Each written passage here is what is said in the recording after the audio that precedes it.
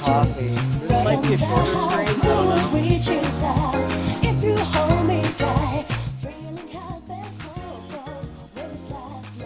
This might be a shorter stream, I don't know if that's true. But, yeah, I'm drinking chamomile instead of coffee because I realized drinking coffee at 8 p.m. is what's keeping me up. Wow. Go figure. But, let me pull up this game here in a sec.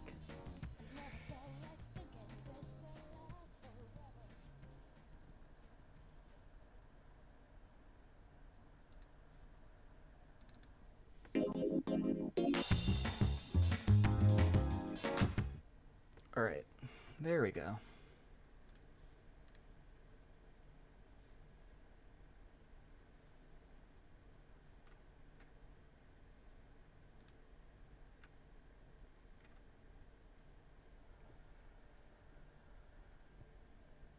Hey Frisk. Hey Corbin.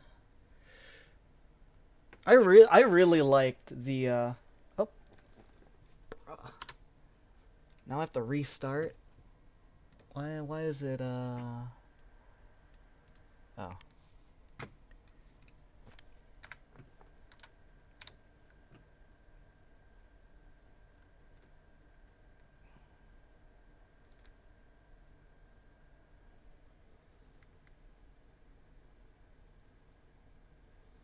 I just wanted the sound on for that one.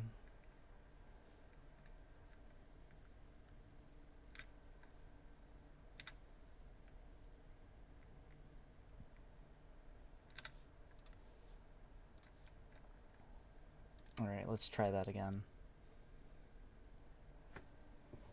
I got an email just now. How are you guys doing? Did you guys catch the new RO? That was a really interesting episode. I only caught half of it. But the subject matter is pretty interesting to me, like mass psychology, stuff like that.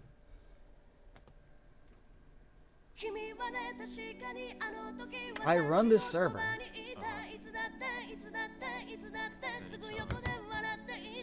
The one that aired today.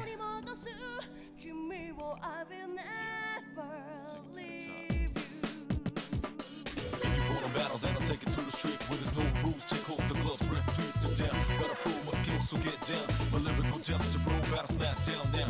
Gotta shoot to kill, I shoot to skill. Don't you be afraid, man's gotta do how it feels. 60, 70, 80, 9, 10. I flip the script to make it to the top 10. Go.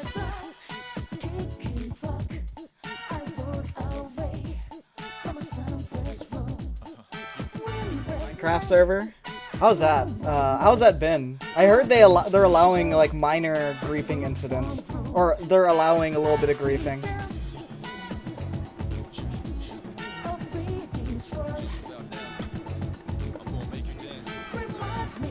Milk truck driver lacking. What was he doing? You pulled up on him?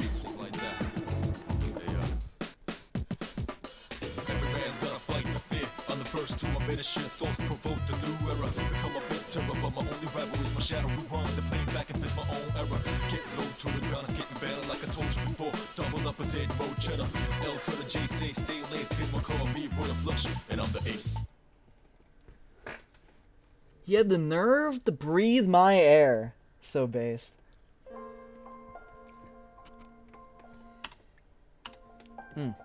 Oh yeah, my controller. Sorry, I'm eating yogurt. Let me go find that controller real quick. It's over here somewhere.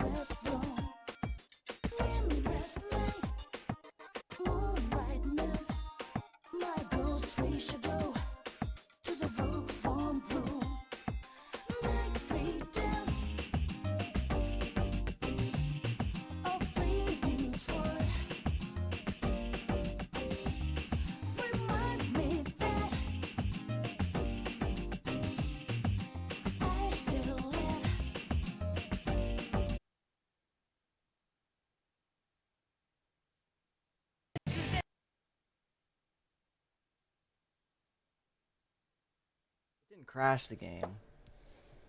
It froze it for a second because it's detecting the new device.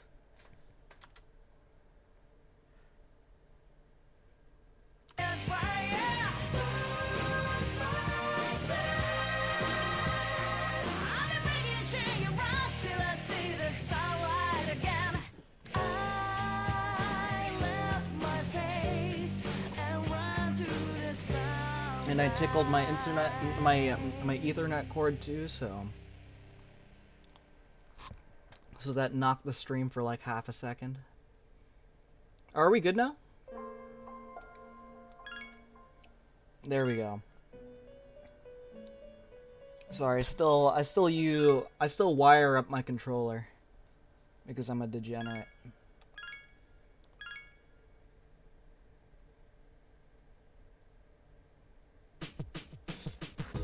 Alright, we're back in good old the Watadai dorms.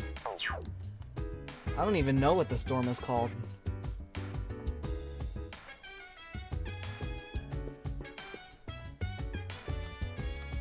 Are we able to do anything tonight?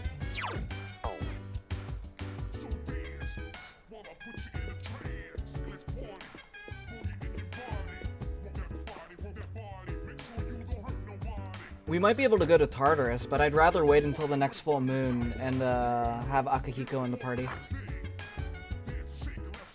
How awkward is it gonna be to when Bluetooth gets linked with cancer? That would be really fucking awkward. Because we have lived off of Bluetooth for basically the entire fucking existence of wireless technology.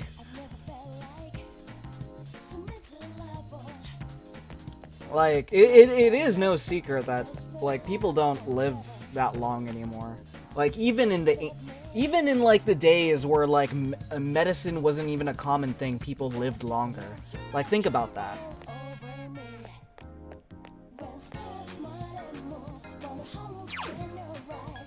Do I have any different personas? Nope.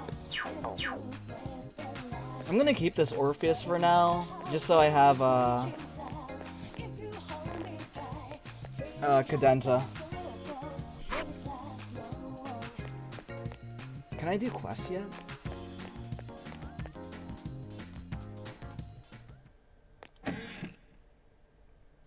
Just checking things before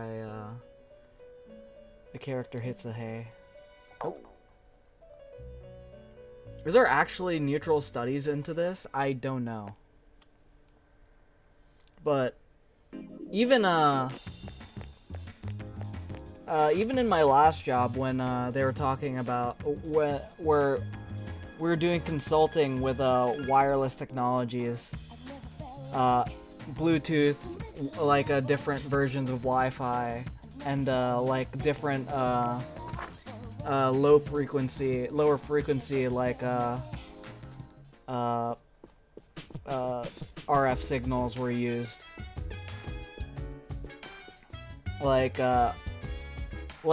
Sometimes our boss, which is who kind of made his career off of this kind of stuff, was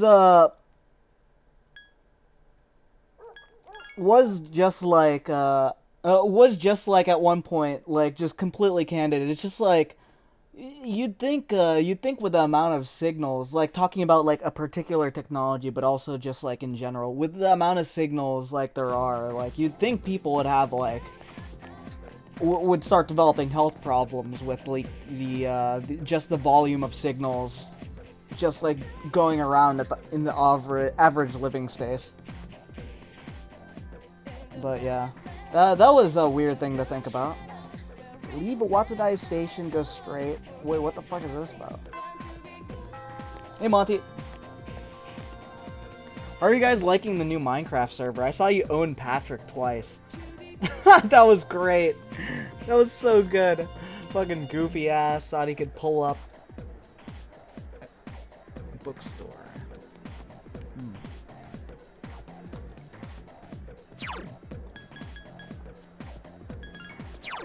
What sports clubs do I have? Kendo team. Okay.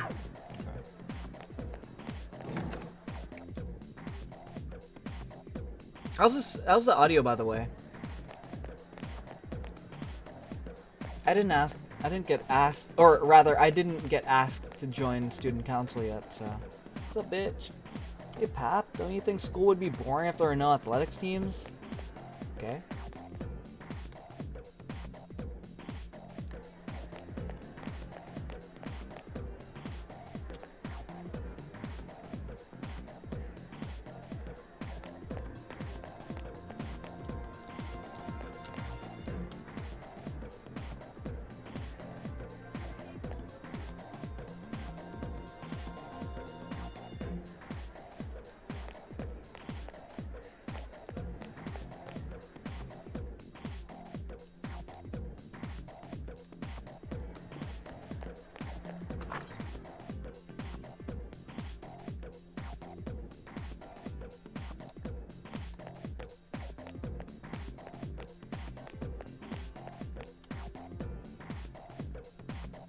Oh wait, maybe I should grab the persimmon leaf first, just in case.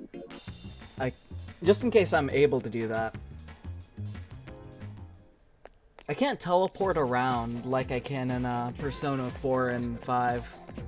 So that's gonna be kind of annoying, but whatever. Later, Corbin, what the?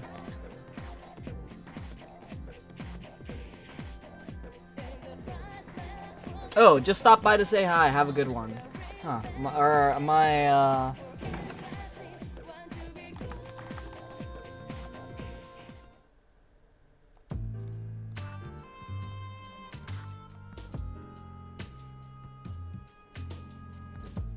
D-Live chat was not updating. 5G and WPA is so prevalent, I'm curious. Yeah, my chat wasn't updating just now, but yeah.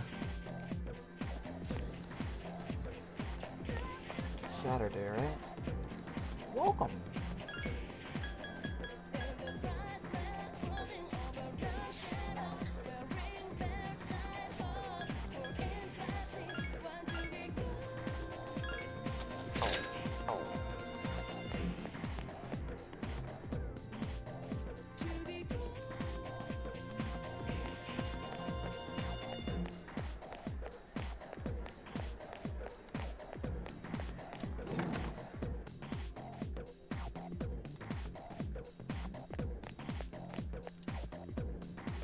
That tree seems to be special for some reason. I wonder why it's true.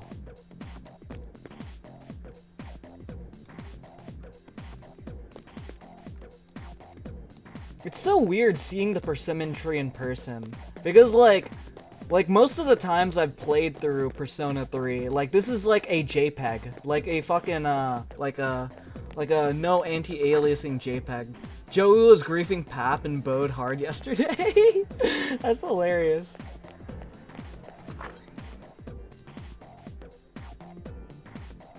Yo, I love the idea of like just building TNT cannons outside his house that just go off on a timer.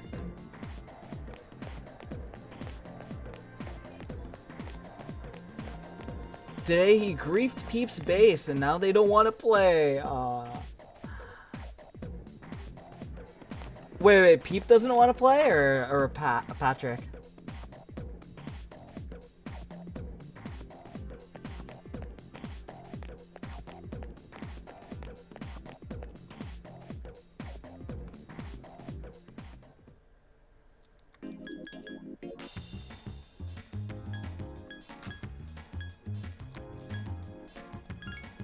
Oh, not Port Island.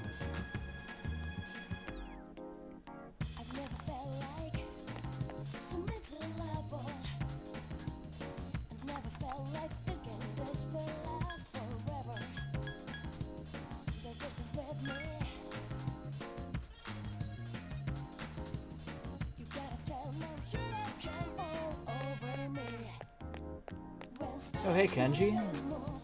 Hey, Pap. I was about to head home, but I really don't feel like walking. Hey, that doesn't mean I'm looking for an unlocked bike, right? Whatever you say, brother.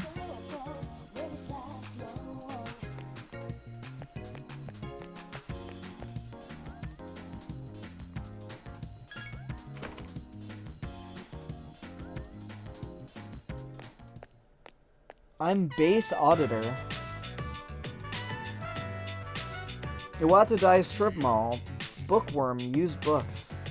I fucking love, I love used bookstores. You always find, like, some really nice stuff in there. Like, I found a copy of, I went to this pretty small town near, like 2 hours from where I live. And there were a few used bookstores there. Like, the town didn't have too much, frankly. But the used bookstores, they were peak. I tried to look for old Bibles because I thought it would be the sort of place that would have that. But I found a lot of a lot of really underused books. I want to say like books that didn't look that battered, but like you could tell they were like old. Like if they were actually used, they'd probably be a lot worse for wear. But literal unused dotted journals, that were really cheap. Like a few subject matter books I what's it called? Yeah, I bought a lot of stuff. I'll be frank. Maybe more than I'll ever even read, but you know. You've probably seen the persimmon tree there. The persimmon tree. Do you think I'm making this up? I'm serious. They planted it right by the walkway in the courtyard.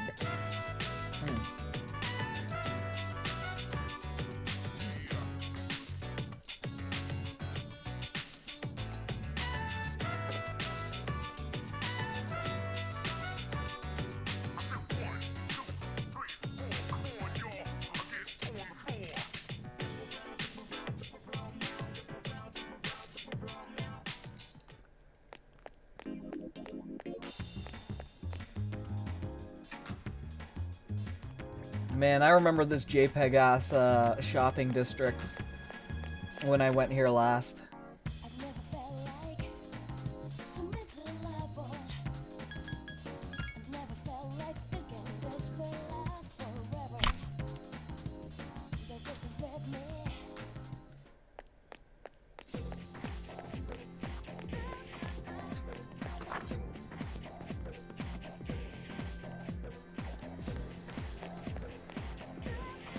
Am I in great condition? I don't know. I might go into Tartarus today. Eventually, I do want to fight. I'm not gonna try to fight Rampage Drive at this point because that thing's stupid at this point. No weaknesses and a repel physical. Like, in this point of the game, and it just one-shots anything that I bring into the party. So, I'm gonna...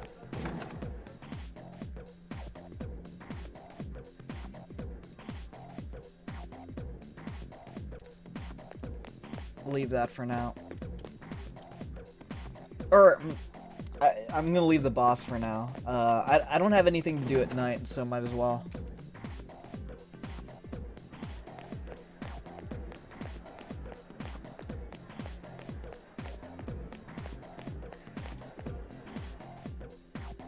Dude, this game is so fucking cozy. But I'll be frank, there's not much to do between full moon events. We basically just have to wait for the story to unfold, like literally.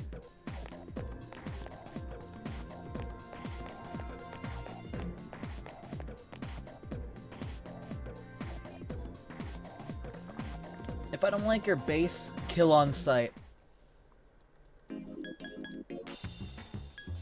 That's pretty base.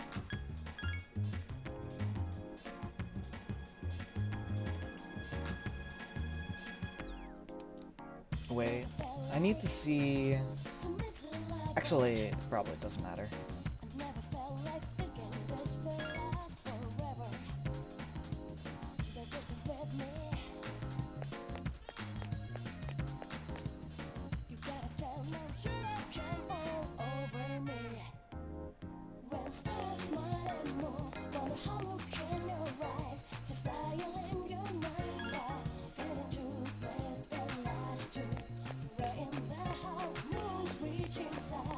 If you hold me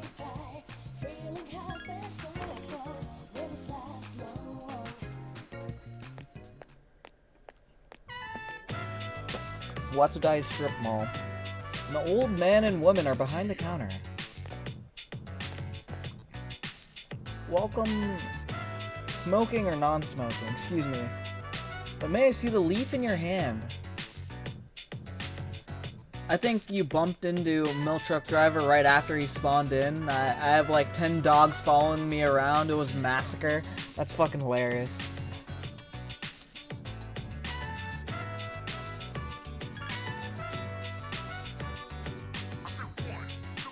The dog army frisks wolves. You come here to show it to us, that's right.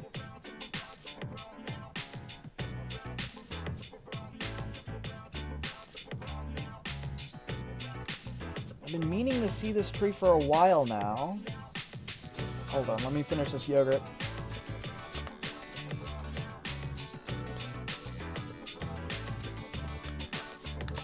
Do you and Milk Truck Driver have like a rivalry in the Minecraft server?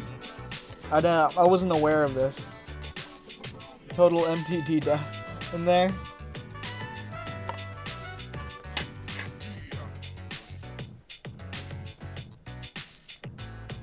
Stumpy tree stump, catch my drift. Allow me to introduce myself. Allow me to introduce my wife, Mitsuko. I'm Unkichi. If you don't mind, would you tell us your name? Your name is Pap Pap. Then we'll call you Pap-chan from now on.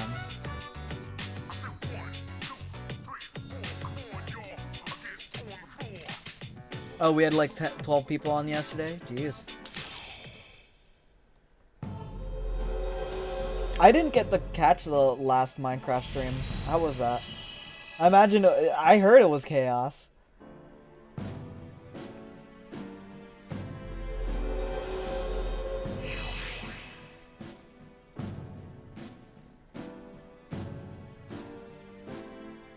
Should we try to do max social links? That sounds like a lot of reading.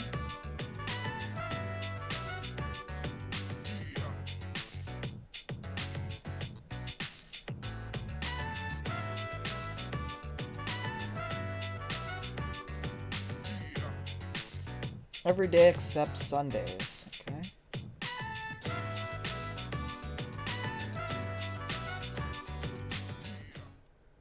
Where have you been?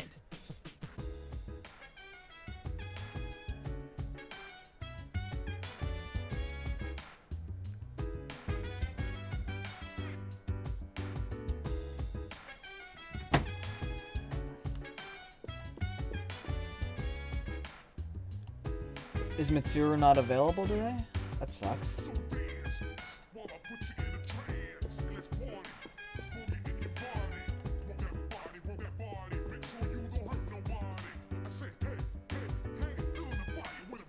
What's up, you two? Mitsuru Senpai should be in the meeting room. She said she was gonna do some training. But if you want to go to Tartarus, she said it was alright. I'm too young to be this tired. It sucks to you even more when you get tired in battle. When you're tired in battle, don't you hit it? You don't hit as hard, so it takes longer to beat an enemy. Plus, it's supposed to get hit more easily. You youngins don't know what's good for you. Back in my day, we knew when to rest. I understand your point, but what's with this corny impersonation? Yeah. I need a Mad Bull too.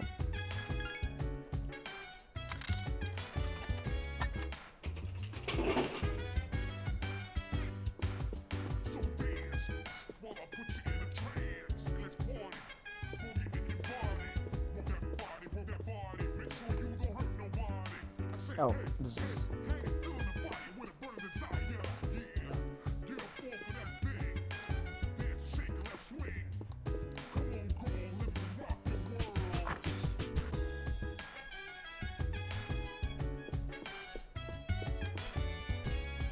There's something the matter. It seems no one is ill.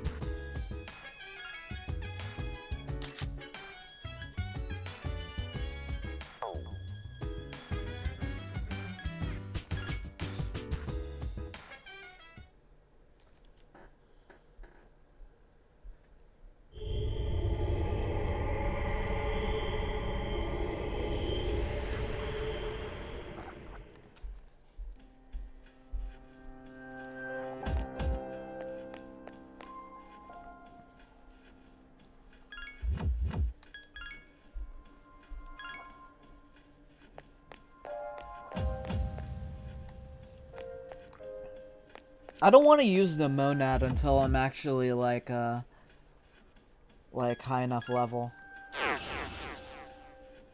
Or because that's kind of cheesing if I'm like able to kill a single enemy in monad. Like I like jump up 30 levels. Because they're all like level 70 to 80, I think. Like 70 plus at least. I'll be honest, I thought you unlocked the monad by getting the bloody button from the Reaper, but I guess not.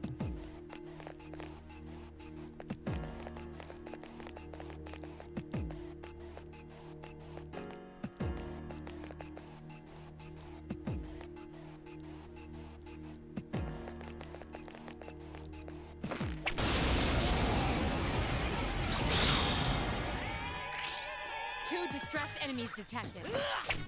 One more. Nice! Take the enemy down. You have the potential to grow even stronger.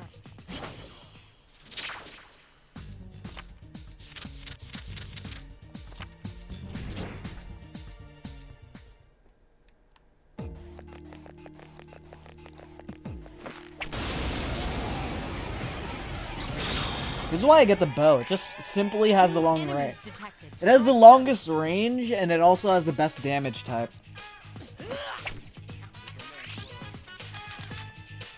Please hit! I couldn't defeat it. 2 enemies remain. Don't get nervous. Just one more.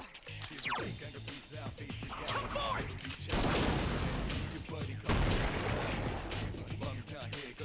What a stunning victory!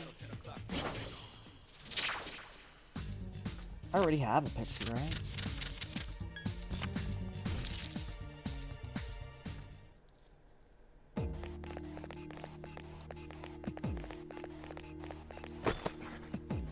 Gladius. Is that a Junpei weapon? I'm pretty sure that's a one-handed sword, but... Short sword. Mod's pretty stable though, right? Yeah. After I realized that I didn't like apparently, what's happening in the content world? Jaden got back from his business trip with to the casino, and RPG was shitting on him for some reason. Don't get careless. I don't know why. I'll be honest. Like that guy. Odd guy, to say the least. Didn't see Jaden last night. Jaden was online yesterday. He was just going over what was happening during his trip to the casino. How Teddy Feezer, Teddy Feezer was bitching, cause he was like, oh, he's like drinking on stream and having fun with them in the fucking drama sphere. That's bad optics. Except he's not trying to do anything political right now. That's the thing. And it kind of showed that it kind of exposed Teddy a little bit, because he didn't it's like he just doesn't get it. He doesn't get hanging out with friends.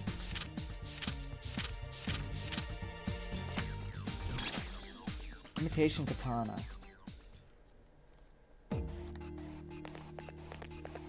He didn't understand hanging out with friends on 4th of July, it almost seems like.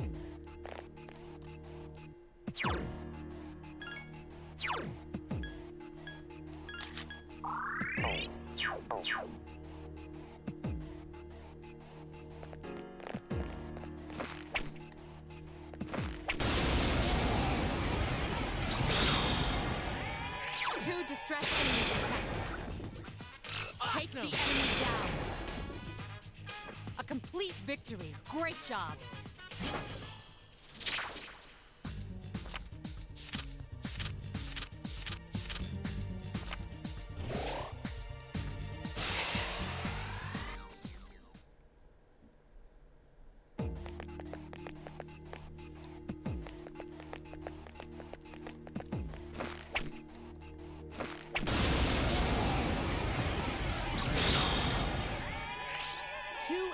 detected. Strike first. Roger. I'll attempt. The enemy's weakness is fire. Roger. I'll attempt to analyze the enemy. Yeah! I couldn't defeat Two it. enemies remain. Don't get careless. Only one more. Not bad, Junpei. I got nothing. The enemy's weak. One enemy remains.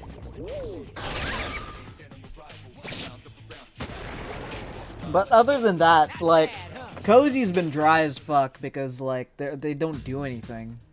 And we just kind of have to wait for, like, Nick to do some dumb shit, but...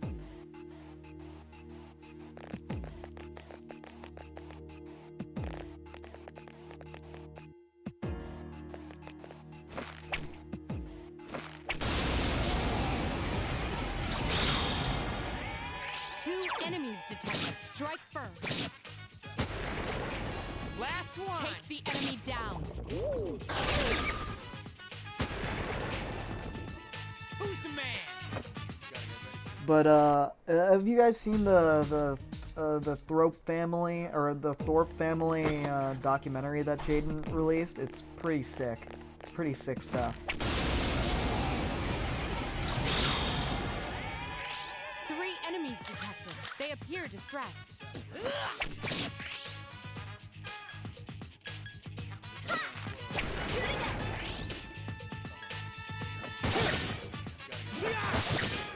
Iori has defeated an enemy. Not bad, Junpei.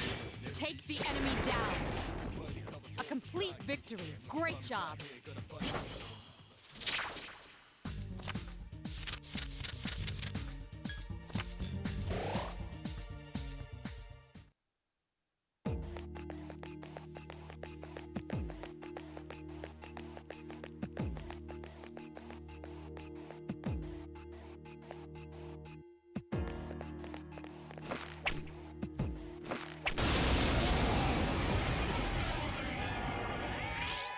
Three enemies present.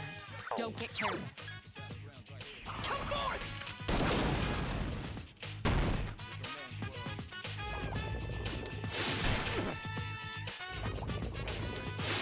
Not good. Iori's down. Yes!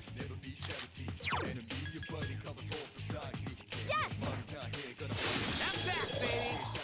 Three enemies remain. Ugh, you're being targeted. Iori is in danger. Not good. Iori's down.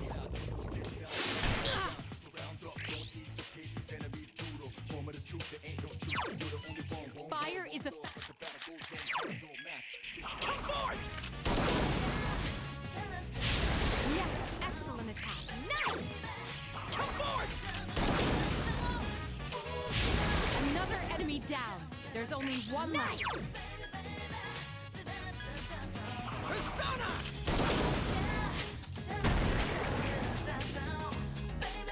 Push yourself. I have high hopes for you.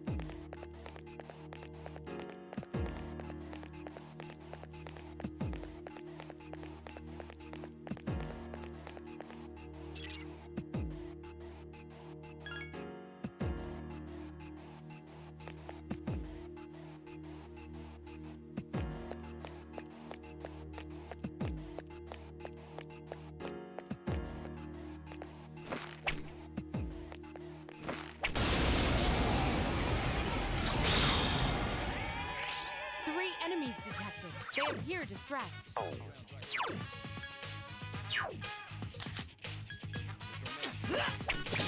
Be careful. You're severely injured. Hang it! Gotta be broken. Three enemies remain. Come forth! Yes, excellent attack.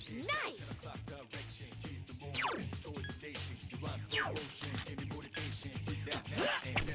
Another enemy defeated. Good job. One more! That was easy!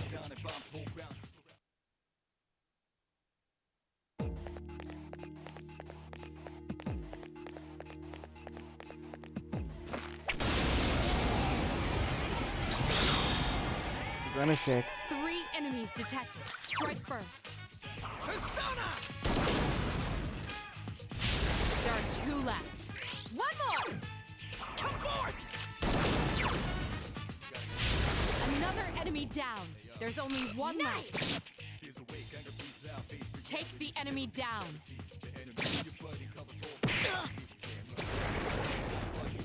You have the potential to grow even stronger. What's wrong? Are you feeling tired?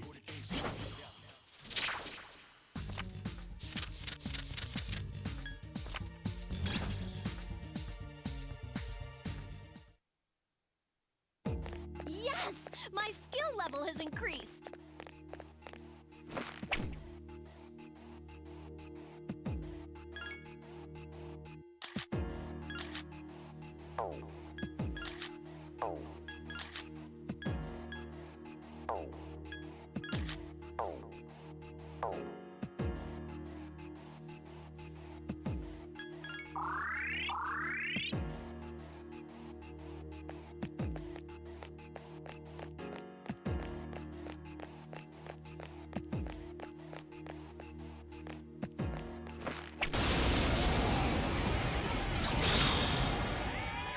One enemy.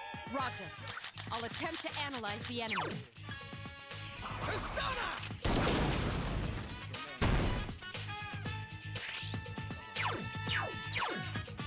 I can do it!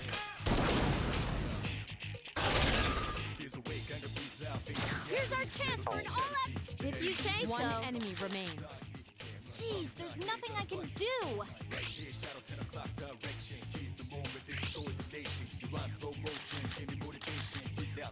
I'll have to sit this one out. Use wind. The enemy's already recovered. Use Garu skill.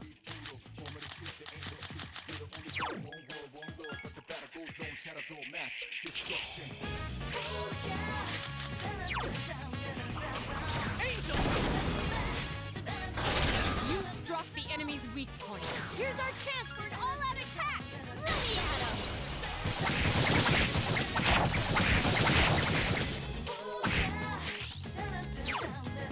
I can do it!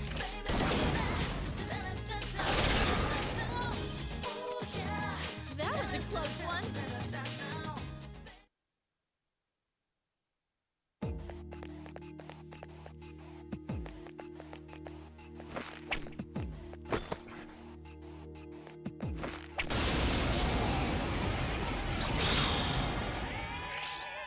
Enemies detected. They appear distressed. Take the enemy down. Just one more! That was easy! I'm getting kinda tired. This is not good. Takiba is fatigued.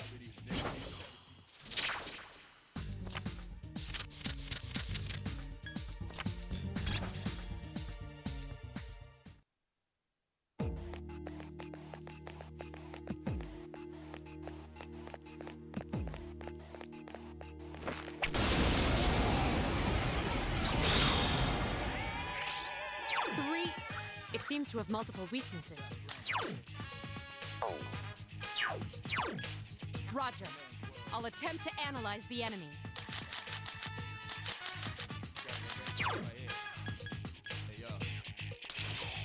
3 enemies remain. Persona!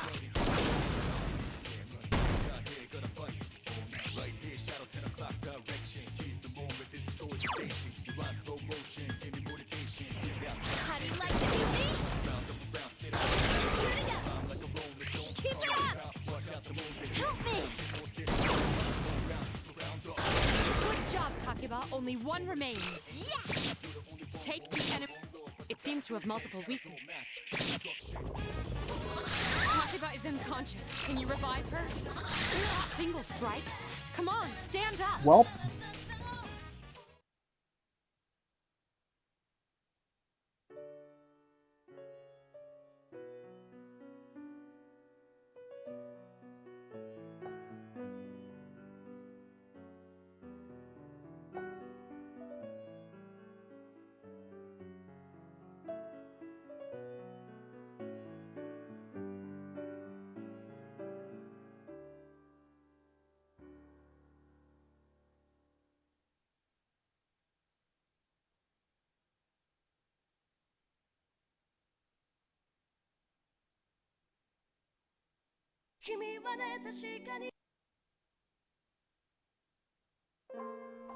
But have you guys seen the Thorpe thing? That's I know for you guys who were here during the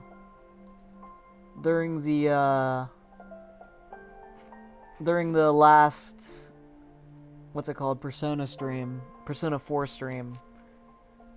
We saw a little bit of that. Let me get that pulled up.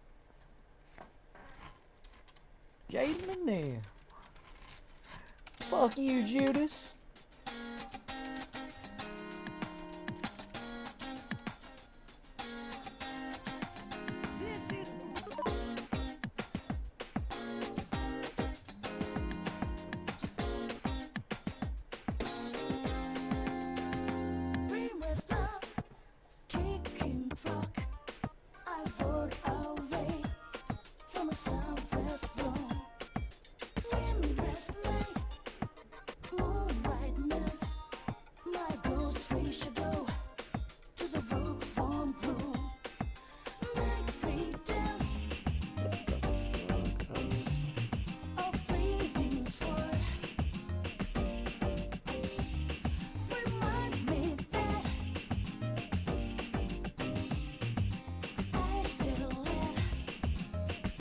Is Layla still simping?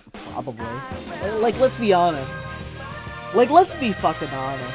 Like, no amount of counseling we could give him is gonna prevent him from simping. But that doesn't stop the Thorpe people from being fucking degenerates. They're fucking gross. You should have seen the fucking premiere chat. Like, I saw this when it premiered. And fucking Thorpe was, like, Ben Thorpe, the father, was was defending all of his disgusting behavior. Is her dad! I think Grace should be a Twitch stream and set up an OnlyFans. What? Let's get into this. This is The Darkest Family on YouTube. Again, it's by the creator Shamu. And it's crazy. It's actually nuts. Like, the dad's alleged to be, like, having sex with the kid. It's f***ed. It is f***ed. Here you go. Welcome to the wild Thornberries. Like dominating a woman. Right. Like, I don't really like beating the shit out of a woman. I don't like it. I had to correct Grace today, like, very roughly by, like... So you started off immediately and you're like, is this part guy a of the groiper? stream, but it was a while like, ago. Like, you opened it up immediately and he's throughout all of it, he's basically, like, uses the Andrew Anglin talking points. I tell you, way back, you know, and I'm not saying I'm her husband. I wasn't. It was a mistake. But way back, she was in the car with me before any kids were involved. And she was saying, am I the prettiest girl? Am I the prettiest girl? And I said, I've got an answer for that. I pulled over the car to the side of the road. We were on a highway at a rest stop. I took her down to the trees. I took my belt off, and I didn't beat the shit out of her, but I was That's like, good. Good. So this is the point. The point is, you guys are kind of right. There is something incestuous going on. Dude, this is it's so fucked up. The whole thing is it's mental. It's mental. And this guy, the whole family streams. It's like IP2, but the whole family is, like, they all stream and they all sit in, like, a StreamYard chat together, and they sit there and just talk about the most deranged It is imaginable. If you're a girl and you're not connected to your dad, Laylo and Jaden's server is probably still simping for this dumb bitch. find your dad and suck his. What? Now, I don't know if you caught that, but that is the that was the father spanking his daughter as she got up. That's the mom. That's the daughter. This is the father, and yeah, they all stream. Yep. My scream. Okay. That was.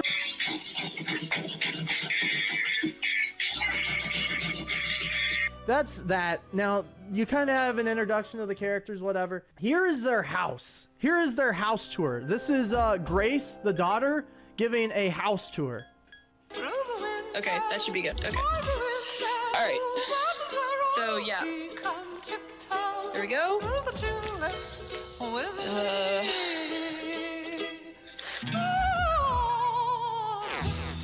Here we go. Kitchen table is better than usual.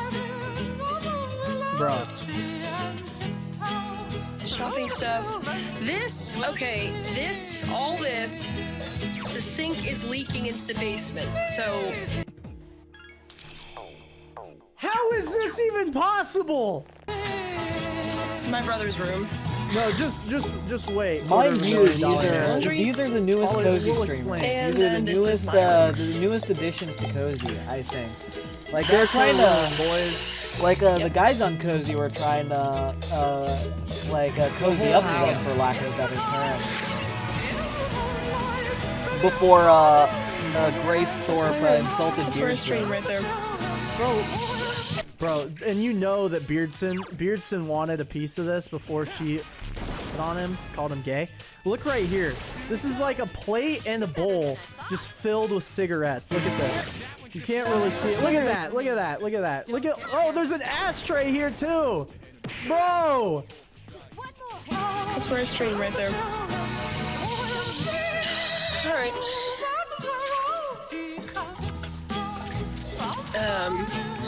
This is the hallway.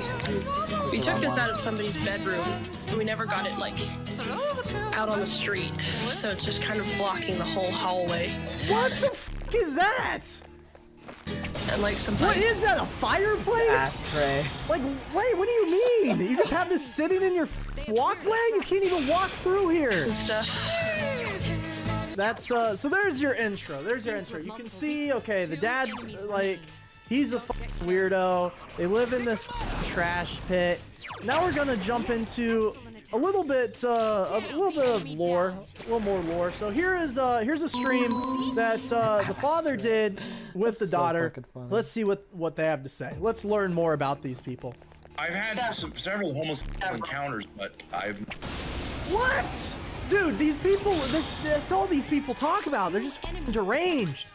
Whatever, you know, this is when his mother was, I mean, this isn't really like YouTube, right? So he went through, he was convinced of this somehow. I think his mother was telling him. So he went through his sister's phone and she sent me something, you know, a teenage girl will send something. Maybe it was an emoji of a. I think in a eggplant phrase it was, hey, can you come up here and bring that big with you? And yeah, right. Plant emojis? Yeah.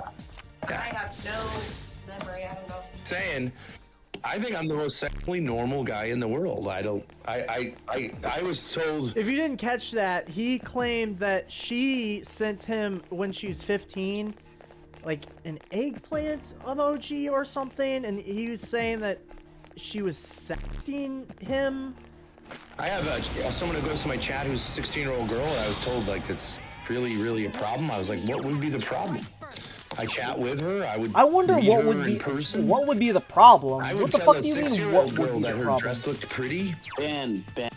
Bro, like these people are fucking deranged. Like this guy's a friend. And Ben. I'm a friend. In the Greek sense, Mike, lover of children. I love children, especially girls. Ben. I love children, especially little girls. I think you should be less ambiguous about that. And I like to, I guess you could call it flirting, flirt with little girls and say like, No. how pretty they look. I don't like that. I don't like that. I don't like that. Oh, I think that's your problem, guys. A normal man loves to flirt with a little girl and say, "Are you a pretty little girl?" Flirt with little girls. You What's wrong with him? Depends what you mean by flirt, but yeah, like flirt. Yeah, like say like, "Aren't you a pretty little girl?" Wow. Bro, holy this guy needs to be like millstoned immediately. What the fuck, Wow. bro? No wonder they're bringing these people around on Cozy. No wonder. Now it makes sense. Because before I'm like, you know, who are these people? Oh, they're like freaks. Oh, now it makes perfect sense why they're on Cozy. Why they're of course Ralph is like, we gotta get these guys on the show immediately. My kids were little. I very much loved their little bodies, and I pinched What their the butts fuck? and all that stuff. That was very touchy-feely. I think you're crazy if you're not, but I'm not. Okay, yikes. By the way, Destiny's been like having this chick on. This has 200,000 views. Destiny's been bringing her around. All right, we got another one. This is from Polyfrog. Years back, I was like, okay, let's just deal with this obsession. And I put a beer bottle. He's saying that his daughter is obsessed.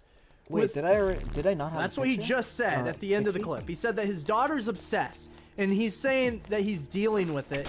And this is back when he said she was 18 or so. That's what he says, so probably younger. In front of my crush. And I had Grace perform on the beer bottle, which he did. Bro. What? I don't know. I've had enough, chat. So, the father, this man right here, said that he put a beer bottle and had... enthusiastically. It seems to have multiple Run it back, One run it back, run it enemy back. remains. In front of my crush. And I had Grace perform on the beer bottle, which he did enthusiastically. And her mother flipped out. Dude, If I didn't get that credit, I would've watching been this dead. too. It's the whole thing is dude. And they live stream all of it. They live stream all of this dude. They live stream all of this. And like I said, they're he uploaded this. He uploaded this to his channel.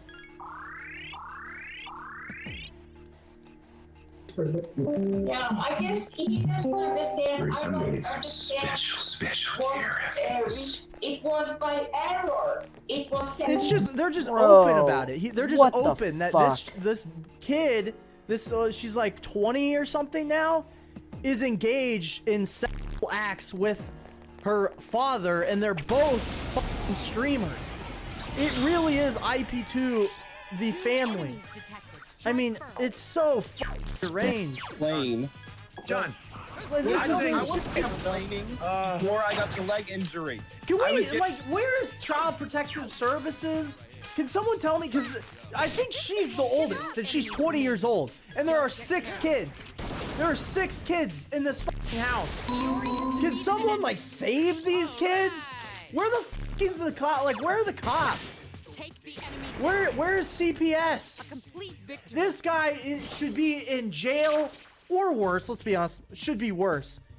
How can people just, how can he just sit here and say this shit online? Like, where is the justice? Where is like it blows my fucking mind. And like, no, his daughter's like fucked in the head. No wonder she probably will end up in the crack shack in Mexico. Strong presence. She probably will end up with Ethan Ralph if Ralph's interested.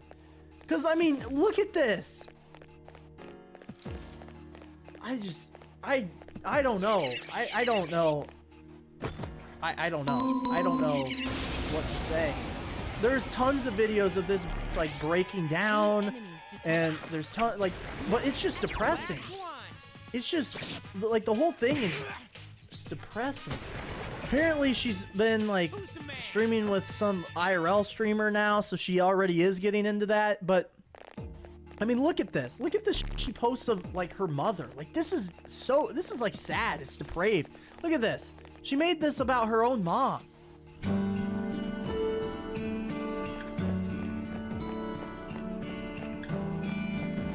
I don't cover the IP2 stuff for similar reasons. Like I don't see me covering this frequently just because it's just beyond. 2 enemies detected. Strike first. One more. Like I talk about like Beardson and Nick and these people because they're evil. These people, the father is pure evil, but these people especially like I said, they have 6 kids.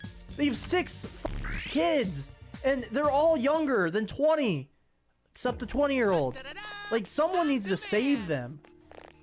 I just don't understand. I just don't understand. I don't get it. Let's see here. All right, let's watch one more and then wrap this segment up. I'm not here for like bashing, like super bashing my mom today. That's not what I'm. Why are you talking about that on the internet? I just don't get it. I don't understand. I don't understand. Like, I know I saw one earlier. I don't know where the it is. It's probably on her dad's channel, where he's like bragging about just like beating the shit out of the mother and like abusing her and like. I don't think I'm ever really here for super bashing her, but whatever, like, just so you know. Bro, some people in chat are simping. Do you realize this girl, like, if you got with this chick, she'll like cut your off, right? Like, why?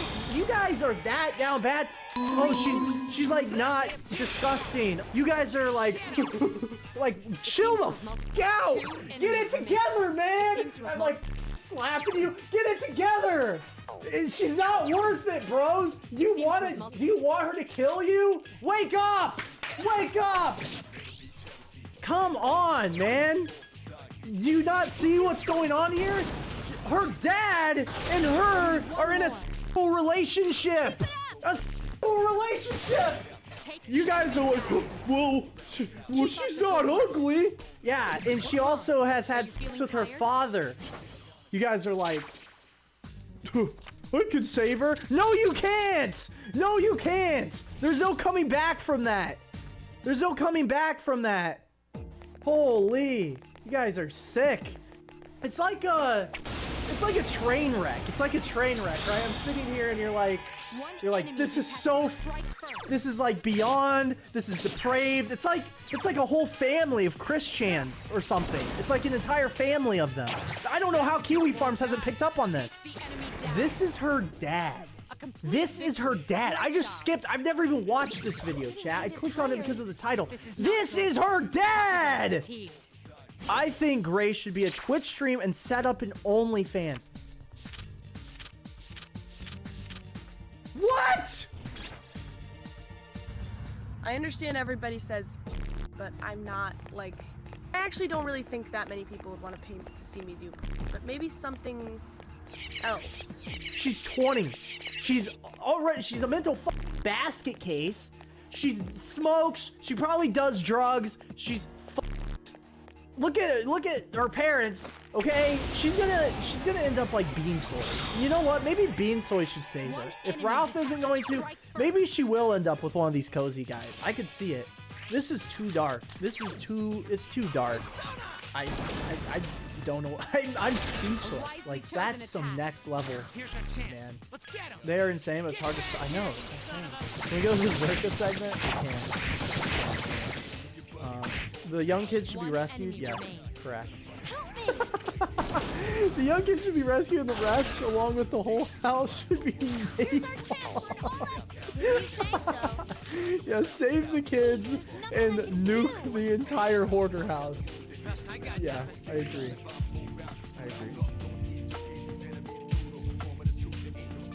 The enemy's already recovered. I can do it.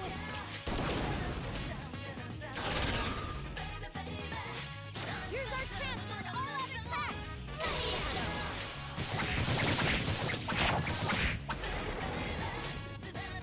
That was a great Yeah, that's what it was going on in the sector for a little bit. Besides that, nothing really happens. Nothing's really happening. No, it's real. It's real. Like, I thought it was, like, a joke, but, like that, like, it's actually illegal, but, like, when you think about, like, IP2 streamers just, like, blatantly committing, like, illegal acts on streams and, like, not, like, you know, seeing any consequences from it. Besides, like, Asian Andy, I think. Like, it's pretty sick. What a stunning victory! Cause like they're a small channel, like I think they do have a few they've seen exposure, but they like try to cloak themselves in like a weird, like they like to call themselves trad cads, even though obviously, like, you know, like what's Catholic about any of that, but it's pretty sick. 2 enemies remain. Don't get carried. Way to go, Yucatan!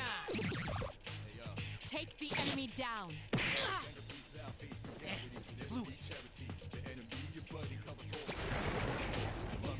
That was a close one.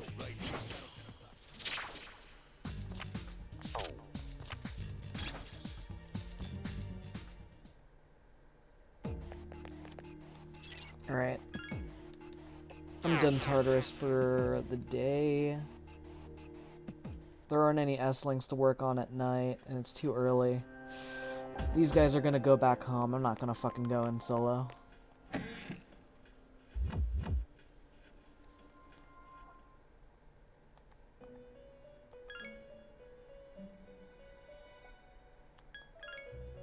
Let's see what we can make, though. Lilim, Gur... I can't even make any of that shit. We get a Nigi Matama. I need to make a Ara Matama, I think. I don't know if that's... Oh, nice.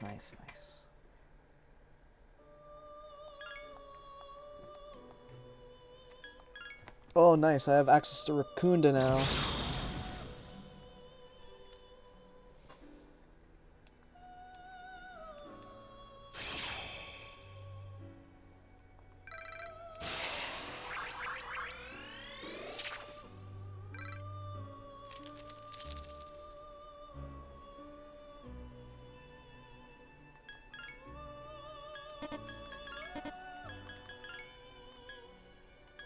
Jack Frost. Look at the guy.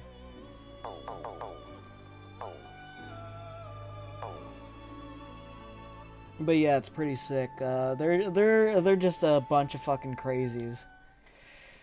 And they're being brought into the America First fold. I don't know. I really don't know about this pivot, like, that they're making. Like, I don't know how you could justify it.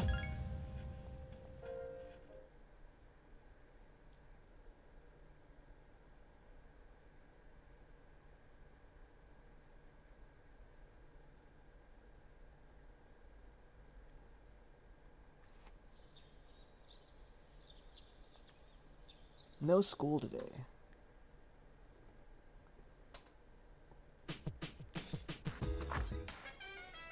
Are there any events on Sunday? I don't even know.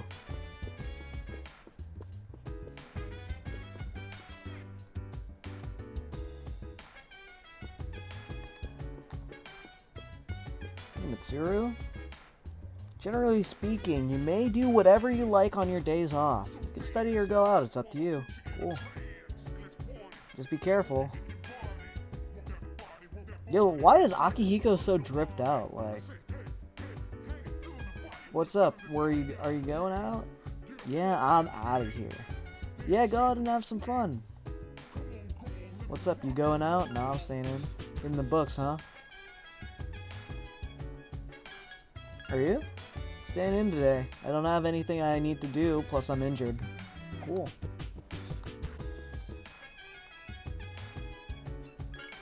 Tan red, yeah. He looks clean as fuck, but like he's staying inside. He's staying indoors. He's just hanging out. You should be in his pajamas. You should be in sweats. Guy's insane. He's like, I'm just gonna get dripped out. I'm just gonna get fucking dripped out. Absolutely. Alright, let's see if the, let's see if the little girl's there. Alright, nope. Oh shit, I should've, I guess that doesn't matter right now, but...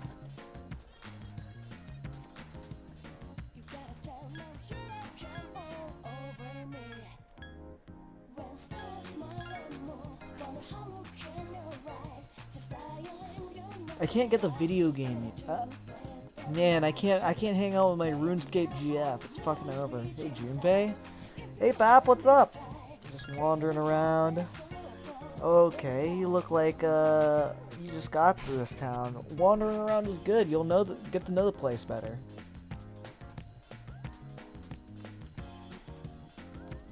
Nothing. What's up? Just ate, man. All that exercise and tiredness makes me hungry. Cool. Perfectly healthy person becoming mentally ill overnight. There's no family history of it, and they haven't been in any terrible accidents. There wasn't even any similarity to the last victim. It was a different time in a different place. This is a tough mystery, you know. I'm gonna solve it. Kid. Played with my friend's cat again at his house. I want a cat too. I know my mom hates animals, but maybe I should ask her.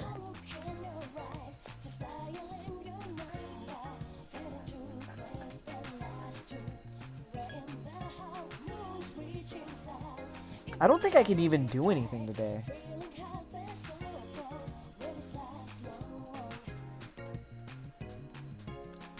What the fuck is that? Yo, yo, these fucking modders actually adding these textures. Look at this dude. Look at this dude. I was like, that doesn't belong here. Oh, neither does that poster. I guess some of the posters are like too low res to even like upscale. Like you can even tell what they are. Doesn't Yukari hang out around here sometimes? I guess not. Ugh. Lost victim. Cool. What are these? Friday on a certain day. The more than dreaming. What the fuck? Gah. That girl's sitting next to the vending machine. She looks so sad, doesn't she? I get sad too after I've paid for crappy movies. Not like that. That's just nuts. This is what people keep talking about, that apathy syndrome. Let's go to the fucking CD bar. This is what it looks like in the 3D space. Kisera Sarah. You dipshits better watch yourselves. If we see your faces around here too often, someone's gonna get hurt. Who are you candy asses? What the fuck?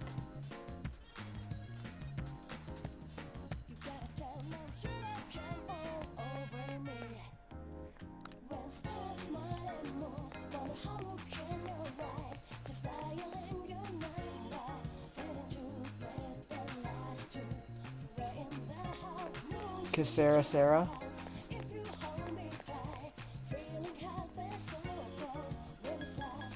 I don't need to buy gifts. I'm an expert. Conversationalist. Please abide by the station rules. Clever bar name. What does that mean? I'm not too familiar.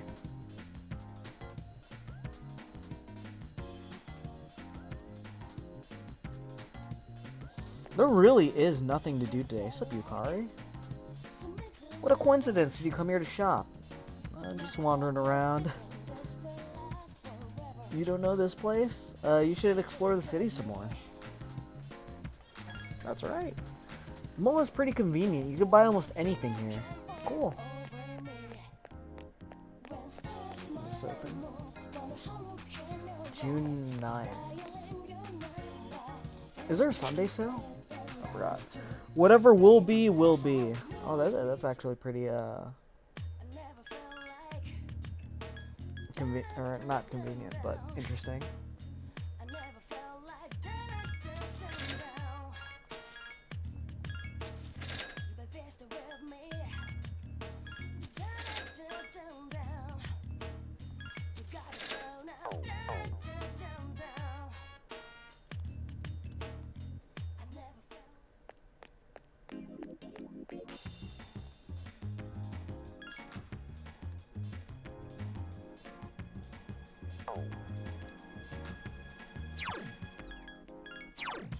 Okay, I have the Ekomata equipped. Let's just... Do I have... I hope Aramatama has Bash. Oh shit, that's the wrong button. Cool.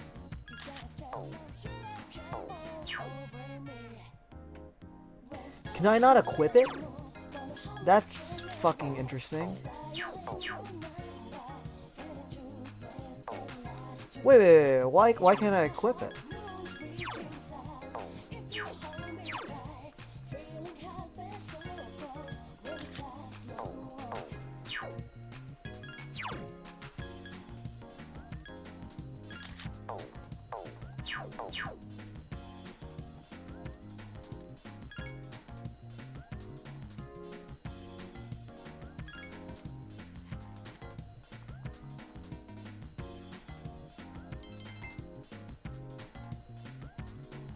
Wait, like all my personas or just the current one I'm equipped?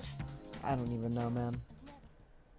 Where have you been? Shut the fuck up, Akihiko. You fucking knew where I've been.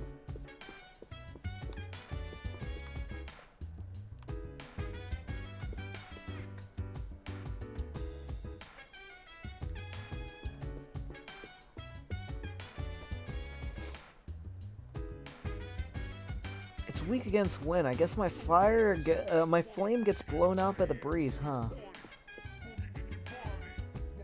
For the tactic, heal/support, like I'm using that.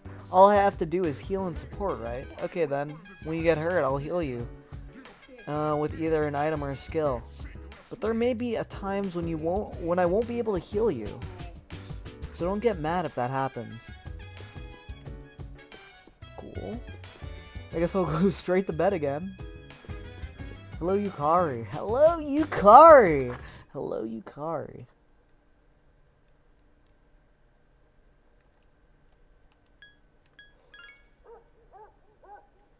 Hello, beautiful. Hello, beautiful.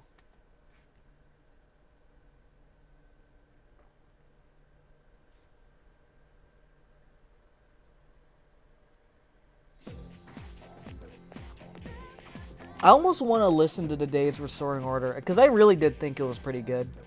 The guy kind of was all over the place, but when you're talking about the topics like the collective conscious or like mass psychology or like things and how that connects to like how you could say that connects to like external like I don't know, psychic strata or structures. Who was the guest? It was Scott Manion. I super chatted, but fucking Entropy is a piece of shit, and it didn't let me super chat 3 times in a row. It only let me super chat once, so it didn't go through. But I guess I'll start here.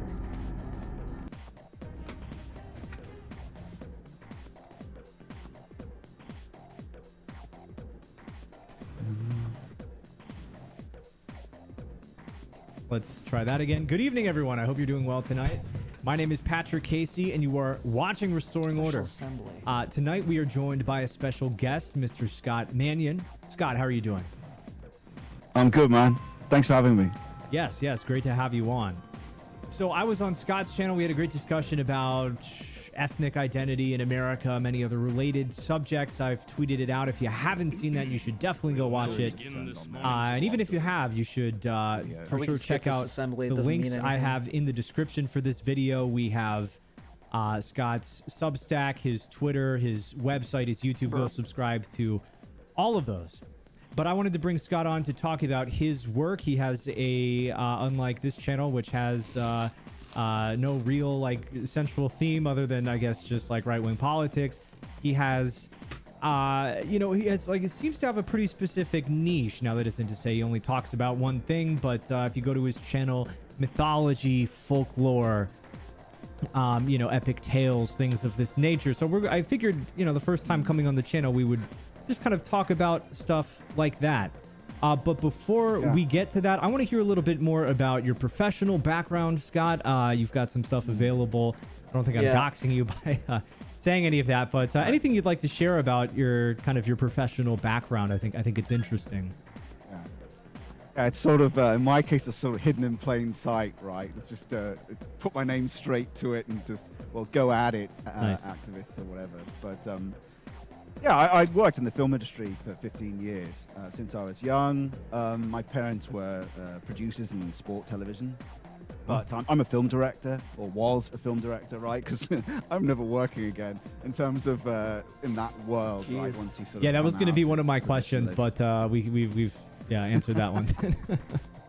Yeah. Well, I mean, look, we are building our alternate structure, but I think I'll just go into my background, but that system is inherently corrupt. But yes, I'm a film director. I've directed commercials. I sold a spec to a company called Bender Spink in LA when I lived there for the period that I lived there.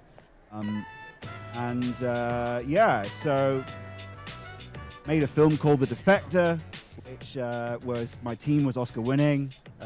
Russell Boyd, cinematographer, Really? Oscar winning, on in our jeez. Space Lights, Master and Commander. My cinematographer shot that movie with Peter Weir. I met Peter Weir. We mixed Master that and movie Commander, of mine. I'll be at the honest, same I've never place. watched They that. Mixed and did the visual stuff for Master and Commander with Russell. Far Side And of the the same World. colorist as well, right? So I also HMS had on Surprise, this film I Captain did, The Jack Defector, I Aubrey. had the team that did Tinker Tailor Soldier Spy to do the visual effects and the grain and the film grain, all that sort of stuff, and the post effects. So I recruited the best of the best in that. I've worked with I've never actually people that watched were it. under me in that. So I'm not one of those people that you can call, it's someone that would just had gripes because he wasn't any good at his work or art, Sure, right? sure. It was a choice I made because it was over, right? And even it's not just that it's over, it was always corrupt. Because you know how people are always talking about, I just want to go back to the 50s, or I just want to go back to the 90s. No, the film industry always had this niggling, modernist, liberal vibe that was undermining America and dissolving it. Not all films. When you start to understand these things more, and you start watching some of the films you perhaps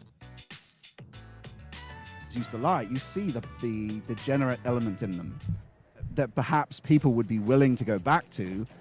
Actually, no, it's better now we know how bad that wokeism or the parasite, hyper-agent, fact that it's obvious is better. So the audience is more red-pilled, because before it was more subtle. Yeah. It was more subtle dissolving and nihilism. Yeah. Absolutely.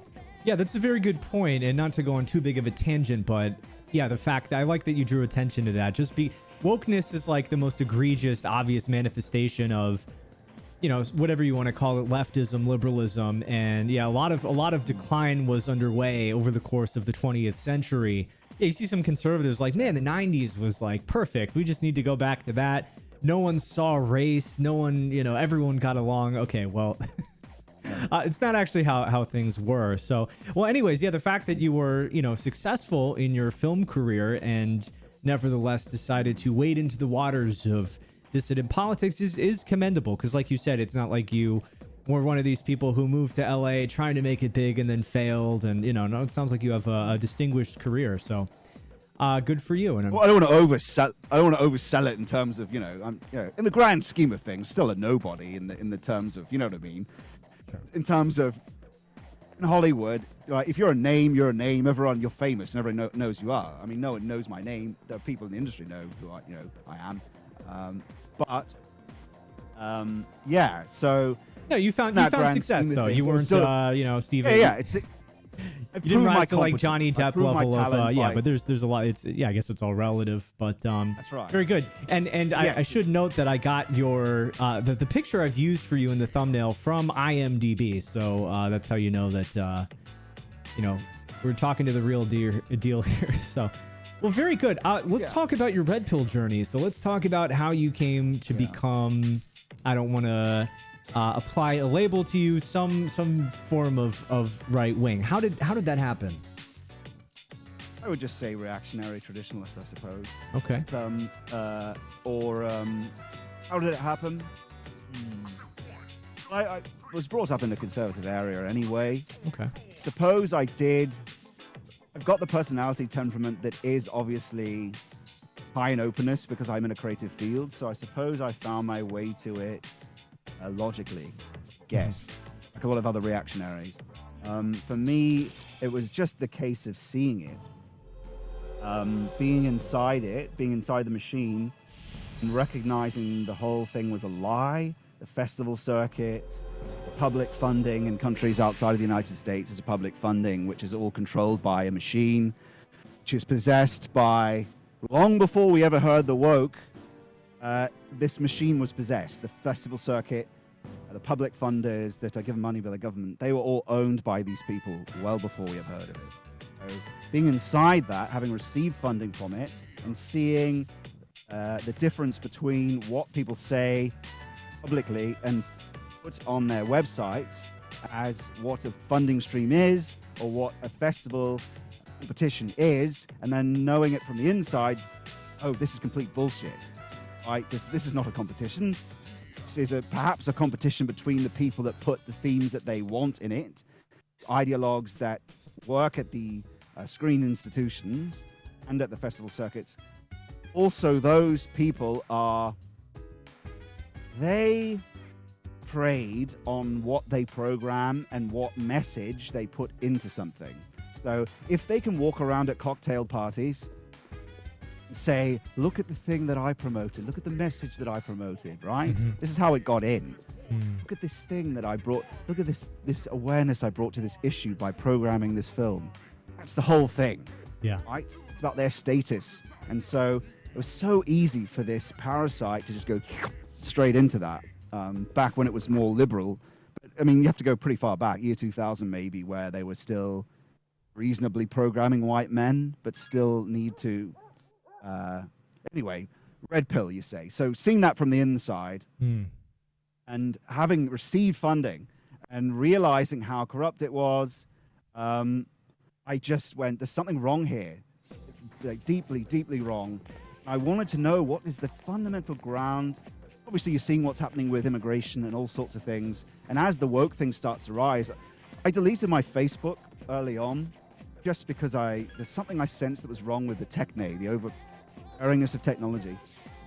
I came back after a year of being off it, and suddenly people were talking about this Janny issue. I don't know what I can say on YouTube. This Janny Transformers Robots in Disguise issue of moving from a different animal to a gender of an animal to a different animal. Is that enough code? I think that issue became prominent, and suddenly I was like, "What the hell is this? I've never heard of it." And so that became clear for me that something was deeply wrong.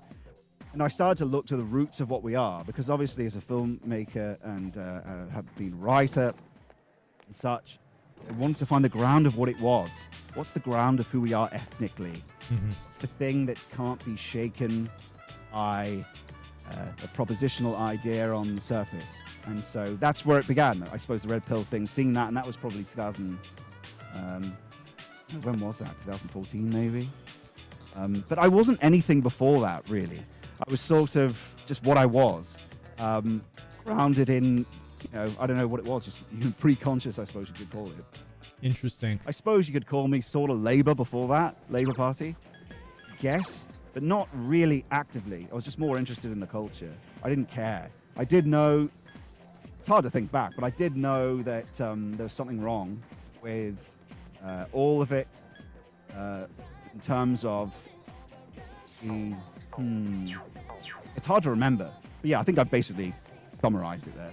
No, it's a very interesting and unique kind of red pill. One thing that stuck out to me that you said at the end there, the conscious, you were, you said you weren't anything. And when I hear that, it sounds like you didn't have like a terribly strong, like you weren't really a partisan, maybe, is one way of looking at it. And if that is indeed what you were getting at there, then I can certainly relate to that in the sense that, many Zoomers probably can't. And it's sad that younger generations maybe will never know that to some extent. But yeah, I mean, I'm a millennial, and growing up, most people were not terribly political. Maybe your parents voted Republican, or maybe they voted Democrat, whatever. But these days, it's just so in your face that you have to take a side. You have to take a side, because to sit on the sidelines, as far as the hegemonic woke powers that be are concerned, is to be basically right wing, a fascist, Nazi, whatever.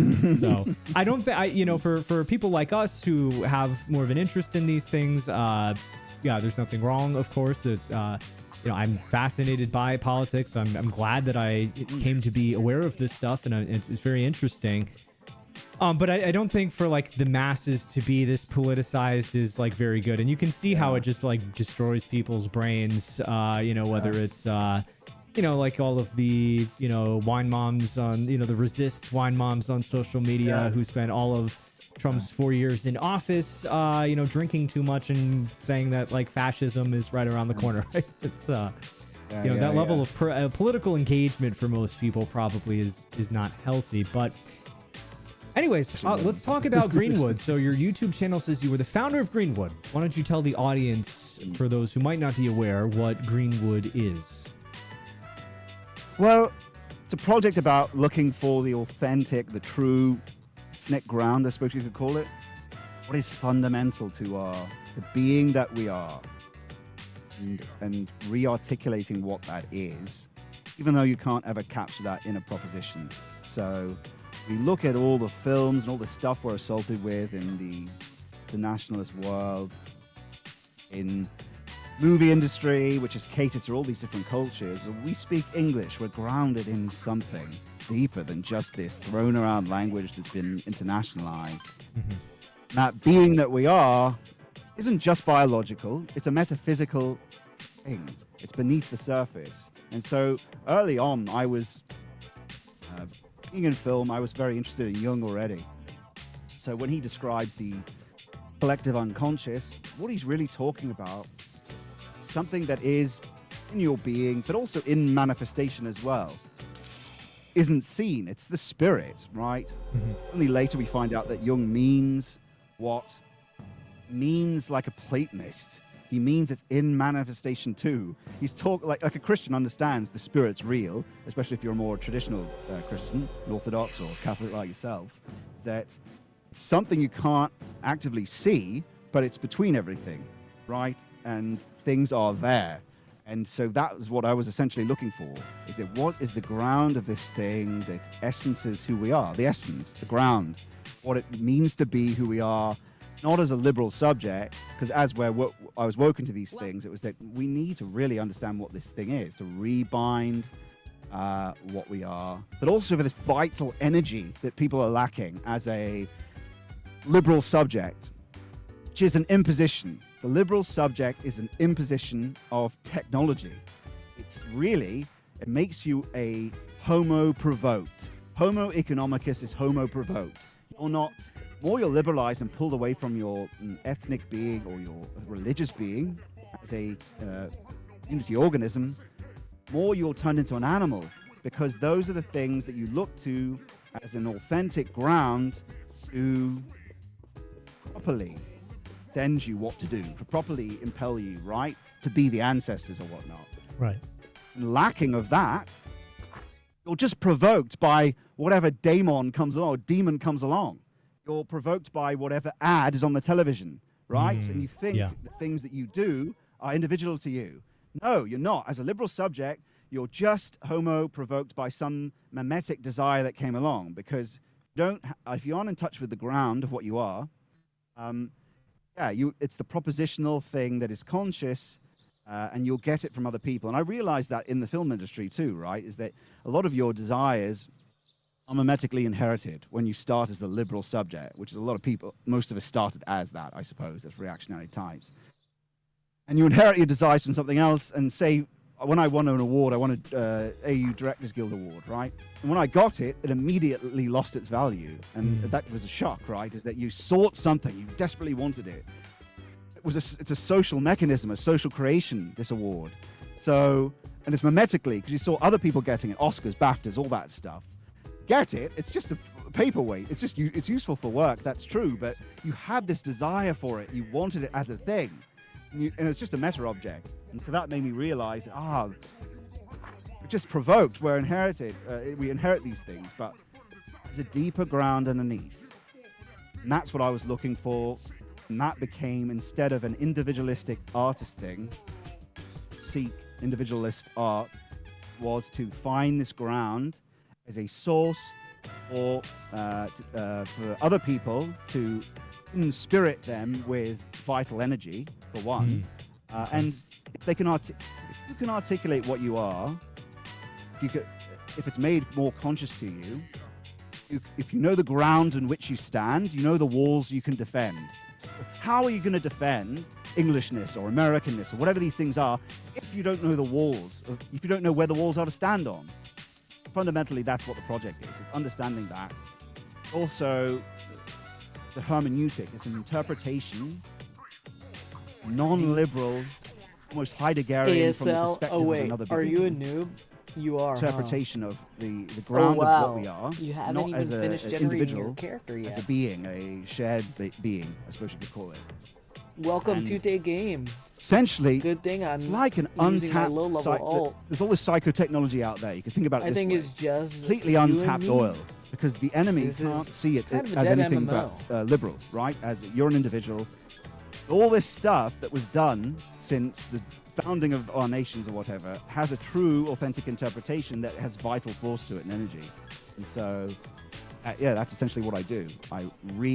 With a hermeneutic, a new interpretation, break down what it really means from this perspective. Sorry, I got got rid of OOC there. liberal techne, which actually Girl gives form talking to like what we are. Bodhi Bop or Joey. Yeah, for Think real. about it. When you used to walk around, your We are consciousness supposed of to what be you our are has alternate all these selves, appendages right? that have been added to it Yeah. since Greek times, right? Slanted, and where we are slanted since face. post-enlightenment, the way it actually So, works for you and what are looks you to gonna call your char? has all these appendages, and so it's a removal of those. So you're no longer Hey, I got the a good subject, name for you. How no about longer Tatsuya? just Yeah, subject. yeah. You're That's you're good, you're a I world know. as well. You're connected to an I'll- ethnic being, which you I'll change already mine to were. Maya, and okay? You just didn't know it, right? Anyway, does that Equals explain equals basically what I D. do? And that was excellent. No, I really enjoyed that. Have a little deja vu. What comes to mind when you semicolon D. say all of that is the general idea of pardon me, I just hit my mic. The general idea of man being separated any from jokers- the past. That's part of what you were getting at for sure. Man being separated from his traditions, from an authentic understanding of history, and that all of those things are essentially part of us, or they should be. And it's certainly I wanted to ask you. I mean, obviously in the modern Anyway, world, there I'm is a usually trend toward idling that here on my days separation. off. You could argue Greater that it's than always going to be a underscore battle underscore against greater time than. to keep, an ancient tradition, be it religion or culture or something, alive in successive generations. So there's even in the healthiest of society, there's going to be somewhat of a challenge. You have to pass those So if you're bored, beliefs maybe and we could level up understandings and together. perspectives It onto the sucks next being lonely. generation. Equals But P. it certainly seems like these days there's some agency behind that process that normally is going to be there, that challenge for successive generations to pass things on to future generations. It really does seem like there's a conscious effort to further and exacerbate that separation. Do you think that it's just the product of the modern digital media, the modern world technologically, or do you think the people who you worked in the film industry, do you think the people who are manipulating the minds of the masses are consciously and actively trying to separate man from the past, from an authentic sense of being? Yeah. I think it helps to see it as an organism. You know, we talk about the cathedral and Thulu. These are real metaphors. There is an organism. Now, what someone like Heidegger disclosed is that our being isn't not just this thing locked in our body. We are existing, meaning we are standing outside ourselves, ecstatic, out of body. We are this openness, knownness, right? We're not this biological animal. The whole world that you're looking at is given form by what you are, and it's commingled. It's not the subject trapped in his brain. And so I know that's hard to understand, but we are this existential bubble, right? Now, I think that postmodern deconstruction that he actually does reveals a weakness in modernism, a failing of our propositional exactness and our calculation, thinking we had the certainty of the truth. We didn't. We just had an aspect of it. And that's become old dead being. Old dead being, which was an aspect of being because we took ourselves for its ground at, like Hegel, right? This idea that there's progress and that we could bring all of being, or physis, or the sprouting, that's what physis means, nature sprouting, into meta, which is us. We could bring that all inside, we'd have the perfect knowing of that as the absolute idea. Now, that causes the alienation you're talking about, is taking the ground for being, once we've captured it in meta, knowing being, right? Knowing physis, knowing nature. Once we've captured it, we've got it. We've got the truth. We've got being, right? We can start articulating what it is. No, we never did. We should never have disconnected it. But that thinking it was the ground places an idea in front of it and makes us its ground. And that's what causes the nihilism. It's very complicated, but that's the alienation. Now, thrown into that alienation, which is natural to metaphysics itself, taken on its own, metaphysics as in the philosophical knowing of being and dissecting it from Greek times. What goes into that is people use Heidegger's method of phenomenological epoche or deconstruction, which he used to show that the false truth of it. They use that to attack modernism, the certainty of modernism. They don't go to the natural place that they should go. They just enact will to power instead. This is the leftist postmodernist, right? You go, oh, this is just a tool for us to take and win from the modernists the power, moreness from them. So they're still driven by the modern. They're just using the tools of Husserl and Heidegger to do it. So they are an organism too. Something in as this liberal subject gets pulled apart, as he's homo provoked, it's actually turned more into an animal. So what does he become more susceptible to? And he is that liberal subject. He has no defense against hyperagents. There's no defense against, think about it, parasites or demonic influences. And you say, well, demons, angels, what are you talking about? Well, cognitive scientists are talking about this now. Hyperagent. It's a form, right? A thought form, you could call it. So if you don't have Christ, if you don't have these things as a defense, other things will easily provoke you. And even just emergent demons, right? Emergent hyperagents, meme complexes.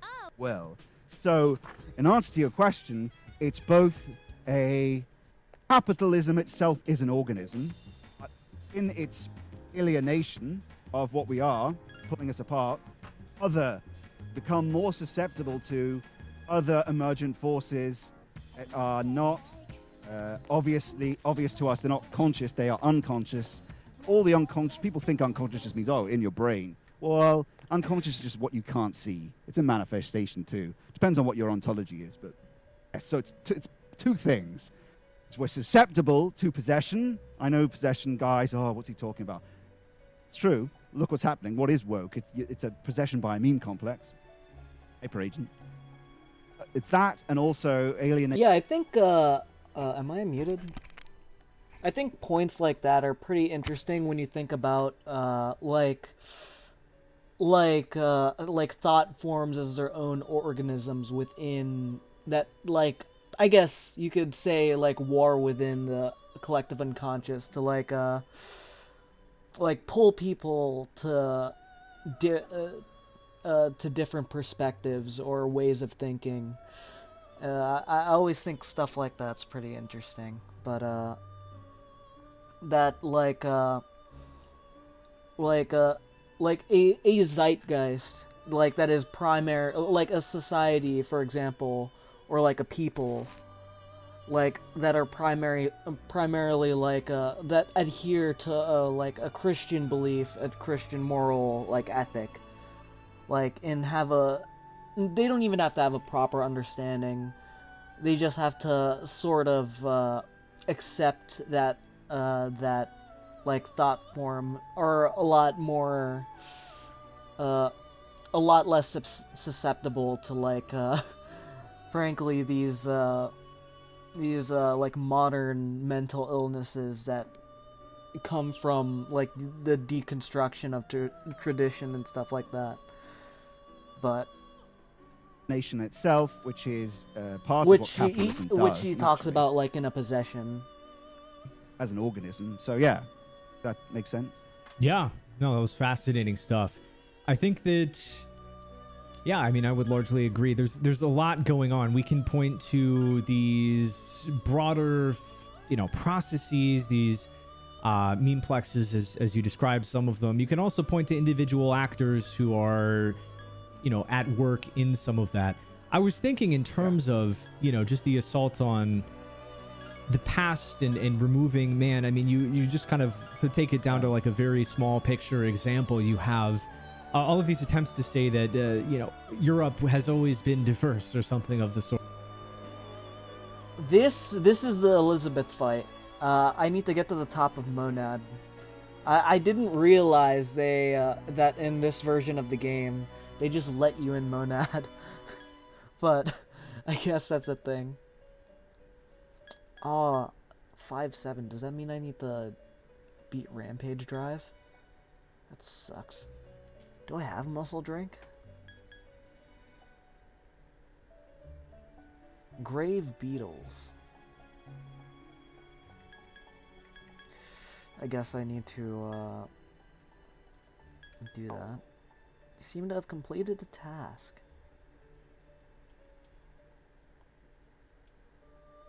Please accept your reward.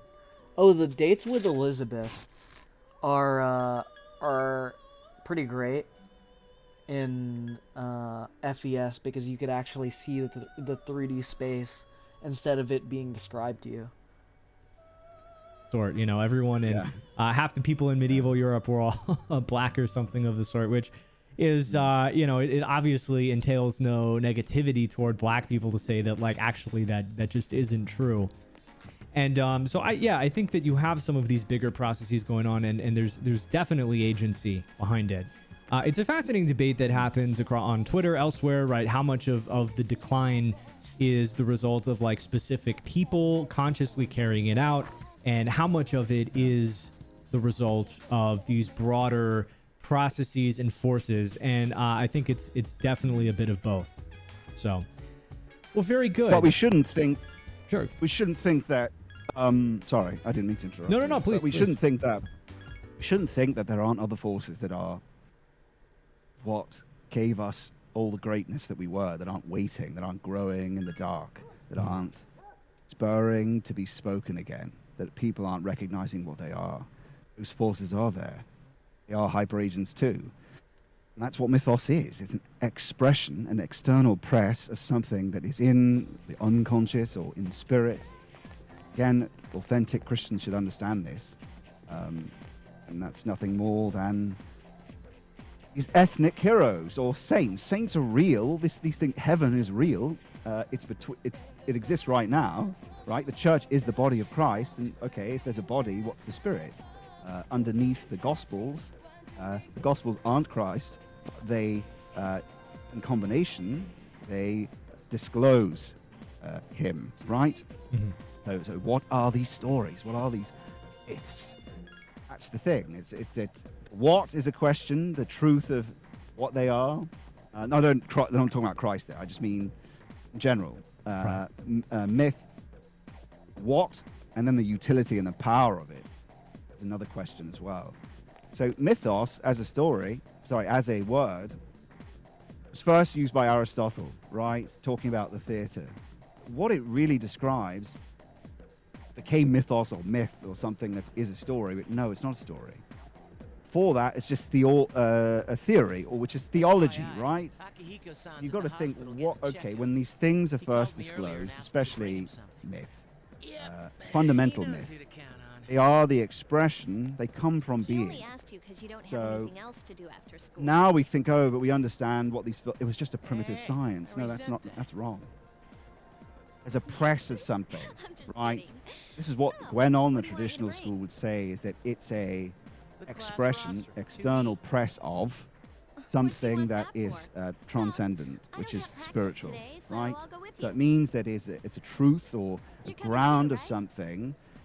It's only the part we can see. So when you think about the speaking that is the mythical story of King Arthur or whatever it is, we can't find this actual King Arthur. Is there a problem? Oh, what are we fundamentally?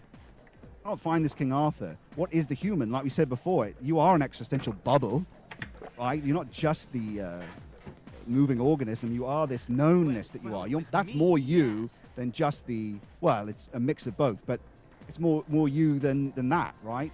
And so it's in that. It's in the world that you are, which is ethnic in its ground. And those gods are unconscious and part of that world. So the stories themselves that you tell are the press of something that's primordial, something that's in the value structure, the Greek called the nomos, right? Nomos, what grounds fundamentally what the law is, but it's the value hierarchy. It pre-exists any law, and pre-existent to that is the gods themselves, right? Is the hyperagents themselves. So multiple ways you can think about this. Think about it in an evolutionary way, an emergent way, where, you've got this... We came to see you. You have people like Peterson that talk about it, and they say, it's the compilation of a truth of how English being, let's say, manifests, right? You have Robin Hood this tale emerges, and there's no intention behind it, but it speaks to the truth of what works in an English environment so he's true to what as a compilation of all the people, the behaviors that worked on the ground, heroic behaviors, whatever, and this bundles together as a constituency to form a hero of true working behaviors. Well, he knows a few people. That's still taking it from the liberal subject. You can go further down. Is that, like I said, you are this. If you go Heideggerian, you are this ecstasis, this existence. It's a being that's spiritual, right? And it's pressing in the world. So the actual written down story is just the speaking of sprouting of being. If you go back to original ontologies, which is what Heidegger does when he talks about the another beginning, is that what the Greeks are doing, this is before there's any science, it's before there's any necessary and sufficient conditions, is that Heraclitus, right, gods are manifesting to him, and he is, and what humans really are the through in which being is spoken. Does that make sense? The sprouting physis through us is articulated by words. So it's not just something on a story. It's not just a story. Mythos, it's the extension. It's like you know how a symptom is connected to a disease, right? Mm-hmm. Symbols like that too. And mythos is like that as well. It's connected to it. It's not just a thing written on a piece of paper. It's external press of something from the unconscious, if you want to talk about it like a psychologist. And so that's related to values, but a value itself, when you say, okay, these things are made of values, these hyperagents, right? They were heroes, it's their fundamental procedural pattern, made of values. Value is just a modern way of dissecting it, almost sacrilegiously. It's actually a being, a spirit, right? And when someone is moved with the spirit of Christ, is moved by something real that's in heaven, if you get yourself out of the scientism thinking of things, which is the mission, which is... That is kind of interesting thought. When you think about I guess like doctrine of like a moral code, like they're not really there before the initial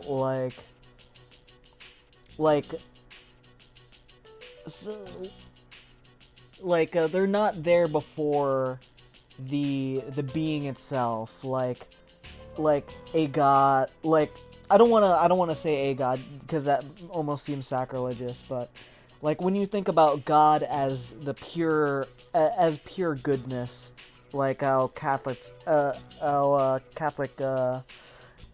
theologians think about it, like it's almost like those values are extracted from God. I don't want to say extracted because that also almost seems sacrilegious, but like the God presuppose, or like the values are there after the God, even like they're not made of values, rather they pre-exist.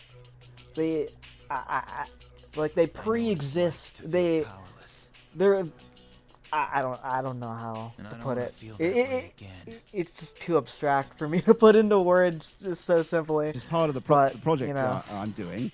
It's really grounded in a kind of Duganist another beginning, and a Heideggerian another beginning, speaking in a way that it's underneath modernistic, technical apparatuses that have given form to how being presents is to us unnaturally, pulled away from its ground by metaphysics.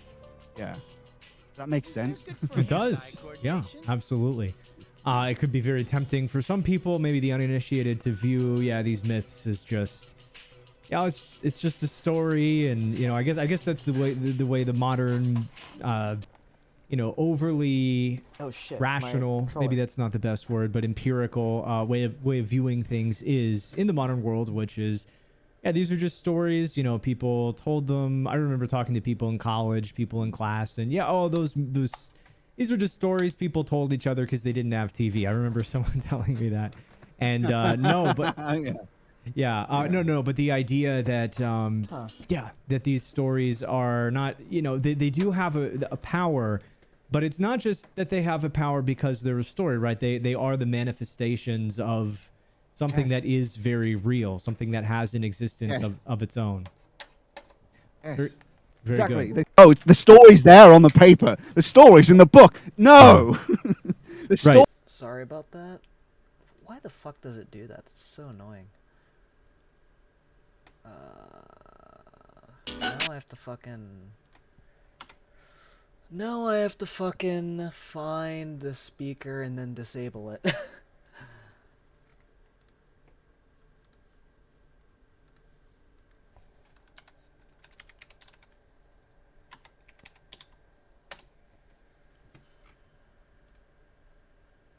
Why does it even let me have that as stories in you, but it's in the world. The spirit of Christmas. Where is the spirit of Christmas for Father Christmas? It's not in a book. It's in the world. At Christmas, you speak as Father Christmas. Oh, Merry Christmas, little boy. Where does that come from? It's in being. I'll be honest, that's kind of a goofy example, though it's probably a better example that I could put together. But it's like when you think about like the idea of, I guess what he's saying, the Christmas spirit, like it's not something that's written down. Like the idea, like even though it is like an idea that could be described, like the actual being of the idea, it exists within like the world itself, is what he's trying to say. I'll be honest, that's a goofy ass example. It's a pretty goofy example. What is the Christmas spirit? But there is a feeling and attunement, and this is what you need to get more sensitive to, because the scientism takes away what humans have always had, which is part of the truth of being, as Heidegger talked about, is attunement. Took that out of it. That was a mistake. Take that out of it, because it reveals truth. It's part of the truth. We've always already had a mood and attunement, right? We took that out. It's combined. So, Spirit of Christmas has an attunement, and its expression is the story of Father Christmas, written on a book. It does things. It moves you. It pushes you to do things. When you start to see this, you realize, oh, like, you're driven by. I always thought that was an interesting thought too. Like, the idea itself can act upon individuals and express itself within, like, our stories, our myths, our literature. Like, just the art we create. Like, that is... Oh, what the fuck? I've never seen that animation before. But... Like, the idea of the spirit of Christmas, or rather the Christmas spirit, like, that can manifest... Like, that idea itself can take, can take action through people and express itself, not directly, but through individuals into, like, media. By force is that, yes, most of the time you have this conscious thing, itself, your identity, your ego. That's powerful, but that itself is a daemon that was sent, right, in Heraclitus' time. We were called Homo Ethos Daemon. That was what Heraclitus called it, because I mean, we were the space for daemon. Daemon was the space.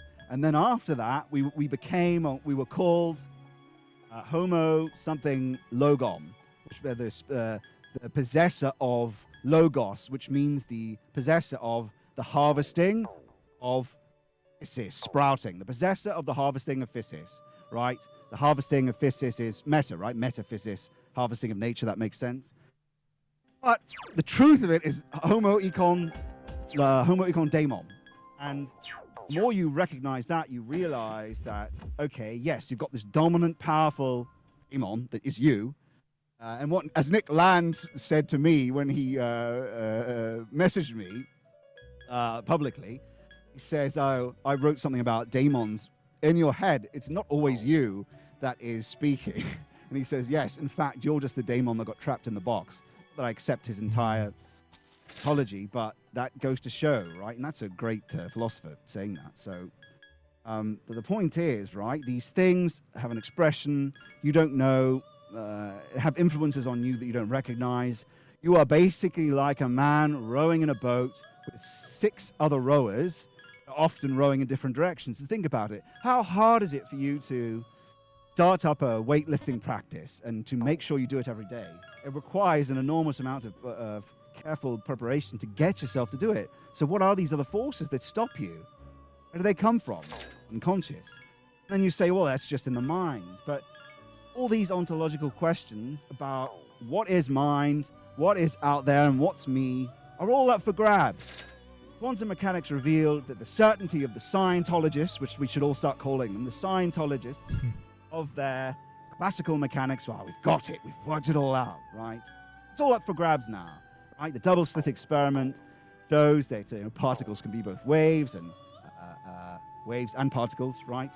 And when they're observed, the state collapses, and other things about quantum mechanics as well, right? So their certainty just goes out the uncertainty principle is another thing, which is that the more you know the position of a particle, the less you can understand its velocity.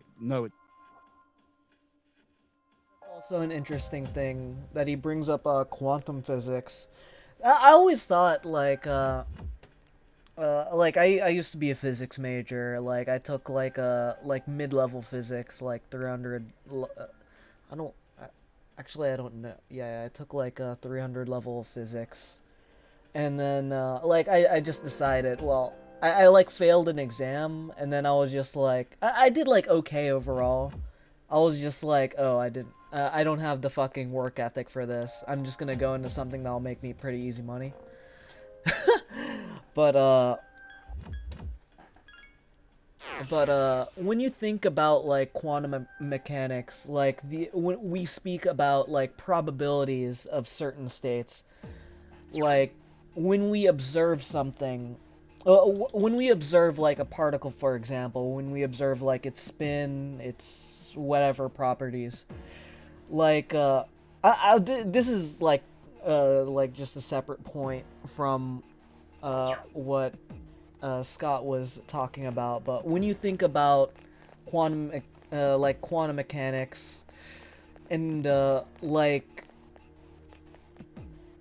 one of the original fathers for quantum mechanics, his name was Werner Heisenberg, and I guess he, contra to like the modern scientists, like when you think about like the Big Bang Theory scientists, very anti-religion. Like Werner Heisenberg was extremely religious. Well, I don't want to say extremely religious, but he was like his like research. Keep attacking. Here's our chance for an all-out attack. What's it called? For one of his famous quotes was, "The first sip of science, the first sip into the cup of science, turns you into atheist. The last drops bring you closer to God." When you think about like quantum mechanics and like when we're talking about the probability of the states, because like when you like early in the history of science with like Newton, there was a very like those sort of like early scientific discoveries and how we're able to predict things. Like you could predict an object like where it'll be if you apply enough force to it. Like that sort of created a like I guess a thought structure or like a way of thinking that like, oh, if we know enough about science, then there is then we would be able to determine everything. Like we would be able to determine like once our science advanced far enough, we would be able to determine every possible path, every course of the universe, the position of a particle within where it'll be like in 300 years or something like that. And if we advance enough into science, we will be able to, there will be like a deterministic like timeline. And that's kind of that was around De Maistre's time, I think. That was kind of the time where people started becoming a lot more liberal, things like that. They started believing less in God. But with quantum mechanics, when you think about it, like you can't really determine everything about a particle, let alone like everything in the universe. There are so many paths and so many ways that it's almost like there is like a I don't think there's almost an all-seeing God that determines like our course. Like when you think about like the probability of every particle in the universe being set on a certain course, and it was set in such a way that we're here thinking what we think, despite it being like an infinite, like 1 out of infinity like chance of happening. Like, and the decider of that is still, frankly, up for debate in the scientific community. But frankly, it's much simpler when you say God determines the position and velocity of the particle of everything, and he has set it on this course. And we do have a certain amount of freedom, but in the end, like that all coalesces onto the one point where, frankly, God wins, for lack of a better term. But knowledge's error is exponential yet invisible. Yeah. There is a certain thing, I guess, the more we know, the less we know. And frankly, the more we know, the more we realize we don't know anything, basically. And more than that, like the less you're, I guess, the less you're sure. Fuck, I don't know how to put this. Does that give me, that doesn't even give me the advantage?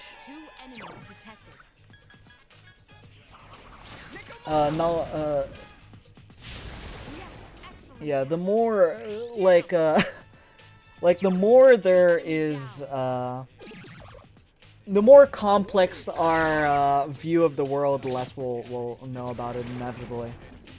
You have the potential to grow. Why am I here? Why am I here? I just kind of went on autopilot for a second, not gonna lie. But yeah. It's lost. So I've lost it. So that all got thrown. Look at thrown away. So look at all the interpretations they've got of the ground of reality now, right? This is why people like Jonathan Peugeot became more interested in science when quantum mechanics. He became aware of quantum mechanics because it's because it throws out the window all this modernistic Scientology. So yeah, that I can't remember where I was going with that, but I'll be honest, I don't remember where he was going with that either. But he did bring up a lot of interesting topics, like the I'm not even gonna bother with. Oh, I guess I have to bother with it. Fighting this thing. I mean, but I do think there is a little bit of a flaw in his way of thinking when it comes to like science and reason. I do think it's not fruitless to like try to describe and ascribe and like take things apart. Like I don't think that's completely sacrilegious or debasing something. But when you think about like I do think it's more like the more I think about knowledge, it's more of a fond appreciation of the mystery, frankly, of the world around us. And but but when he talks about scientism, like I do think he's conflating the very real virtue of like trying to appreciate via reason. Let me try to ambush this thing. But the very real virtue of trying to appreciate like the world and God, and through reason, with the scientism, because like I super chatted and he was like, oh, you're trying to. Like it's well, I don't wanna put words in his mouth, but like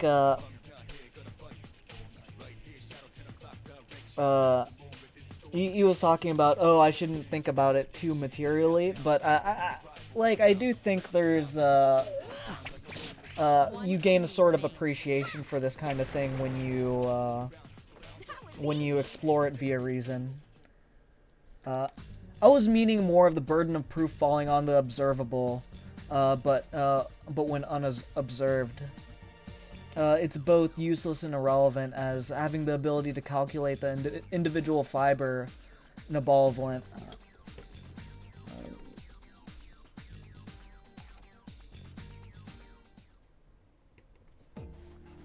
I mean, I don't know. Like, in a way, it's useless, but,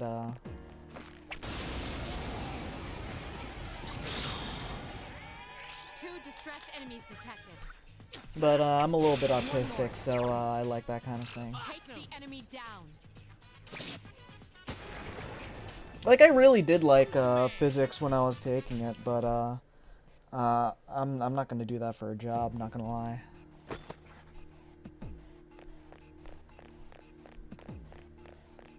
But like, just like exploring the sciences does give you a better appreciation of the universe.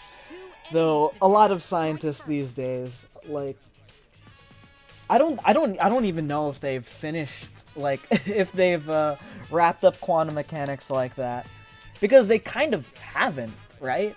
Because like even nowadays, when you talk about quantum mechanics, like it's you're talking about the probability of something given information.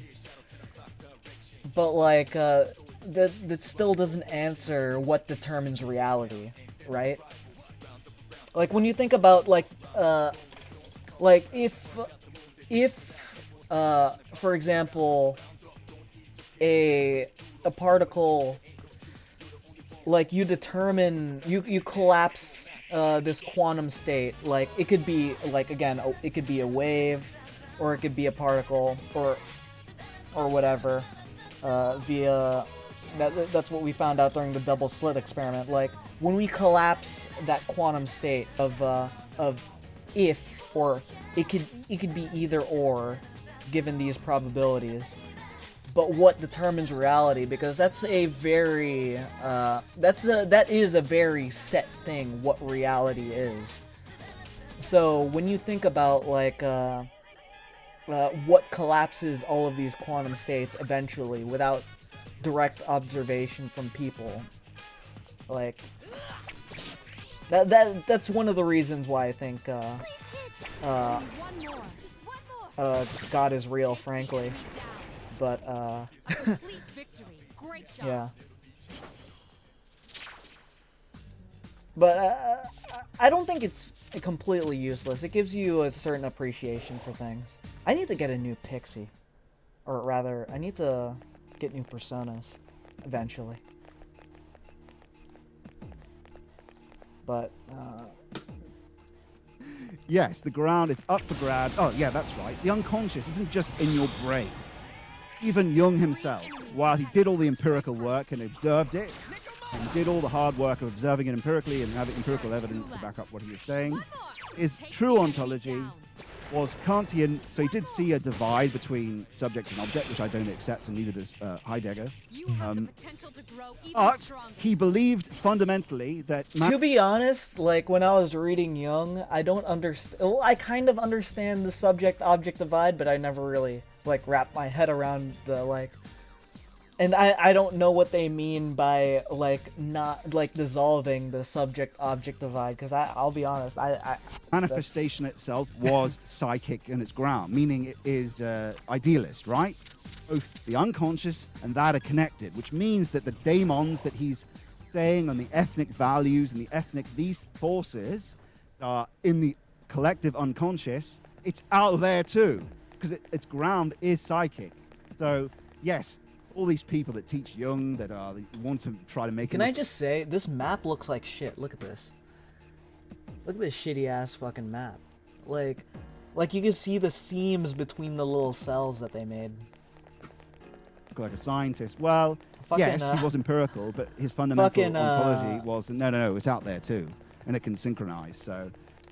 That's what I'm trying to say, is that you can't accept this object-subject divide, which was what Heidegger was talking about, is that he was breaking that down. And we know now, because of things like quantum mechanics, cognitive science, cognition reaches out when neither object neither subject or object, they're both connected, right? It's intermingled. What that means is, if it's intermingled, it means that the stories themselves, the openness that you are, the knowing, intermingled with something that was sent from being. So the mythos, the stories, there's something glistening of the truth of being in it. Obviously made a mistake with metaphysics, thinking that we could possess it completely. So the mission becomes then another beginning, which is how do we get back and make sure metaphysics is reconnected, like the wings of an angel that have been cut off. How do we reconnect it to the body of the angel? So all of Western knowing glistens with the angel's wings reconnected to the ground of its body, not throwing away the wings, completely reorganizing and re-speaking it in a new way that understands that we're not this subject-object divide which it created, right? And then we are flying. We're not just this thing that's separated from the ground. That's a pretty good metaphor, actually. Cut-off wings. We are the cut-off wings of an angel, which is the openness, the knownness of... Does that make sense? The knownness of what we are. As an X-system being, as a bubble, a knowing bubble, and to ground it is to... That's what Heidegger's fourfold is, which is enormously complicated, so I won't go into, but... I think I proposed a discussion on Heidegger for the first episode, and I'd be happy to have you back to talk about that, but you did mention that it's definitely something that need to be well Be very prepared careful. for, I'll write given, out a given the long list of- complexity of his thought. Yeah. Well, very good. This is when we do. Sure. Go ahead. There you go. Yeah. No. Go, I please. was going to say if and when we do it, we'll go through very carefully a list, and we can have diagrams and such, right, to make that a lot easier because it is very complicated. But I think you get the sense of it, even just by that metaphor, is that there was an angel's wings were cut off by what Plato did early on by taking beings for being, putting the idea in the place of fundamental primordial sprouting being. That slowly pulled us away, and that's what alienation is. And that drives capitalism, and that becomes will to power, because it's really man trying to conquer being, but his ground of who he is as an ecstasis is that primordial being that he was originally connected to. So, it's reconnecting the wings of the angel. Those are the wings of the thing that thought it was flying. And don't we think we're flying? That's what transhumanism is. We think we're flying, but we're pulled away from everything. It's reconnecting that. That's the real, true Overman. You know, Nietzsche's Overman. Nietzsche's Overman was still in perspective of humanism, even though it seems to be escaping it. It's still within metaphysics. It's trying to conquer metaphysics with metaphysics. So the true Overman is that going to the ground again, using the phenomenological method to throw away all this techne and just taking being for what it is and speaking it again. Anyway, I'm ranting here. I don't think I could get the first document by 5.7. That's fucked up. Why would they do that to you? Like, Rampage Drive? Really? Fucking Rampage Drive by 5.7? That's fucked up. That's really fucked up.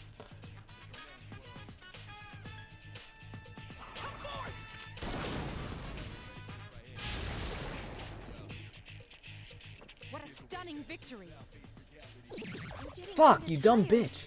This is not good. Takiba is fatigued.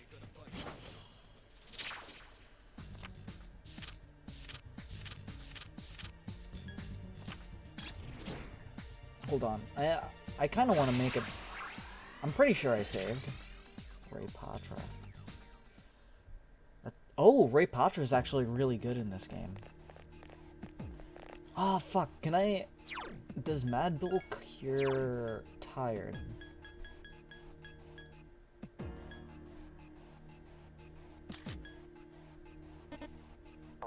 Bro.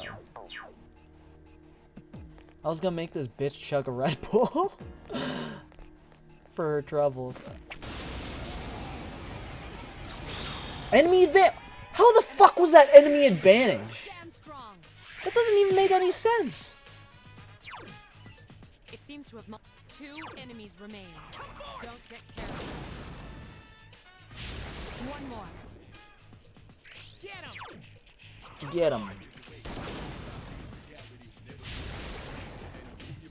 No, that's very good stuff. I like the angel analogy, definitely. Well, I wanted to ask you, we're getting close to the hour mark here.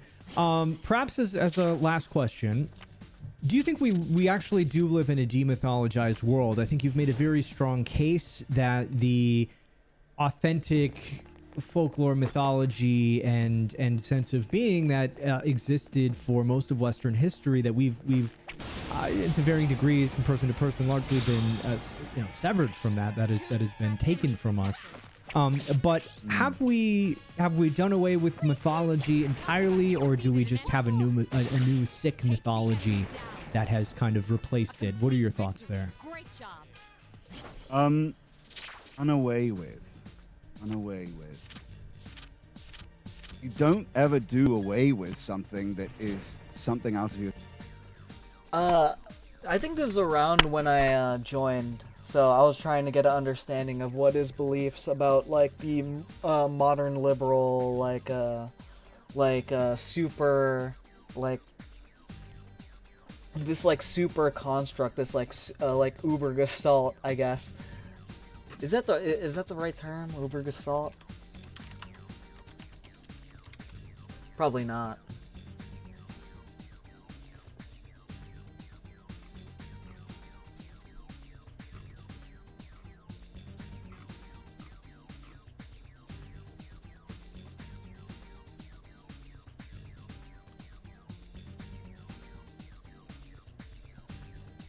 It might be. I don't know.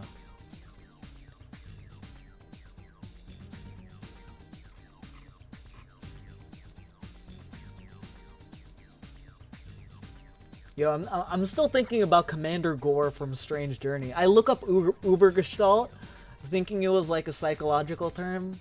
No, all I see is Commander Gore. Fucking Commander Gore. But like this, like this, I guess. This, I don't know, this zeitgeist that like, I don't even know where I was going with that. I was trying to understand, where he was coming from, like, when he was thinking about the, Your control, right? As, like, the modern liberal zeitgeist is like this, like, being in the collective unconscious. What I'm trying to articulate here is that if you don't know something, doesn't mean it can't affect you, right? What do they say about the devil? The best thing he ever did was convincing you he didn't exist. That's what's happened with all of Mythos, all hyper agents, and so, and those gods turn away. The good gods turn away, and then we're affected by the bad ones, right? You can call them unconscious forces if you want. And that's what so much of my work is. It's there's implicit forces underneath, good and bad, that are giving form to our actions. You just have this dominant narrative that makes you.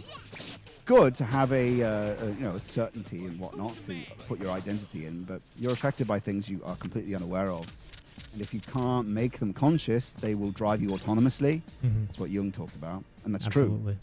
true. So as people go into their middle age and such, you're driven by these forces. Yeah, and that's your life gets ruined and you don't know why. And guess what? It was a demon. You know? Yeah, for You'll go, real. "Oh, what is he talking about? Demon, weirdo." Yeah, for real. Yeah. Your life gets driven by a demon that you couldn't even see because you refuse to even think about it as such. And then you get fucking ruined. You get fucking ruined. But hang on.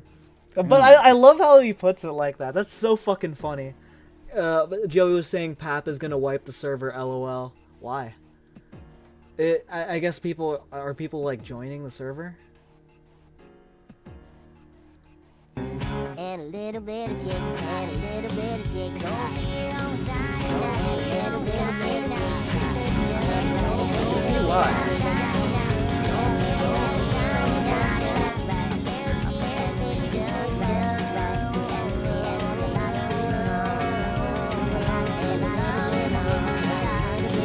He makes this giant sky base. Oh, they're gonna wipe that Minecraft server.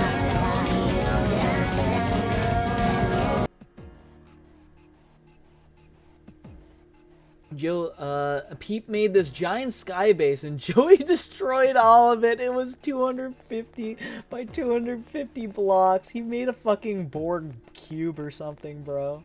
He made a fucking Borg cube and he fucking Joey was just like, assimilate this shit, bitch. That's funny. Fuck! Yeah, I have to take care here.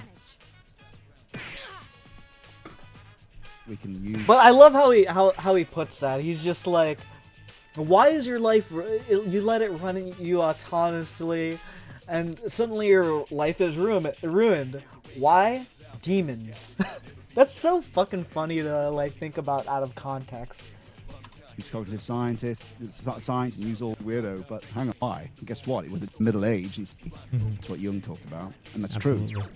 So, as people go into their middle age and such, you're driven by these forces, and your life gets ruined, and you don't know why. And guess what? It was a demon. You know, you go, "Oh, what is he talking about? Demon, weirdo." That's fucking funny as shit. Guess what? It was a demon this entire time. So, I don't know. I think that's so funny. Hang on a minute. We can use cognitive science and use all manner of empirical understanding. Jinbei, to you're back not it even up, tired. Right? So don't get it. I have to say this every time. It's not woo. There's many people I can refer to. Just go to my channel. But are we demythologized? Yes, the language we use, like value as a word itself. is where metaphysics currently is. Because from the original sending of being, all these appendages have been added on to how being presences to you. So the history of being itself, actually, before you've done the work that you should be able to do using Heidegger, actually gives form to how everything looks. It's not just you've got all these forceptions, appendages to your being. Think about yourself like a mega Zord robot, like Power Rangers, all these things added to you. Dude, that's so fucking funny. That's so fucking funny. This guy's a bit over my head. There is a little bit of like if you take his stuff at face value without some of the, like, I guess a little bit more of the, I kind of get him just because I've dipped my toes a little bit in like the material sciences, like theology, psychology, and of course right-wing politics.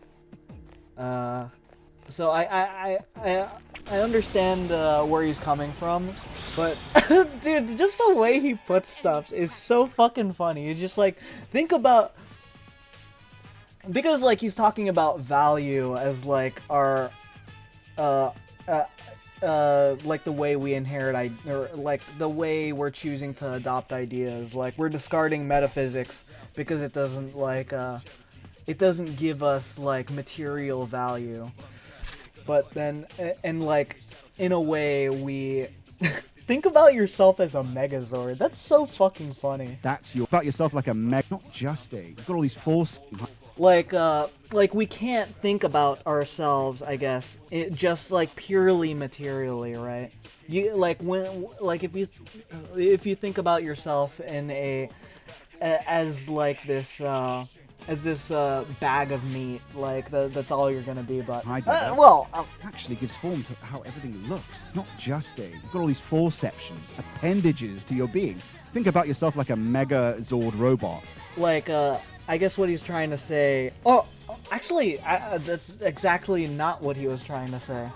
But what he was trying to say is that we have different, like, I guess, strata to our being. We don't exist purely materially. Like, obviously, if you guys are Christian, you understand that, like, we're both body and spirit. So, like, I don't know where like he's going Power with Rangers, this. with all these things added to I don't know why he's talking about fucking Megazord. That's your cognitive space, right? They didn't exist from the original sending. It's been added. So, where's mythos? Mythologized? It's been devaluated, meaning the glisten has been taken away from being and the gods have turned away. That's 100% true. Doesn't mean they don't exist. Doesn't mean forces don't affect you. Doesn't mean you can't disclose them again to be impelled by them with vitality. Because haven't we lost that vitality in the Western world? That can be Christian, that can be like Christian Crusade, Chad Crusade, getting the spirit of that and our Christian warriors. Or it can be more older, ancient ones, whatever. Do I get to see getting in touch with or understanding these forces makes them bringing them into the conscious, right? So have we been demythologized? What does that mean? It just means that you don't know that's of the thing that you used to know. If you understand this ontology, it just means you're not aware. I think what Patrick is trying to say that I guess Scott isn't like on the same page on, like when he means like demythologizing the modern world. I guess what he's trying to say, like he's thinking about like resting like these like myth into the unconscious when it presupposes humanity itself, I guess. Or, I don't know. No crit? Paps lost for words. Aware of the forces that affect you, or you exist in potential. For instance... But, I think what he means by demythologizing the modern world, like, what he's talking about demythologizing the modern world, what Scott means, is, like, does that not play? What he takes that as is, does that not play into modern society? It does. It would be my answer, and I think what his answer is, because like when you think about like the modern superstructure of like, for lack of a better term, liberalism, like it would that is like a mythic being, so to say, something that has more value nowadays, but is, I guess, bad nonetheless. Thinking about the power of myth again. If you understand what Robin Hood is, you can embody his virtue, and his virtue is his analogies are kind of goofy. like I get what he's saying, but his analogies are kind of goofy. The Megazord and the Robin Hood. Engine, right? It's the practices that make him who he is. You enact him in the world, and because everyone else has that Robin Hood structure, right? Think Tommy Robinson. He did it by accident.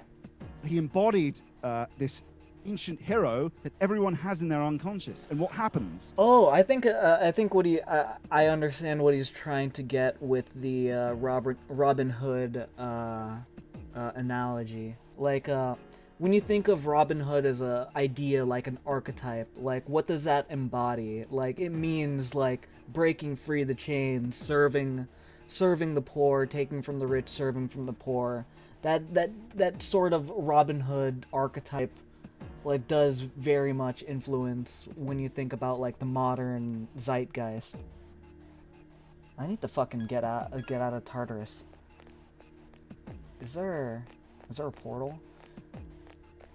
But again, his analogies. Millions of goofy. people they're go to his funny. cause, right? Because they have that spirit within them, and that impels them. That's the value hierarchy in modern terminology. Impels them to help him.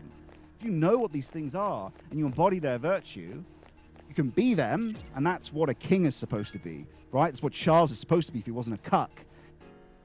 King is supposed to embody the Overking, Alfred the Great, the force that is tradition, which is an organism that exists and still is in things if we look hard enough. We look at the traditional rituals, that's the being calling out to us. If we can pull away the modernism, right? And that's the utility of it. So you think, what's the power of it? Well, if you use these things, people flood to your cause because it's in them too. And that's the ethnic being. If you can understand it, you can articulate it, you can vitalize yourselves, vitalize politics with the ground that is at the being of your collective ethnos, American whatever. That's the utility of it. That's the use of it. There's more than that. It's the truth of your ethnos too, but it's powerful, and it has a true, and we can go into it next time perhaps, the true ramifications for politics, in that it can change how the world worlds as the truths, right? So if you reveal a fundamental truth, it's inconsequential in the sense that it's not consequential to the old metaphysics, so it's not in the sequence, right? But if you put a truth that comes from, fundamental being, it totally changes the game. It changes how the world worlds to the people who hear it, right? That's the ontological project. That's the another beginning. That's sort of Duginist in a way, but really Dugin is Heidegger. So it is so. I'll be honest. If The Heidegger stuff kind of goes over my head just because, like, I tried reading Being in Time. I don't know what the fuck was going on with that book. I did try to read that at like very, very close to like I wasn't very well read when I tried to pick it up, but man, that fucking book is like that very abstract, and frankly, I don't know how much I'll even get out of it in terms of like anything valuable. That might be kind of a bad way to put it, but like it is like the father of postmodern thought, right? I don't know if I wanna. I don't know if I want to be there.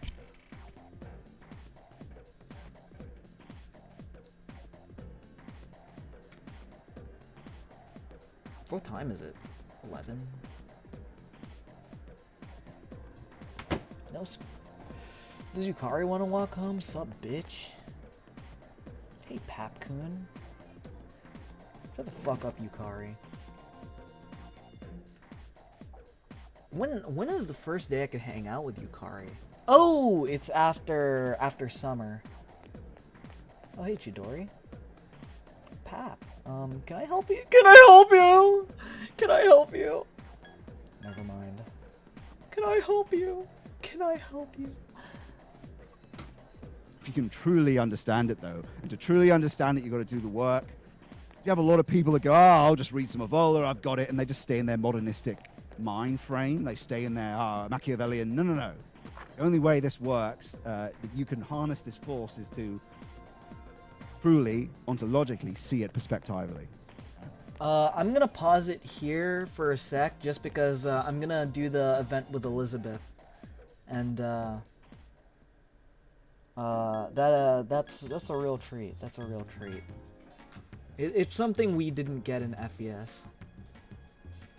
Like, oh, there's fucking, that's the Moon Arcana. I never even talked to the dude. But, let's go over here.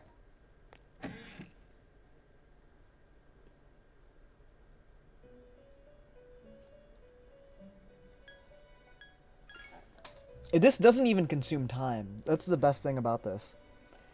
I've been expecting you. Shall we be on our way?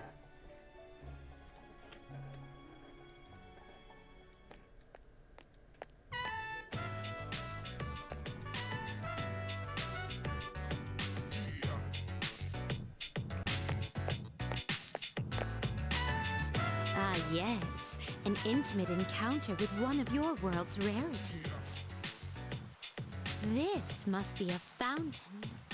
It makes sport of water, well known to all to be the foundation of life. How wicked! It's rumored that its enchanting nature grants wishes to those who sacrifice a few coins.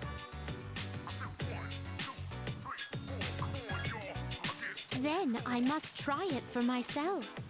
Fortunately, I anticipated this and brought a good supply of coins. 2,000 of your 500 yen coins, to be exact. I shall make an opening bid to the fountain spirit of 1 million yen. Bruh.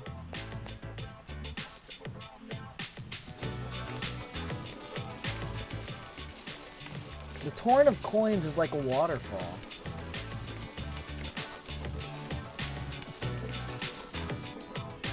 Ah!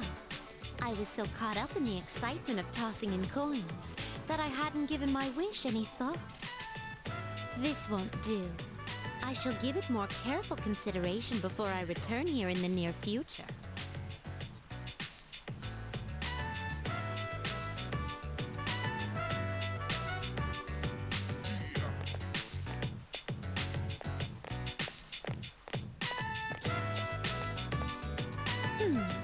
What is this facility here?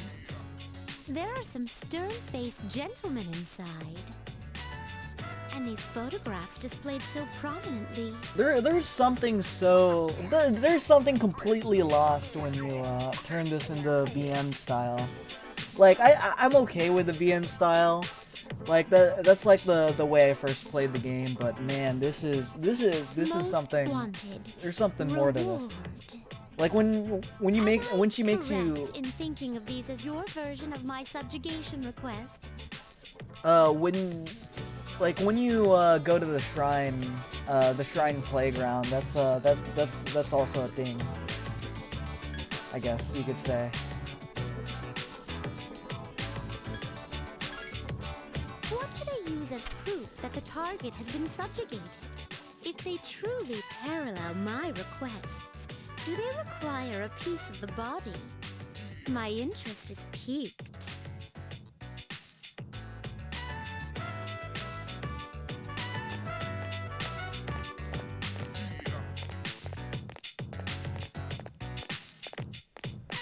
This edifice over here.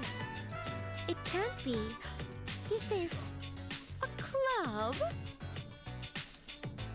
Dancers, dictated by the sway of one's inner passions. A subterranean garden of uninhibited spectacle. There is something so great about watching, like, basically the personification of autism, like, walk around. It's pretty great. No, it's not closed for business now, is it? It's different. Such a pity.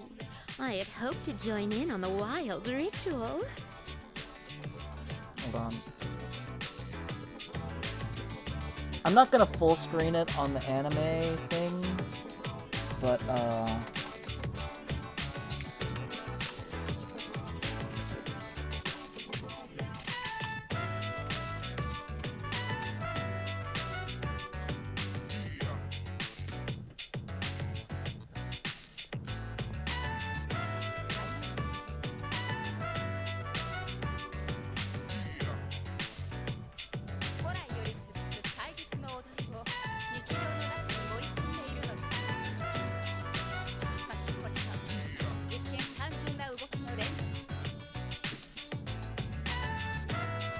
P3 really did have the best girls.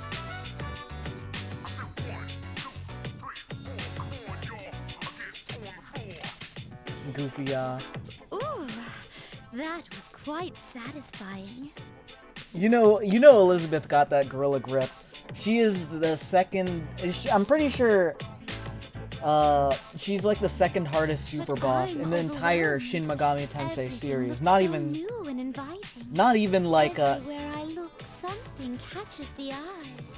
not even just in Persona. Like, she's the hardest boss in Persona, but she's like next to Demi Fiend in If you wouldn't mind, perhaps you could recommend our next activity. yeah, she has a gorilla grip, is what I'm trying to say.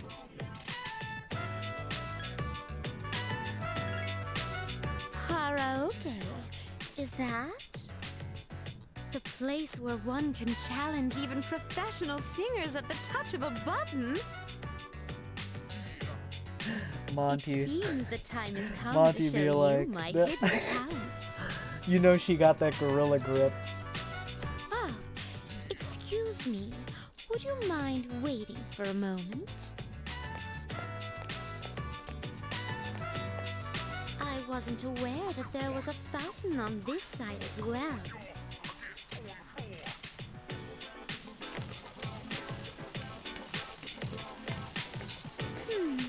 Yet another fountain on the opposite side.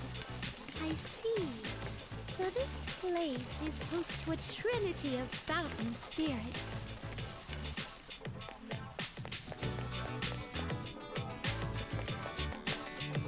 I apologize for the wait. Let us continue.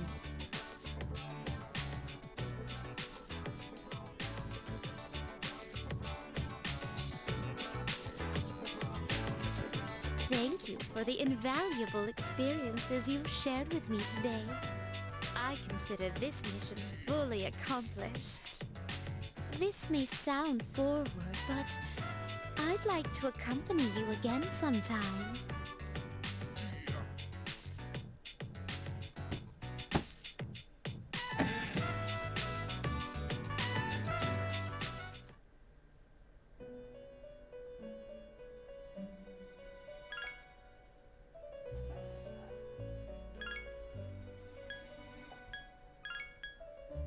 Oh, one thing that's pretty insidious. Oh shit, I can make an Alp. Dia, Secunda, Rapatra. What do I need from Rampage Drive? Bro, weakness to slash? But, yeah, I just need Zeo and, Strike. Well, I'm not gonna say just Zeo or Strike, because that's literally impossible to get this early in the game. But,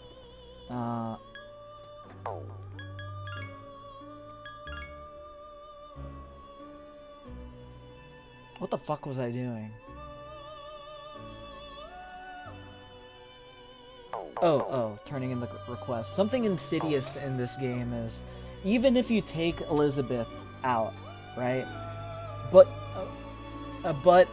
you don't turn in the quest by the deadline up here. Like, the deadline for this is 5/7. So if you waited, like, until 5/8, for example, to turn in the quest, you break the quest chain. You break the quest chain.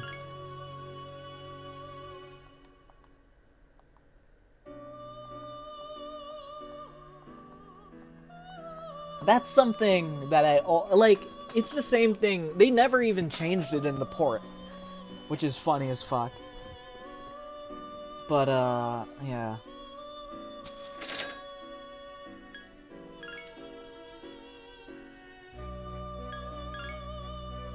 Oh, yeah, the video.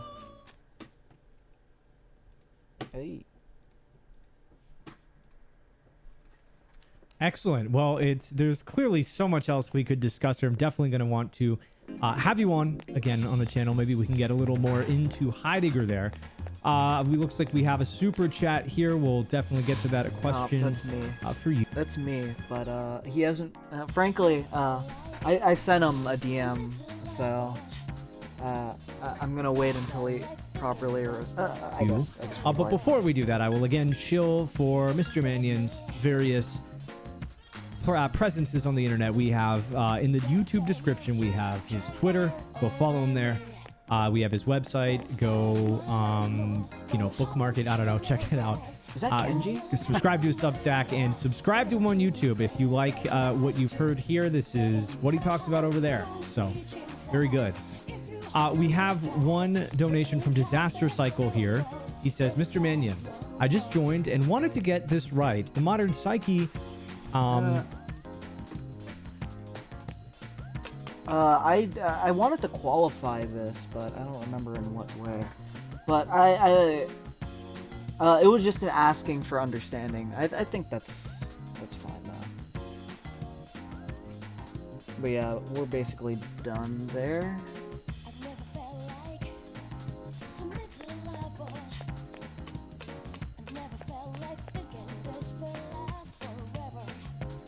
But yeah, this game just loses a lot of the soul, I guess, in FES.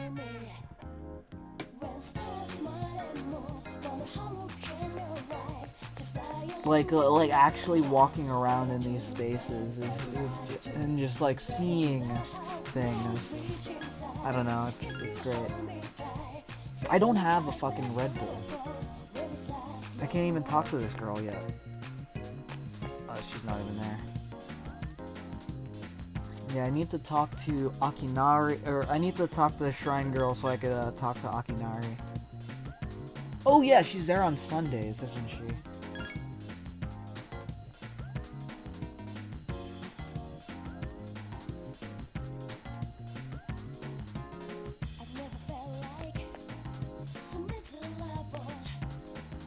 Oh, I don't want to fucking talk to that fat ass. Can we talk to, like, Yukari or something? We can't talk to Yukari, but we might be able to do,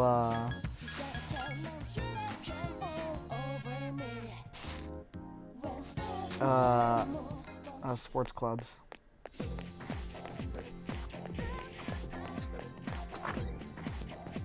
I don't even know. Does it tell you when sports clubs are available? Ranked Magician.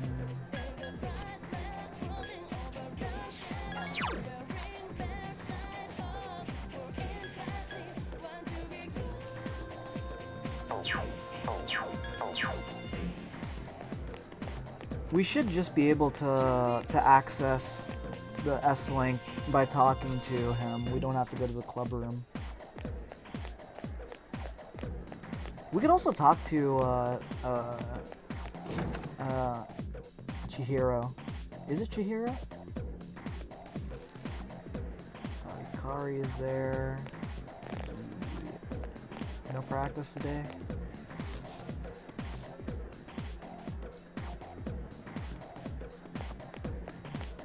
I guess not.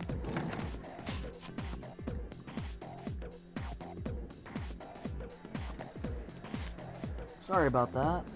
Wait, what?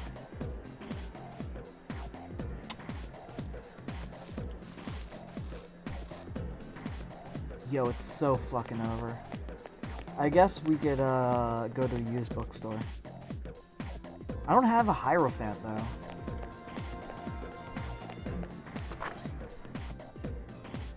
I guess we have a lot more time to max it out, so I shouldn't worry.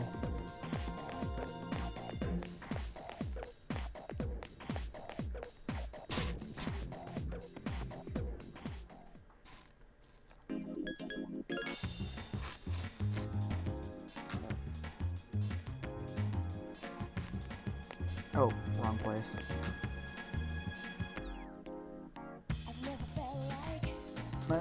I need to talk to Yukari after I get back to the dorms.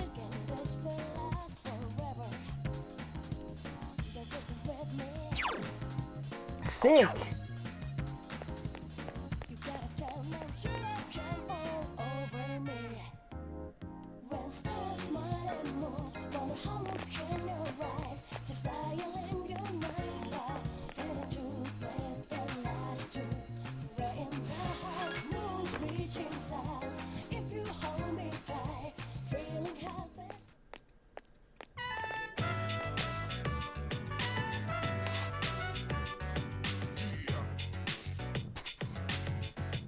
Oh, you're back.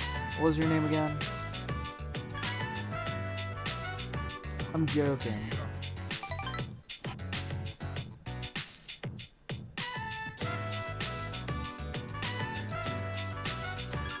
Thank you. You're polite.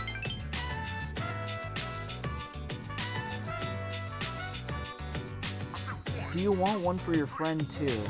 My friend? Sure, I'll take it. I'll take some bread.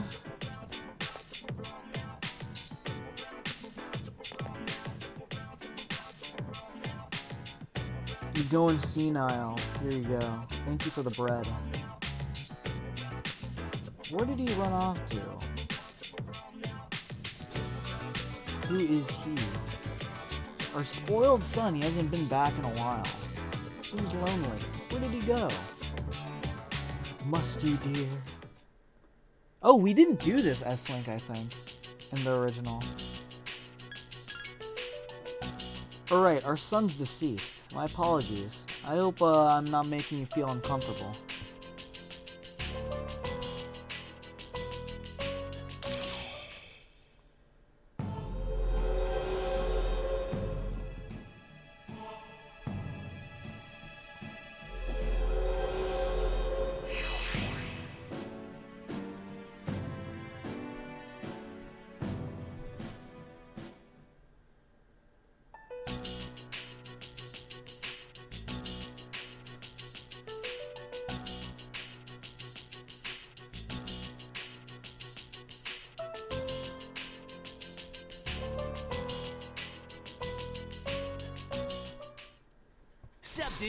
Set, dude! Let's go! I completely forgot that was a line! I completely forgot that was a line! Oh, man. Oh, that's great.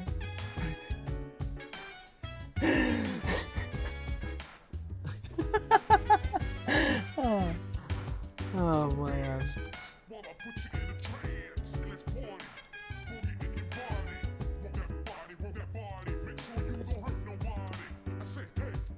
Pine resin, you need some? Why would I have pine resin? Oh, you mean the powder in an archery club.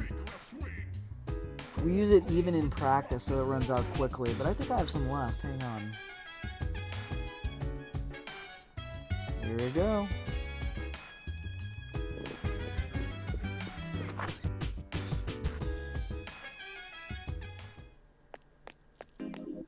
Set it! Dude. Oh, that's so fucking funny.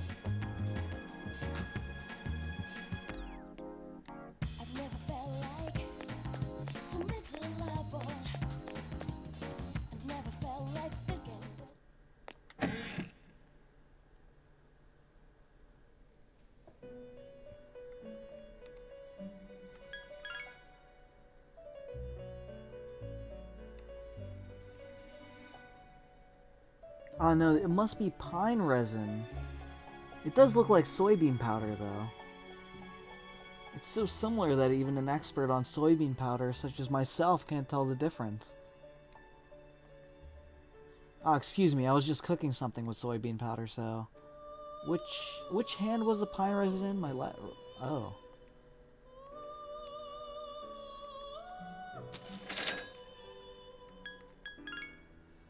Do I have any open requests? Yeah, I'm not gonna be able to make this deadline. Myoho Muramasa. 2 somas, though. That's pretty sick. That door that appeared in the lobby, I would like to see the katana obtained from there. Okay, so that's gonna be like a level 70 thing. 2 somas, sheesh.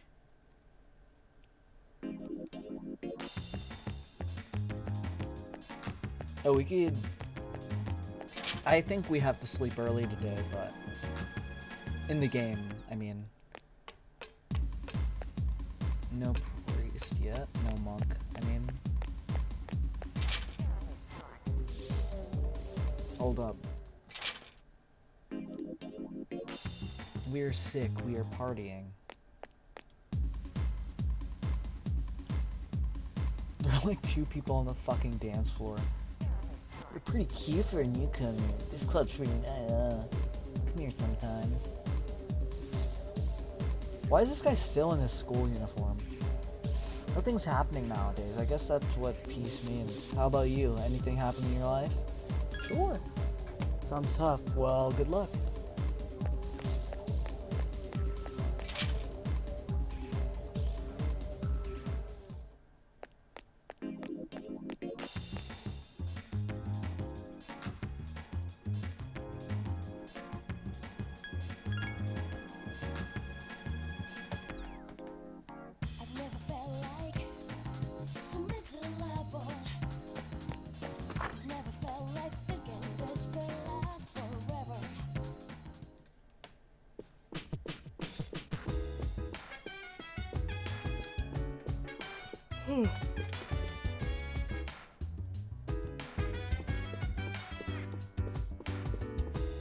I literally only okay, I'm gonna beat the priestess and then I'm gonna go to bed. Cause I'm sleepy already, not gonna lie. I'm gonna beat the priestess and then go to bed. It shouldn't be that bad. Especially with a 3-day weekend, there's nothing to do during that time. Except hang out with Maya. Hi, how have you been? How have you been?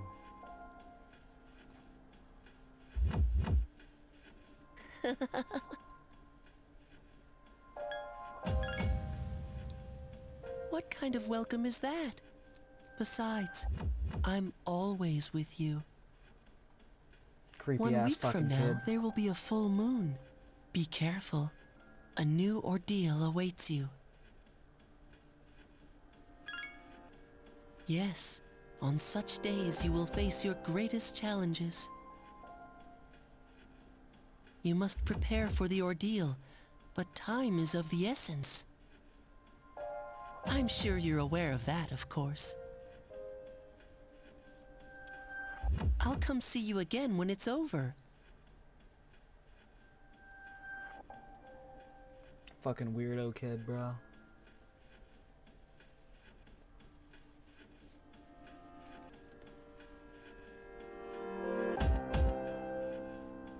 You are no longer sick. I don't know, Patrick's a sick guy. Ooh, home shopping program. That means we get to hear the jingle. We get to hear it. Babe. Babe. Babe, the home shopping program's on. New Tanaka. Here comes Tanaka over the airwaves to you. The home shopping program is evident. Oh no, Coolio. Is there anything here? Slash ward. What the fuck? Sappy jelly. Slash ward is evade or I don't know.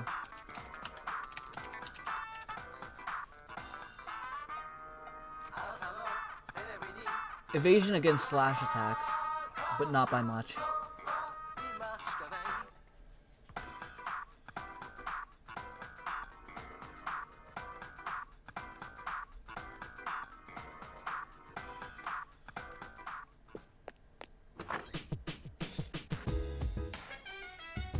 Oh.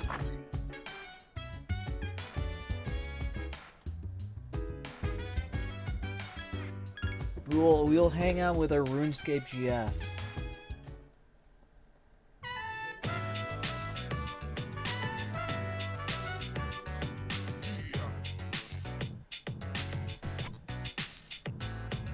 What does WB mean? That's like the only thing here. WB. WB Tatsuya.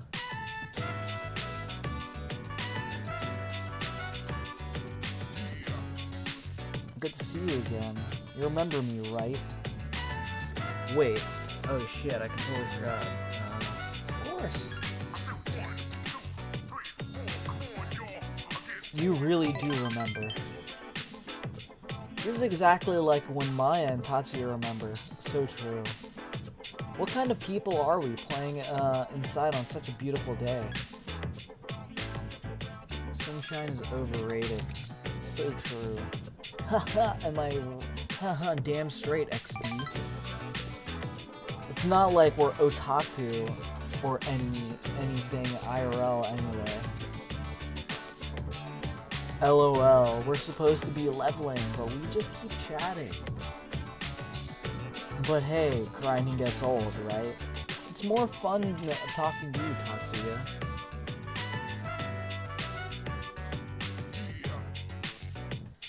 Maya opened up to you, did she?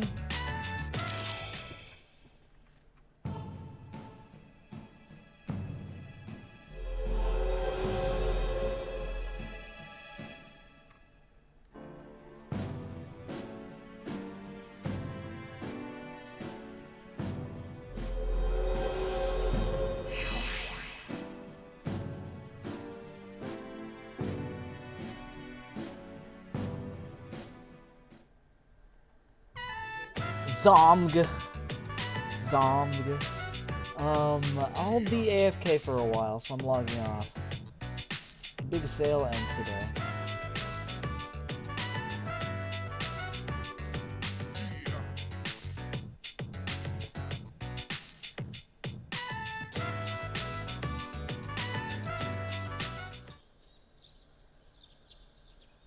It's Greener Day. There's literally nothing to do outside on your day off except play video games. Oh.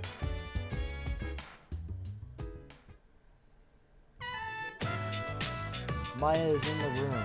Hi, I was waiting for you. I'm drunk. So, I'm drunk. Oh, really? O _ uppercase O.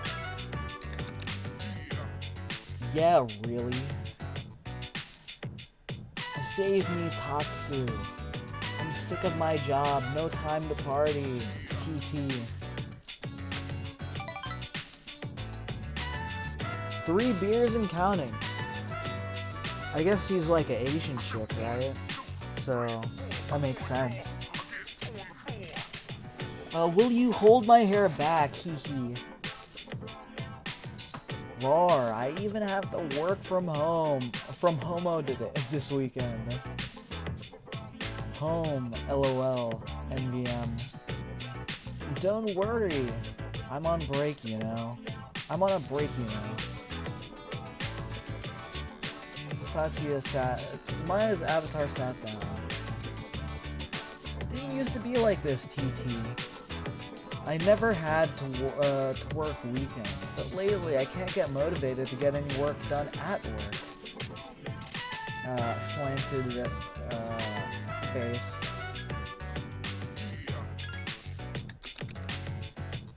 I love it. It's what I always wanted to do since I was a kid. Very proud face. It's been 8 years though. Maybe I'm just bored. Sometimes I wish everything would slow down a bit. Why do I play this game even though I have better things to do, lol? I don't know, I don't talk like this IRL, I swear. It's just an online habit. Equals P. I suppose I should type correctly like this, but I'm just lazy. I really like how you have good spelling and punctuation online. That's so neat. So 1337.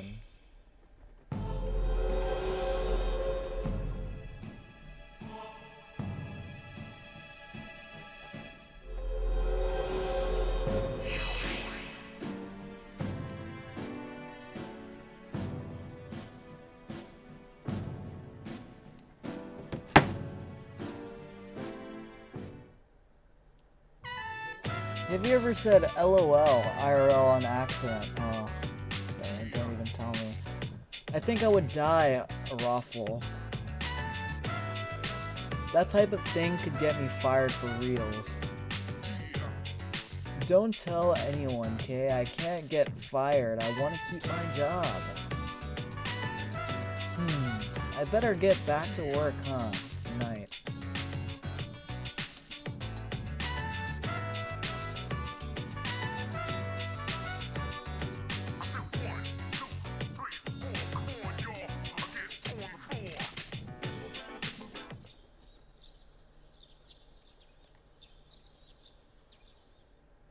Dude, we're just gonna fucking play video games all day. You don't think you could get Dude, that's so fucking funny. That's such a funny prompt box. You don't think you could get any smarter than you are. The message client is flashing. Someone has called you. It seems you have a package. Oh, hey. My slash word. What is assault dive? I'm pretty sure that's strike, but whatever. I'm running late. I'm running a little late. I'll be right there, okay? I was on the phone with my mom. Whenever we talk, it's always the same. It's like she really cares about is me marrying some dude. Greater than equals to slash.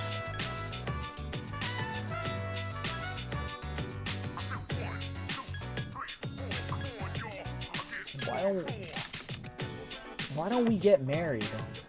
Even without meeting me IRL equals D. Take me, Tatsuya. Bruh. Kissy face. Don't worry, greater than :D. I still have some spunk left at my age, lol. It's sexist to think only women can be happy when they're tied down. Into the garbage, The other night, I got a little drunk and I kinda passed out at Polonia. This old dude says, "You think men want drunk sluts like you?" I told him to shut the fuck up, damn it. OTL. What does OTL mean again? Sorry, kinda got off topic. I guess I'm a little tired. Do you feel better now? But there was no effect. I guess your HP was already full. LMAO. I've never heard that. That's kind of funny, not gonna lie. That's so 2000 whenever this game came out. That's so fucking funny. Fucking Lamaonade. I'm trying to say thanks for listening to all my bitching. Okay, fucking 2007.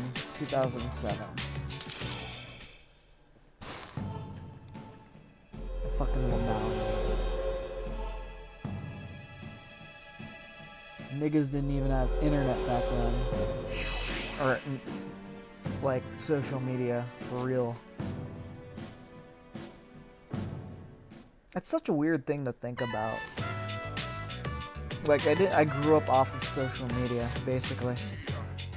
That old lamer I was talking about in front of Polonia, if you see him, don't be nice. You'll know, cause he talks like a woman. Alright, I better go practice being a good housewife for Tatsuya. Yeah, I secured my RuneScape GF.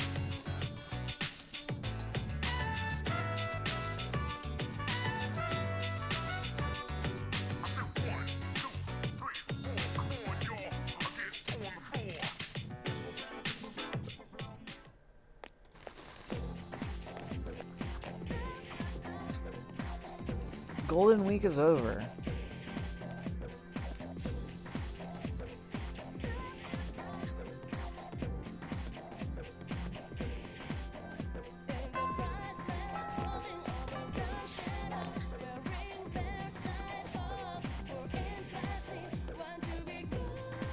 The Priestess shouldn't be anything serious. I just remember the Priestess being really easy in this version of the game. I'm pretty sure it's weak to fire, so I'm just gonna take that into account. I don't feel like teaching today. I was watching TV. Shut the fuck up, bitch. Oh, what the fuck? I want to sleep. Without much soft water.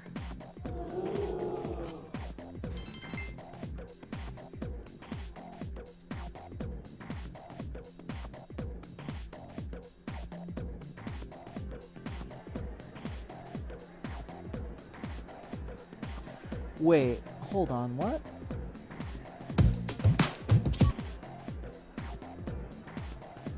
Apparently, they're releasing different concepts for the UI as, hold on. For, Persona 3 Reloaded. I don't know if that's a function of their, like, design schizophrenia or...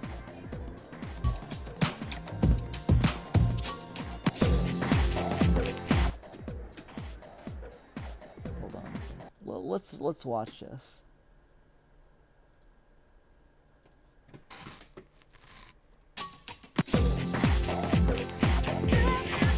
Or are people trying to design better UI concepts? Diagonal transition and UI do work, but it doesn't fit the P3. Okay, cool. Oh, this guy's trying to propose new concepts. Yeah, it's almost like... It really does feel like they sucked the soul out of P3.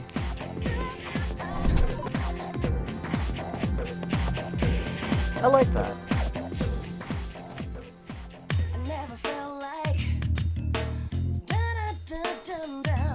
It works, but they could have done a lot more. That is so loud. Yeah, that would have been cool. I don't know.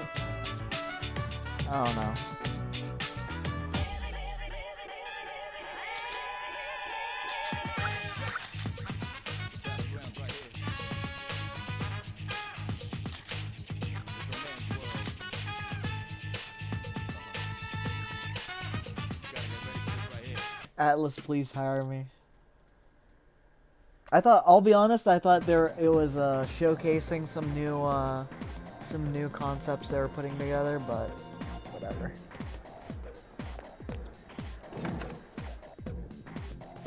Student council available today?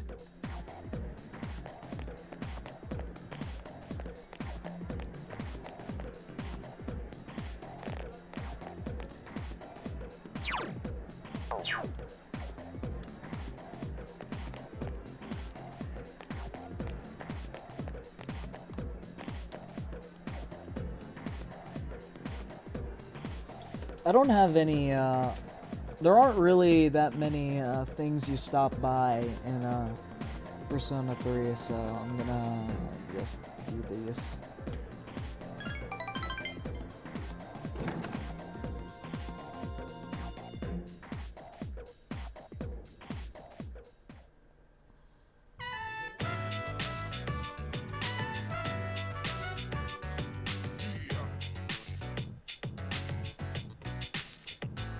I'd like to hear your opinion on something. It's nothing serious, but some students feel the school uniform should be abolished, and they're recruiting supporters.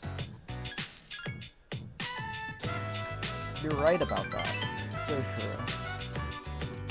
They think life without rules is freedom. It's ridiculous, plain and simple. Without rules, the whole fucking Ched Jack, fucking millions must die. Without rules, the whole system will collapse. They're mistaking selfishness for freedom. We must kill them. We must kill dissenters. Sorry, I may have overreacted. I hate people with no common sense. Sometimes I believe the things that come out of their mouth. I can't believe the things that come out of their mouth. I don't think blah blah blah. Fuck up, Hitatoshi.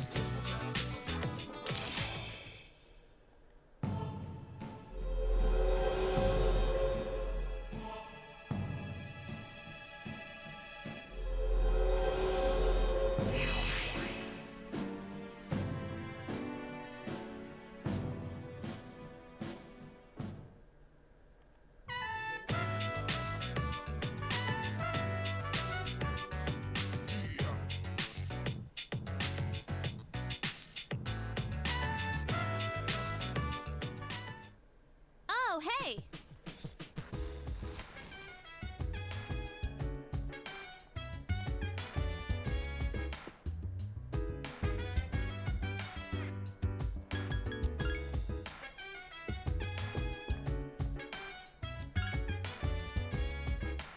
Let's try to beat Rampage Drive today, but honestly, it's really hard to do unless you have Akihiko, and you don't get him until after Priestess.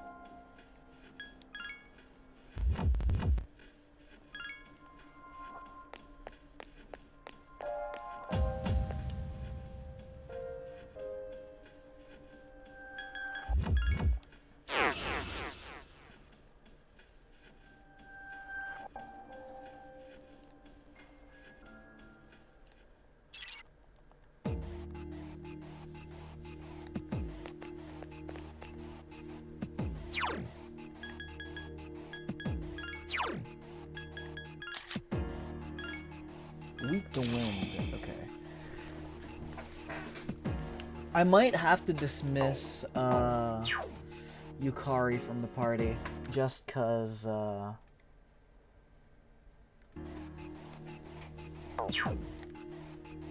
she's weak to electric.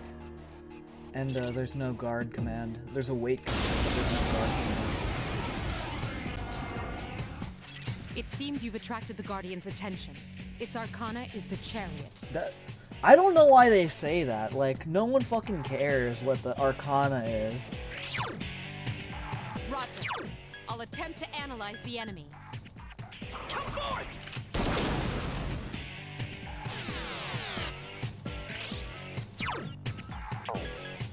Help me! I couldn't defeat it.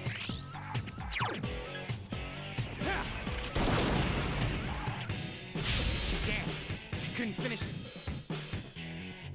That doesn't help me at all.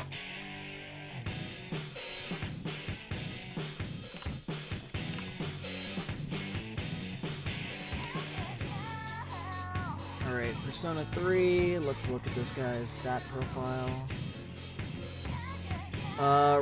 Null slash, reflect strike, null pierce, resist fire, no other resistances. Okay, that's fair.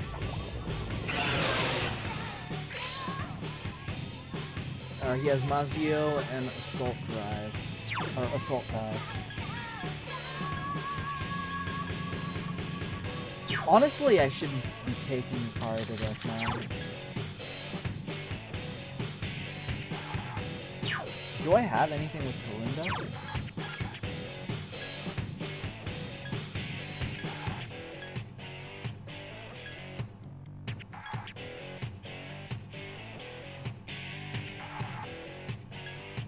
I wish I had Provoke.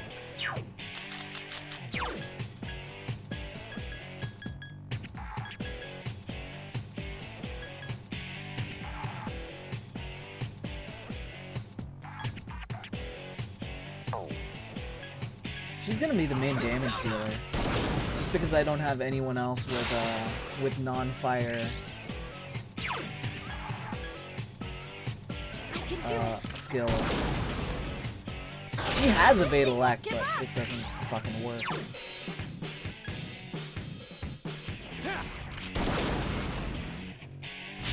That one just won't die. Oh, it's over. Patra is in danger. Oh, I have Patra. Wait, no. Wait, I actually completely misunderstood what Patra was. There is,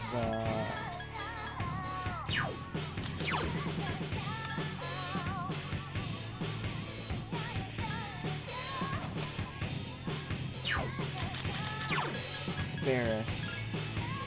Weak to slash.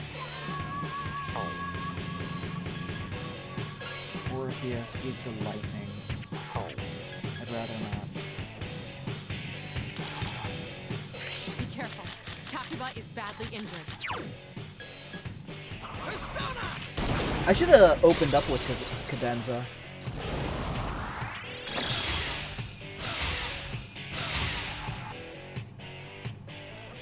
Why, you little...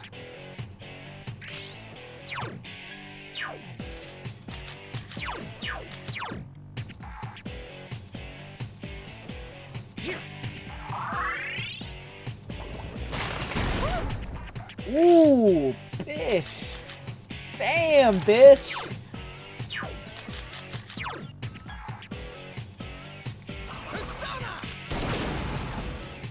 You can extend buffs like you can in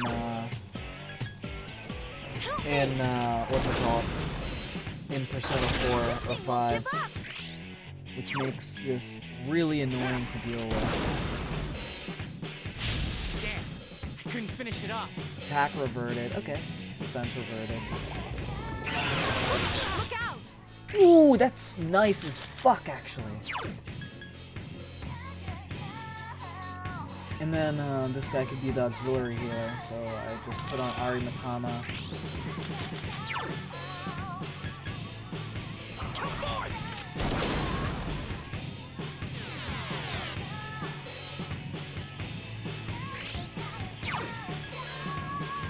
I can do it!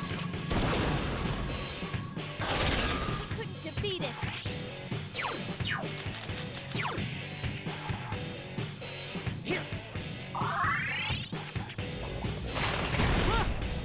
Dude, this is so easy, man.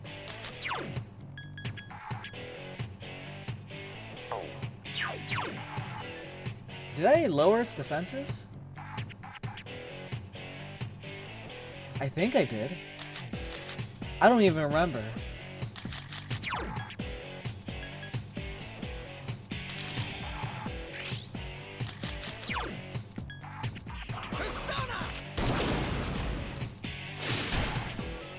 Ooh, easy. I can do it! This thing won't give up! I think we go for the kill. No we don't. I'll just make sure I live. Here.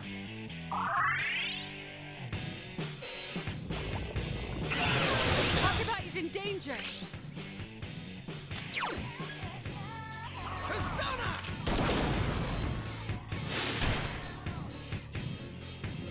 Why, you little...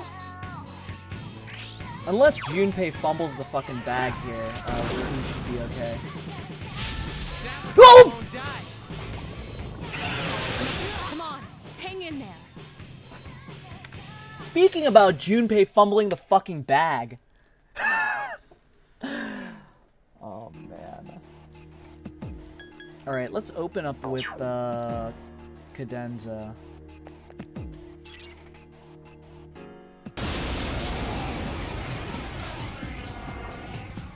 It seems you've attracted the Guardian's attention. Its arcana is the Chariot.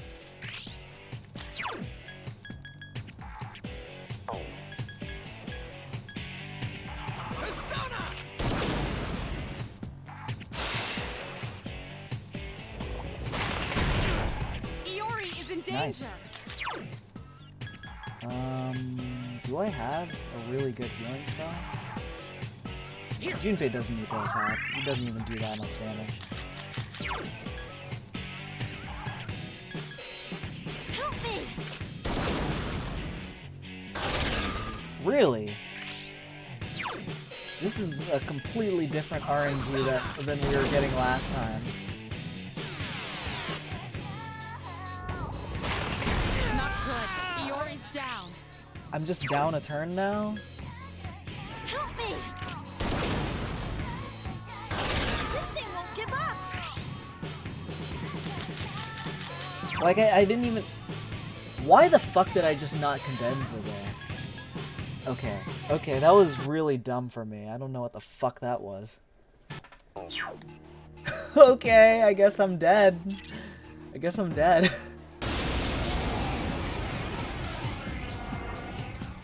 It seems you've attracted. Alright, I have to start out with Cadenza. I can't even, like, I shouldn't be relying on defense buffs. Maybe the defense decrease, but...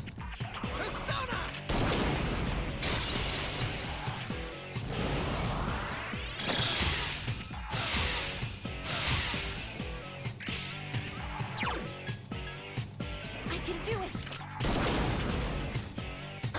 This thing won't give up!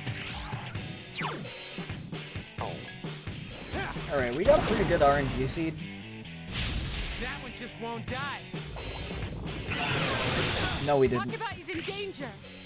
Does it not get an extra turn? That's really good. Alright, I'm gonna have to do this twice.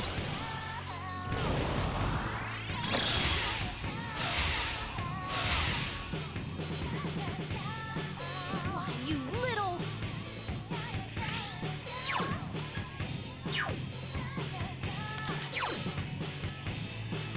Here.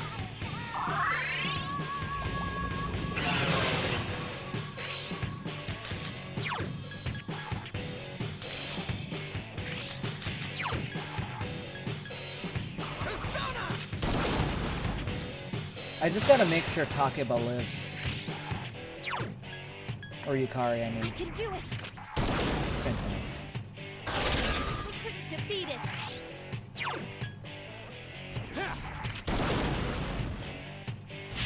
That one just won't die.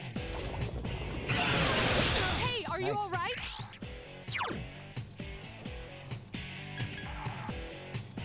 Come forth! Be careful. You're severely injured. I can do it! I couldn't defeat it!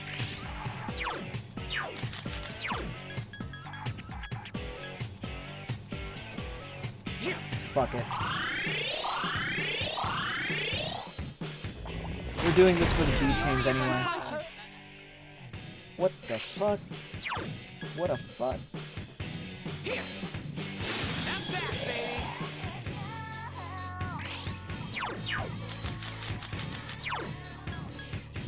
I can do it! I couldn't defeat it! Puts him on the last turn order, I think. Iori is unconscious. Nice! Oh, not nice. I'm in the eternal cycle of, like, rezzing this fucking idiot. I'm back, baby! Are you? Are you back? Are you really back? This thing won't give up! Please. Iori is in danger. Oh! Oh, we're alive! Okay. That's nice.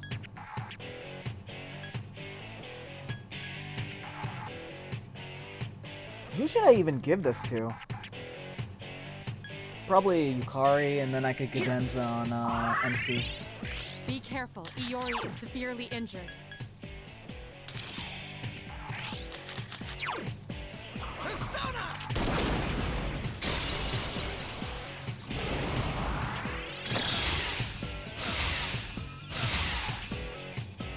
And that should be able to keep us alive for a little bit. Not good. Takeba's down. Man, these guys really can't dodge anything. Like, you get a cadenza, like you should be able to do at least that, right? I don't have anything with Sekunda yet, so I don't think.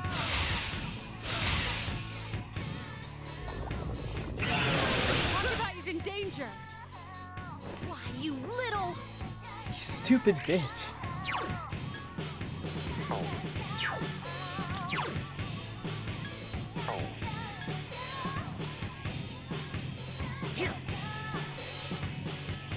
Be careful. Takeba is badly injured.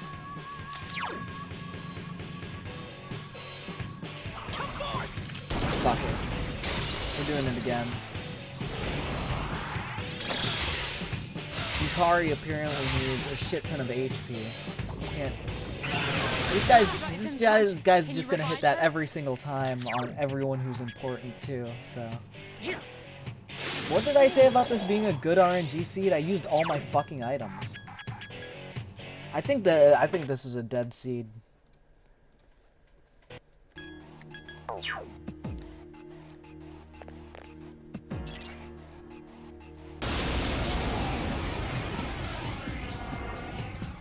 It seems you've attracted the Guardian's attention.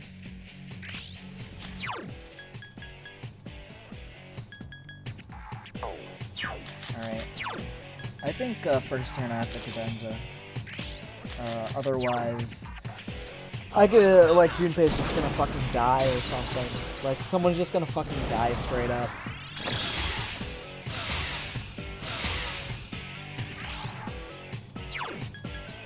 Help me! This thing won't give up!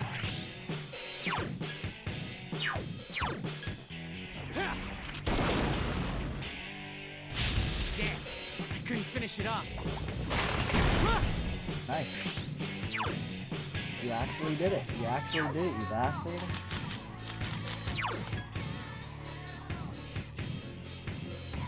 I think it's more fruitful to actually hit it with magic rather than hit it with a debuff. Unless it's like Sekunda or something.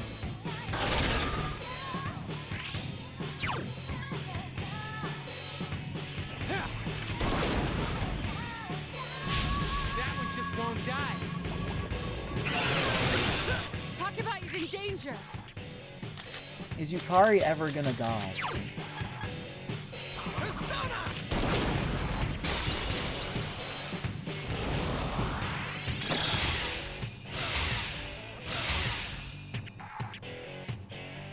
Why, you little... Okay, we're fine. As long as she doesn't die, straight up.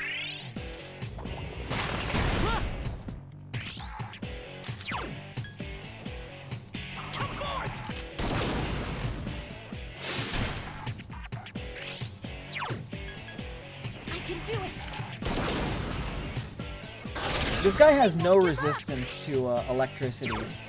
That's why I wanted to wait until Akihiko got into the party, but that's not gonna be it. Nice.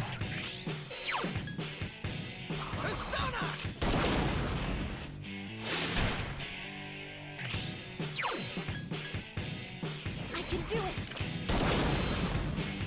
I couldn't defeat it!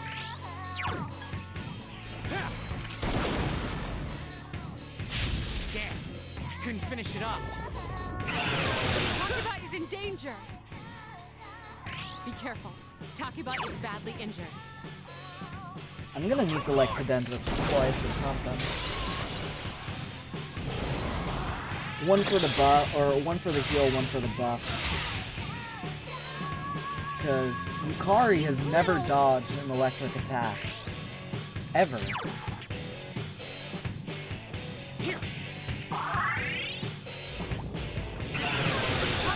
Can this bitch, like, be useful?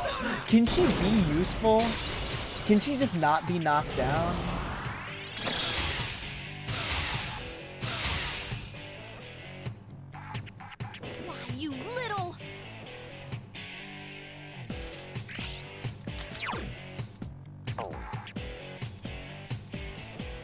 I think this is more useful.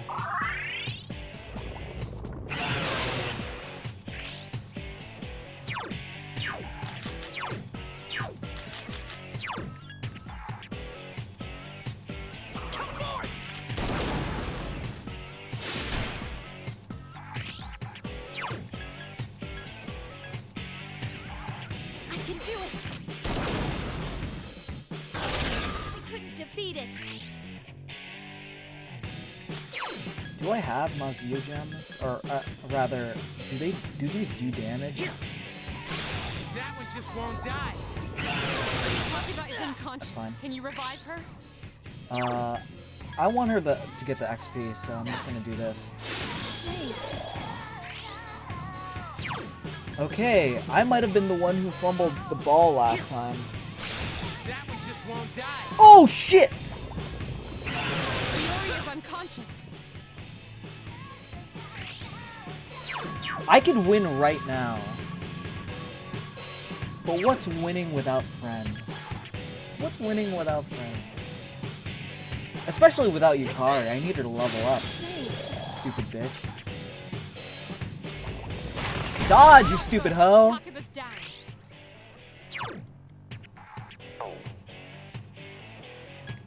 Fuck it.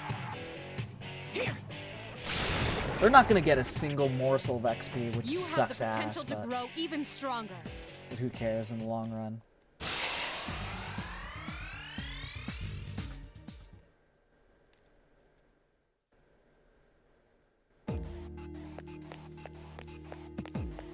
Alright, I'm gonna save state after that, because I can't go to the lobby, or they're gonna... I guess it doesn't matter, but... Yeah, I'm probably gonna stream later today. Like, when it's actually, like, you know, bright outside. But, yeah. Probably. Who knows? I don't know.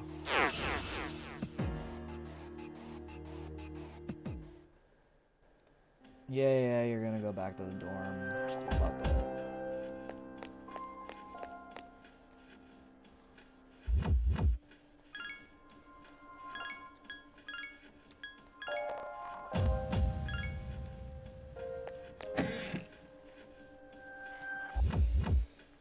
Alright, I just need to accept the...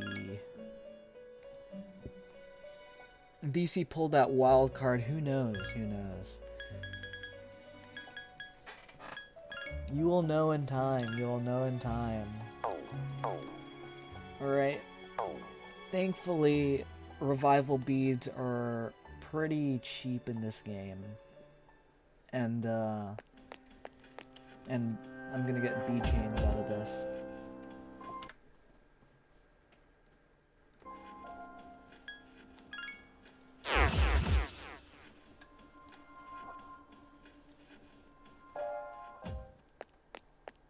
Rampage Drive is like the hardest boss in the game.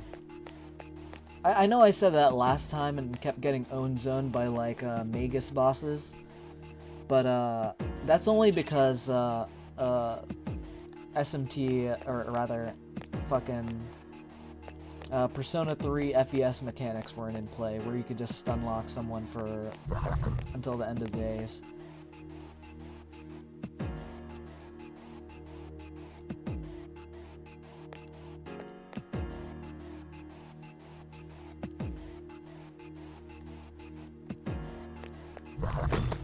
Oh shit, it's over for me. An assault by 2 enemies. Stand strong.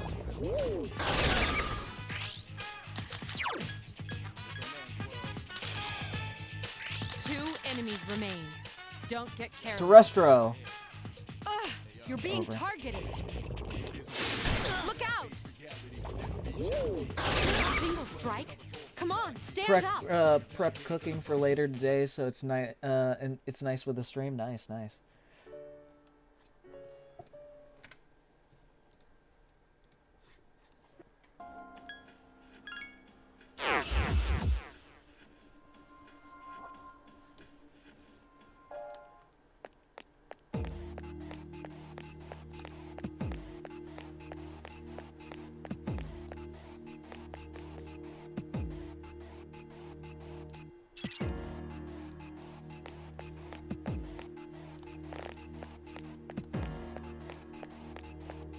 Yeah, I wish I could I wish I could cook the DC stream.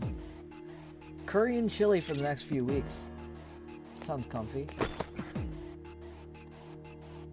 Especially, I haven't tried Japanese curry, but by the sounds of how you make it, that sounds really nice. It's stew country. This is stew country. This is stew country. What was his fucking name? The black guy who like pretended to be like who pretended to like have a hate crime perpetrated against him because like racism, like hate crimes against black people like don't exist anymore.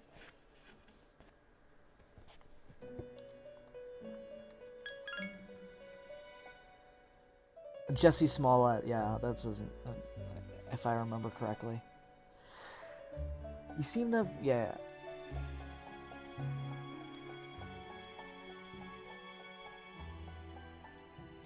One bead chain.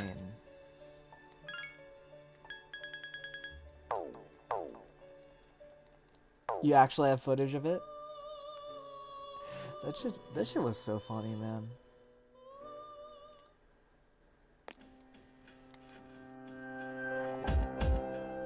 Oh yeah, I completely forgot. The healing clock literally doesn't exist.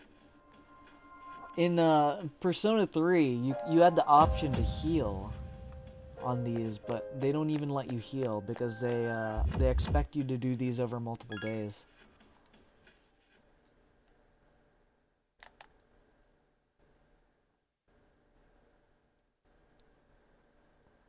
Black people are so funny. Like, they literally have every strata of, like, the government and society, like, helping them out, and they still can't get ahead. Like, they should just get it at some point. But, whatever. Like, I don't mind people, like, trying to, like, make the best they can out of life, because isn't that what we're all trying to do? But at the same time, it's just like, black people just don't understand that, like, maybe they're just not good at the civilization thing. They like, just don't get it.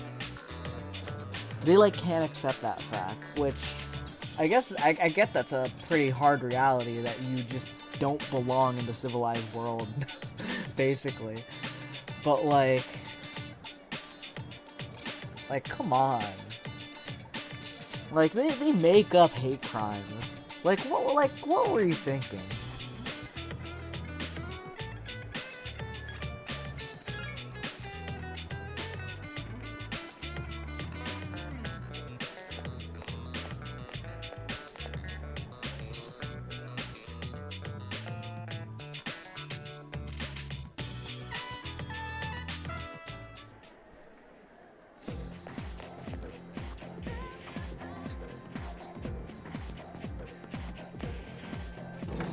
Do I want to hang out with him, though?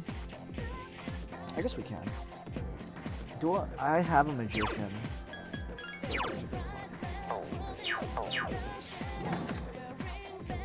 But yeah, if you could send that, we could put that on until the full moon.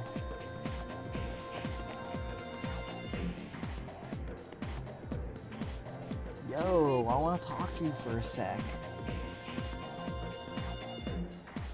Don't worry, it won't take long.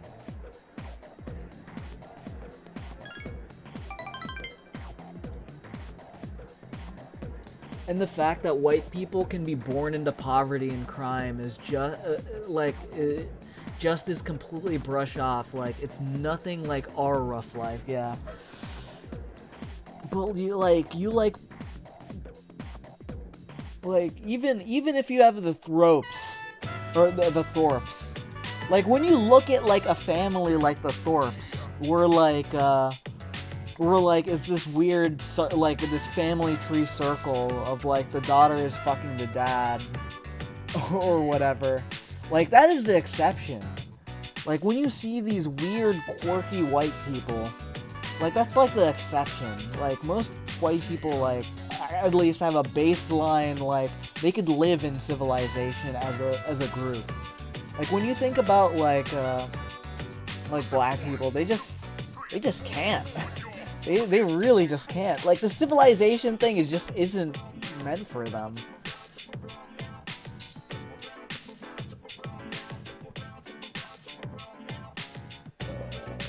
What the fuck? Okay. I'm gonna ask out Miss Kano right now. Good luck, buddy. Thanks, I'm gonna get myself a girlfriend. Alright, dude. Here I go.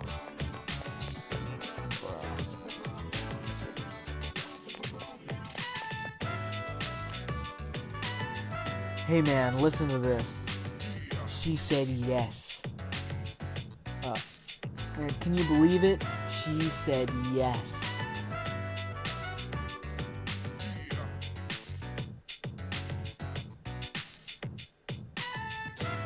Not gonna lie, it's pretty graphic. What do you mean, the Thorpe stuff?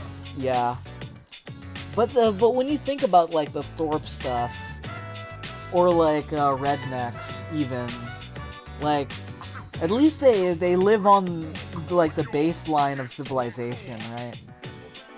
Like they don't compromise the civilization status of white people. Like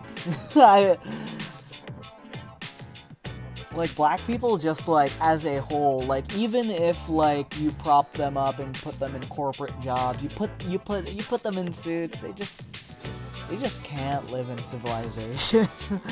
Like as a group, even like you could get the most like well-dressed like consultant role like black person, and you just like say the N-word, and then suddenly they revert back to their oh no, the Smollett clip I'm forwarding.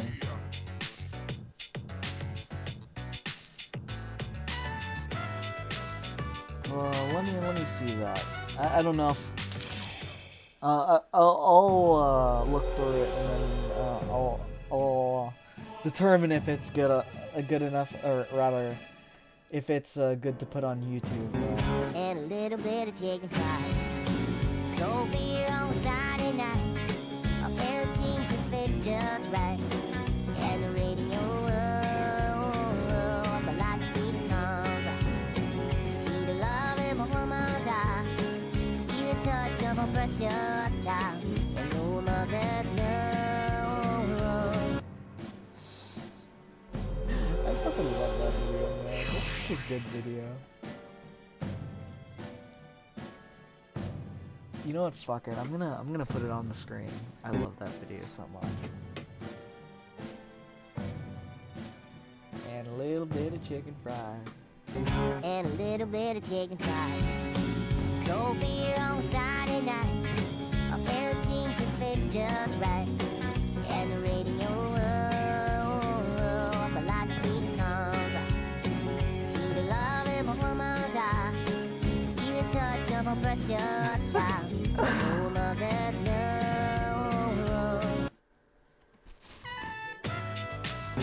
And a little bit of chicken fried. Yo, this guy's going out with a fucking teacher. What a degenerate.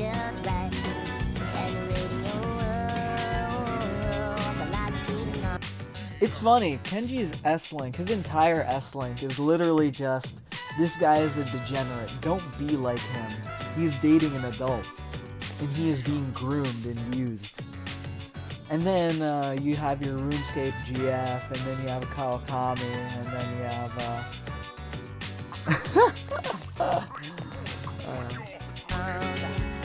See the love in my woman's eye.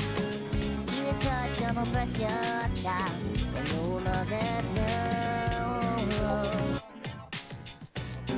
And a little bit of chicken fried.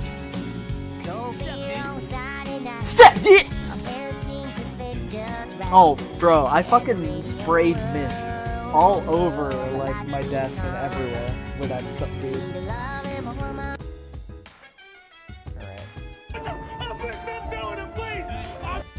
This is MAGA country now.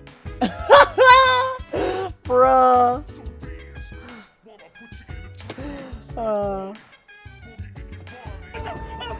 doing it, please! This is MAGA country now, nigga. You don't belong here. We don't like Bruh. It must have been so humiliating for black people when they realized, like, super graphic.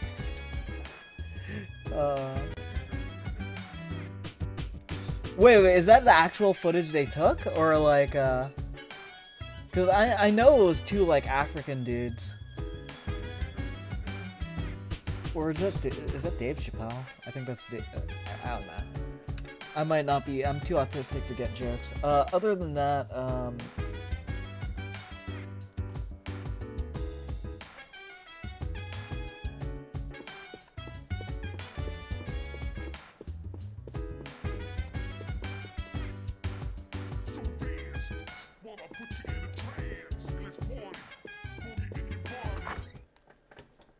no, just some guy taking the piss. Yeah.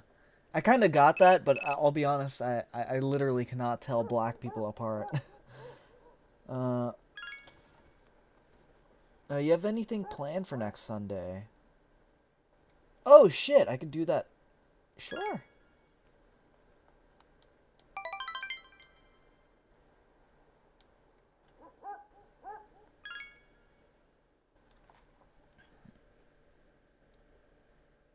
Super graphic stuff.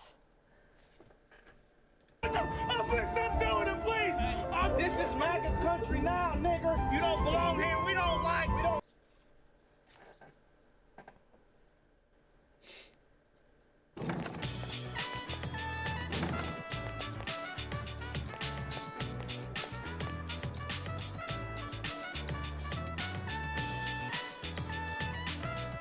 What up? Not much.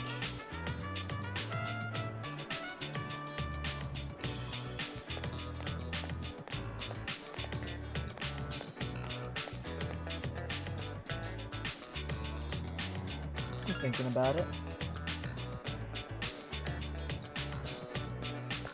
This guy literally said these guys stalked him, put a nose on him, and poured bleach on him. Just Aryans out here. Yeah, and if they actually poured bleach on him, like if they legitimately poured bleach on him, he would actually be like, have chemical burns. Does he not realize that? Or did he, or I don't know.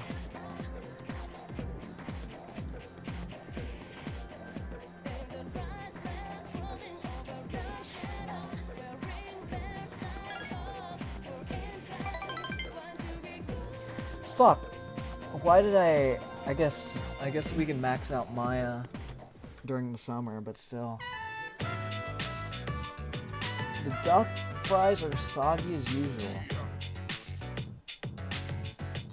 Yo, look at this, dude. This lady by the dude, the lady at the counter is fucking dripped out more than literally anyone else here. What the fuck? Dude, she has to be like a cyborg or something. Like she has Igus eyes. Yeah, just Aryan stalking pogs out here. Jesse, your show got canceled. Take pride. Take it with pride. Go back to your desk job. Yeah, for real. Hey, Amiri is oh, Miss Canoes. How do you even? That's a weird ass fucking name. Kano. I don't know. Amiri. I mean, you're really popular with the guys, but I kind of took it away from them. Hell, you know, dude. Like, I made her my girl before they even like had a chance. Amiri is like a strict teacher, but at home she's a real sweetheart.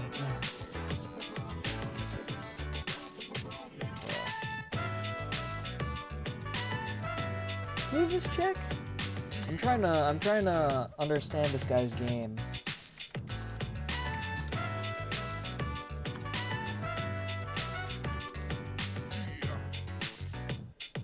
Damn! Even if it's for shits and giggles, like Yeah, this guy's arc is literally, he's getting played by this older chick. He didn't even get the tap, so I mean, it's not a win. This guy got Jaden Discord admin game for real. Yeah, he has the fucking game of Layla. He has Laylo-esque game. Oh man.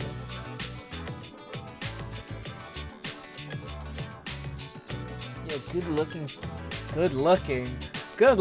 bro. Look at this fucking guy. Look at this dude. This fucking, like, this fucking, like, the guy looks like 4 characters. This is what the guy looks like.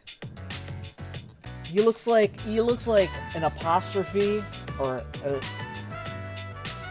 an apostrophe, 2 underscores, and another apostrophe. That's what he looks like.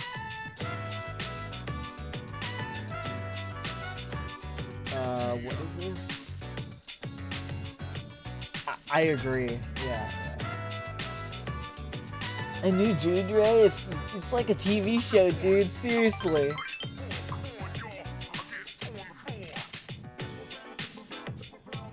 Kenji is acting like a child. What about during the midnight hour?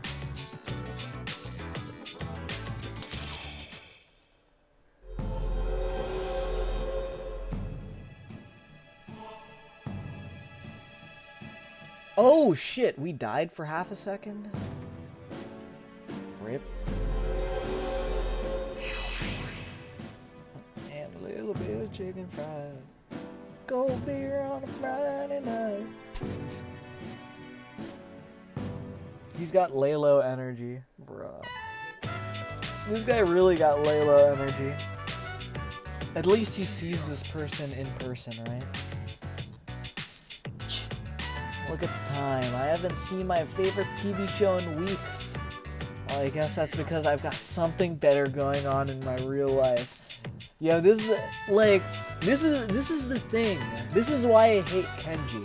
His entire arc is literally him getting his first girlfriend, and then him going through that phase where he's just like, yeah, I got a girlfriend now, and I'm like doing like really great things, and we're gonna be like, but like he's obviously getting played the entire time. But whatever. Welcome the honeymoon back. phase, yeah.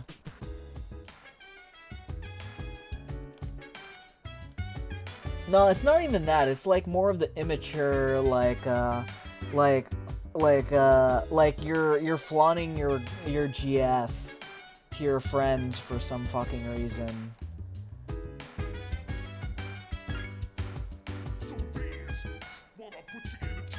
But yeah. You want to see Kenji IRL? Sure. Have you fucking Laylo? Dude, I realize he's actually like, dude, Laylo is actually this guy. Like during the Persona 4 finale stream, like Laylo was talking about like, yeah, she simps for me way more than I simp for her. And she's obviously like stringing him along just so she could get the like morsels of attention.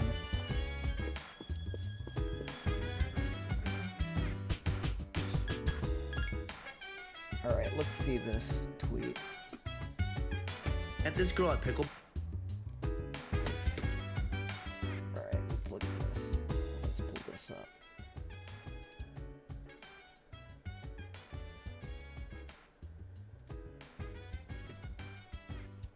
I met this girl at Pickleball the other night, and I've been blowing my brains out trying to figure out what she means. And that's why I'm bringing this to the forum. That's you. Please help me decipher what she is saying. I need help.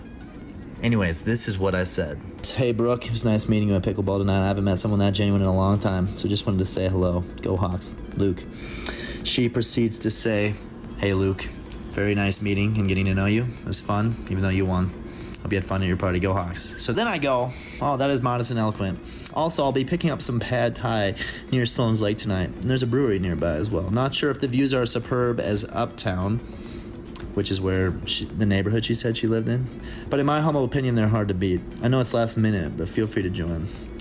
So she goes, oh, sounds delicious. Have me intrigued, but I can't tonight. I've got my friend's bachelorette party next weekend and have to run a couple errands tonight to get things ready for it. Shucks. Okay. So I try to keep the conversation going, you know. I'm not a party pooper, so I go, hey, no worries, perhaps another night. I have a bachelor party in Phoenix this weekend, so I'll be scrambling as well. What's your...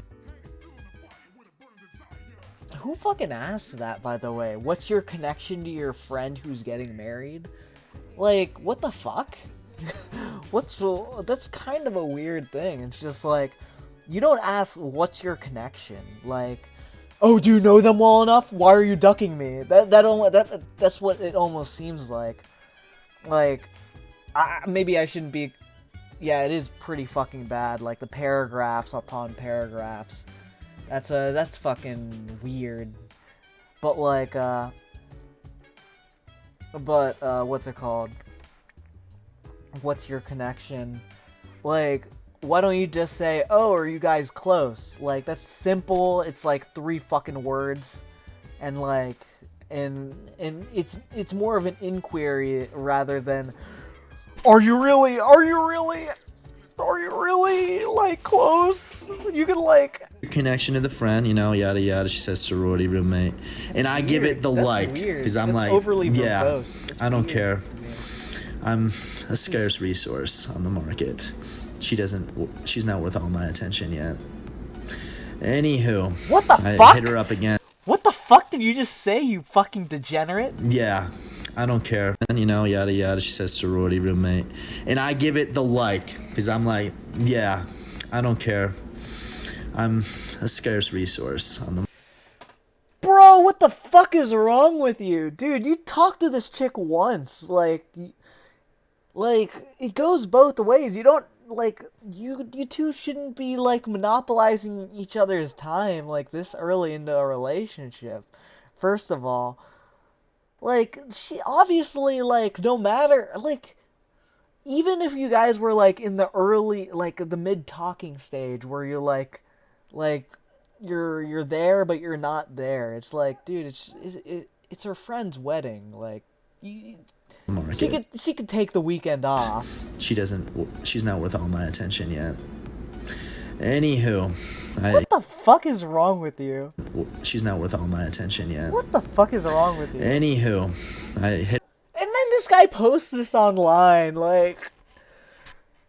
Her up again Wednesday after pickleball, you know, maybe 48 hours in advance. Is that not long enough? I say, are you busy early Friday night? She finally gets back and she says, I'm sorry, I had a crazy day at work today. Just back from the gym. Assuming you're talking about tomorrow night, I do have plans. We have a friend in town. So then I go, hey, no worries. Hope you had fun with the friend and glad to hear you're in the gym. How about Monday? Yeah, I get. Dude, he keeps going. He keeps going. At some point, you have to be like, the words on my screen that I am typing out are not worth the time I am putting into it and the thoughts I am putting into it. And this. Get boxed. She doesn't reply, but then. He just keeps going. I feel like 2 times. If she says no twice, that's cause for no. Like, there's savage, and I hit her up one more time because she was an interesting girl. I don't, you know, some girls, it's like, do you gotta pursue a little bit and keep pursuing a little bit because, you know, dude, he's coping. They're just in their world, or is this a lost cause? Like, obviously, it's a lost cause. You're going online asking if it's a lost cause. It's a lost fucking cause. Like, why would she keep replying? But why is she not giving any options for next week? It's just kind of weird. look, if she doesn't give you a counteroffer, she wasn't interested in the first place. Like, first time, okay. Her weekend is blocked. That's a bachelorette party. Number two, she says crazy work day, can't do today, but she doesn't give a counteroffer. Okay, red flag. Basically, you're done. You're done. Weird. But anyways, I say any And then she basically fucking ghosts you on the third time. interesting in subbing tonight. My buddy just realized he can't make it. 7 p.m. And she goes, shit, I completely got busy.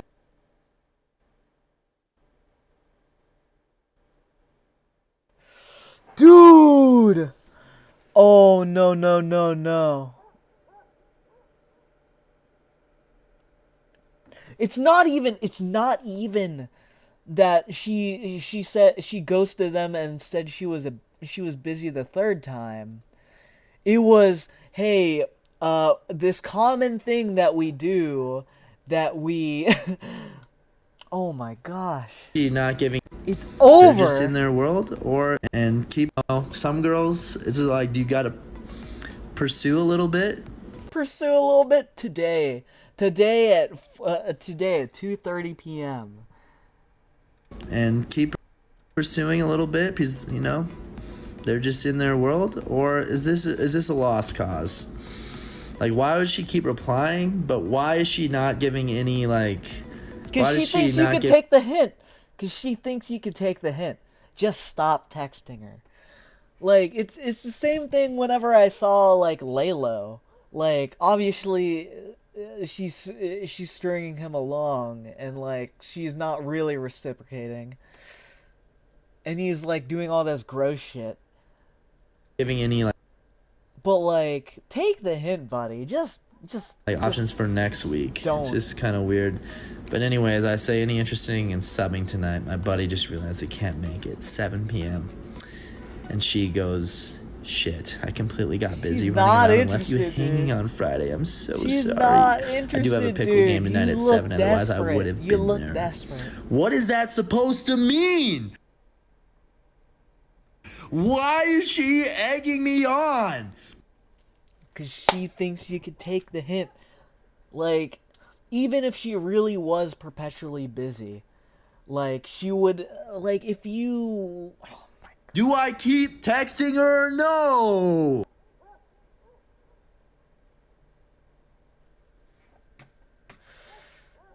This is worse than not picking up on hints that a girl is into you. Yeah, for real. I don't know. I've been in both situations, but this guy looks like fucking late 20s. Like, this isn't high school, right? This isn't like high school when you like first start learning that kind of stuff, but I don't know. It's just fucking weird.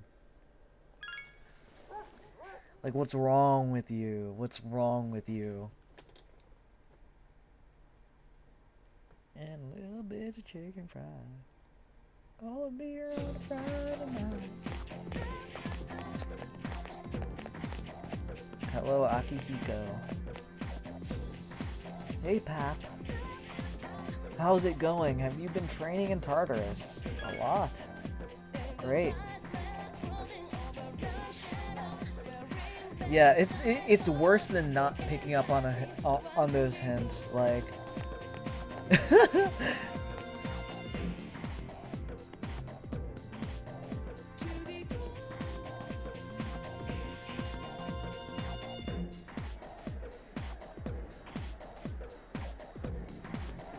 like,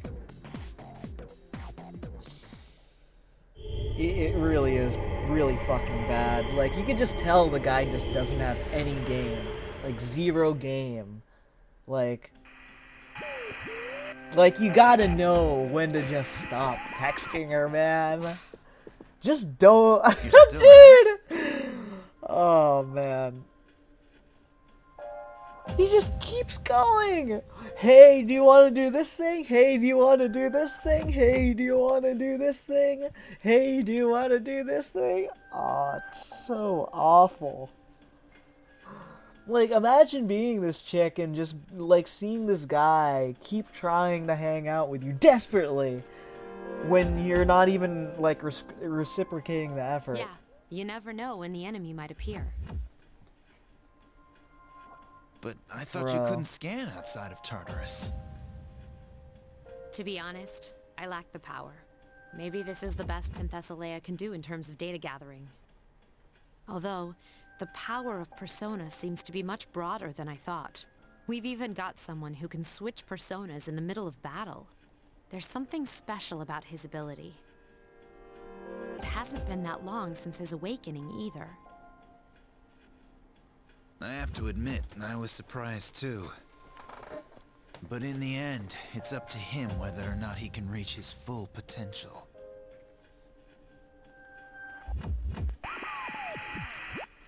Huh?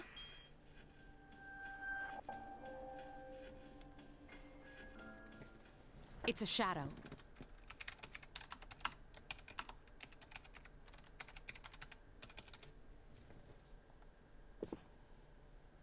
What? You actually found one? Wait. Something's not right. The reading is too big. We've never encountered anything like...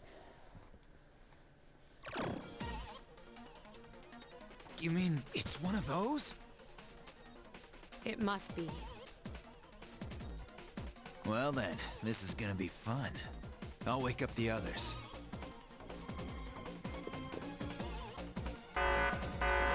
I'll wake up the others. Literally goes behind them and pushes a button.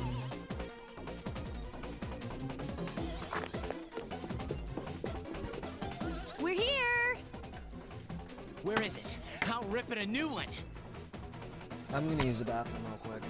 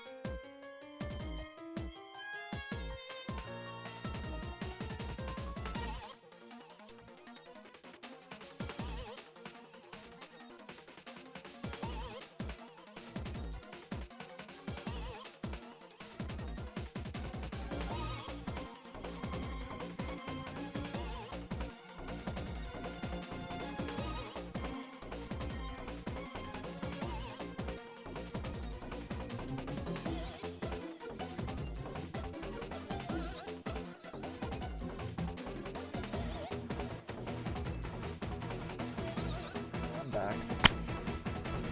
We've detected a shadow outside of Tartarus. We don't know for sure, but we think it's another big one. We have to defeat any of them we find, as quickly as possible. Most people don't know the Dark Hour exists, but if half the city's destroyed, there will be panic. That must be avoided at all costs. In other words, we need to kick some ass, right? Well, count me in.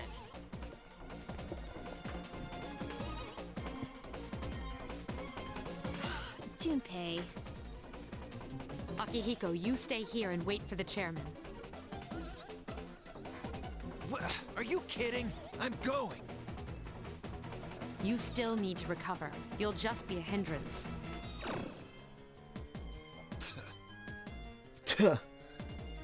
They'll fare better than you in your current state. Have faith in them, Akihiko. They're ready. You'll get your chance, but for now, wait for the chairman.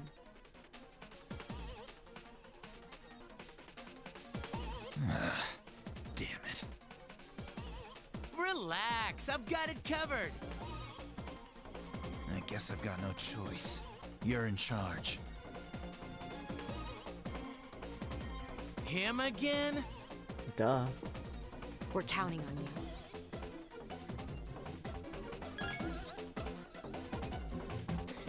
Looks like you're stuck playing leader again. Sucks to be you. You should let the three of them go first. If you're providing backup out there, you'll need time to get ready, right? Wait for me in front of the station. I'll be there as soon as I can. Got it. All right, let's go.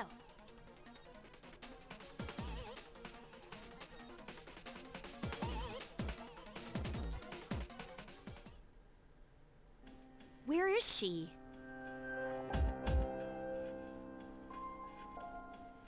She'll be here soon. There's a full moon tonight. But it looks even creepier during the dark hour. Huh? What the?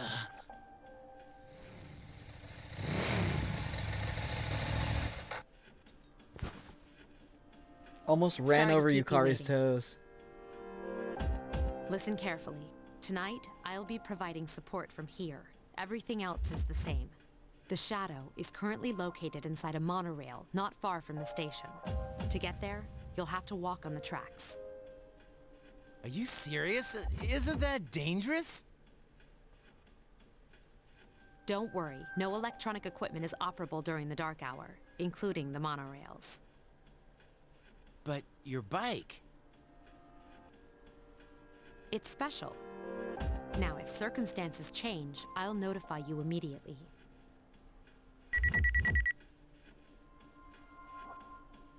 Let's get started. Okay. Let's do this. All right. Oh fuck. Am I?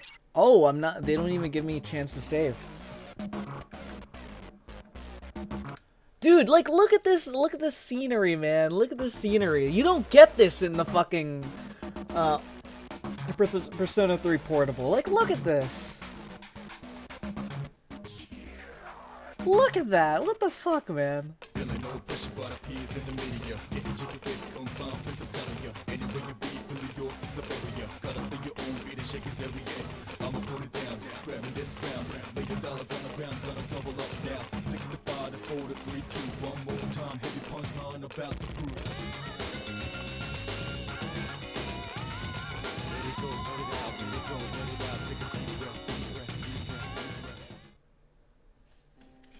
This is it, right? Can you all hear me? Yes, I can hear you clearly. We just got here, but I don't see anything out of the ordinary. The readings are definitely coming from that monorail. Proceed with caution and stay together. Got it. My persona's just begging to be used.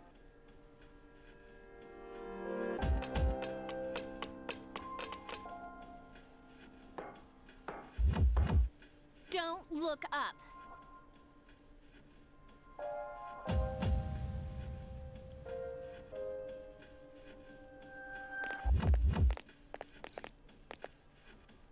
This poor stiff must be a passenger. He's been transmogged, huh? Creepy. So, guys like him don't remember a thing, right? It's probably better that way. Huh? Wait a minute. We're not at a station, but the doors are wide. Ah! Damn, it won't open. Ow, my fingers! Will you look at them? They're all jacked up. What's wrong? What happened? It looks like we're trapped inside. It must be the Shadow. It knows you're there. Be ready for anything. Proceed with extreme caution. Roger.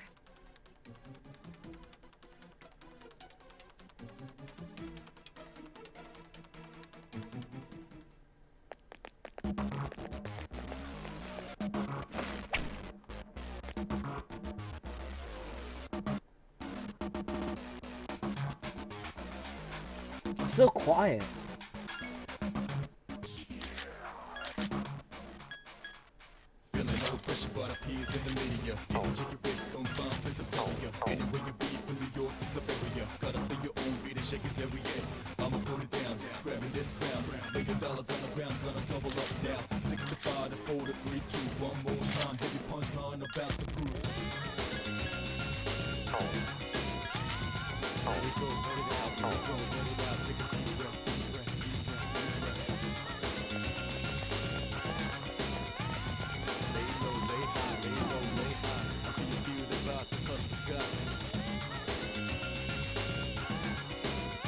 What the heck? I don't see any shadows.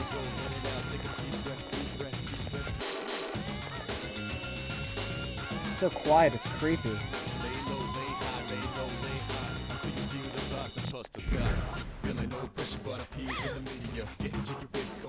There it is! Wait. Something's not right. The enemy is acting strangely. But if we don't go after it, we're gonna lose it! You're in charge over there. What do you think?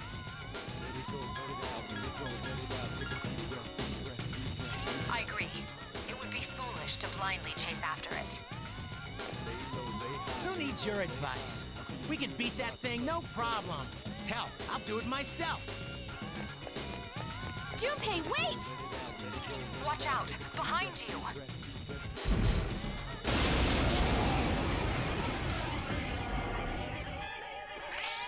Two enemies detected. Roger. I'll attempt to analyze the enemy. Come forward! One more. Fire is effective. Take the enemy down. That was a close one.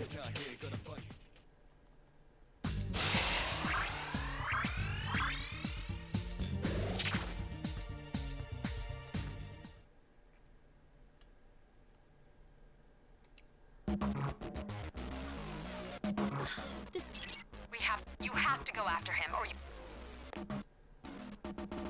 Damn it, Stupe! What are you thinking? From what I can tell, he's only a few cars ahead. Okay, we'll catch up to... Ah! Get out of our way!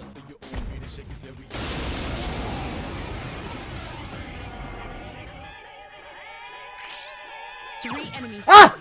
Shit! I'm dead. I might be dead. I can do it!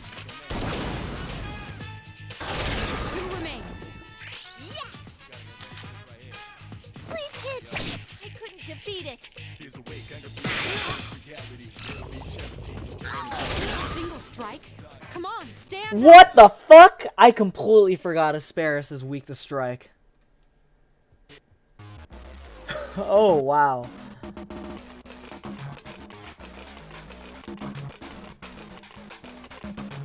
Yeah, I completely forgot about that, huh?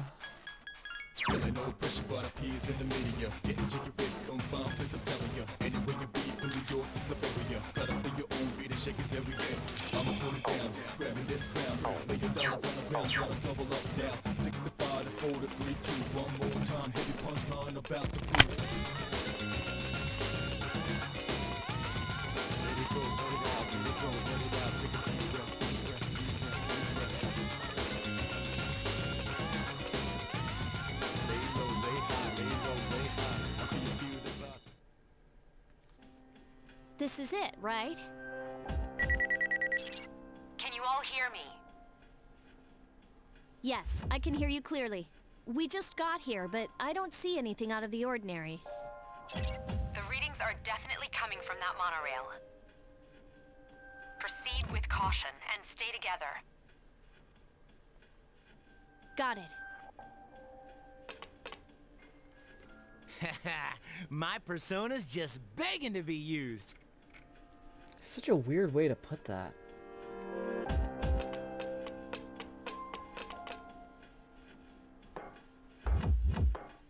Don't look up.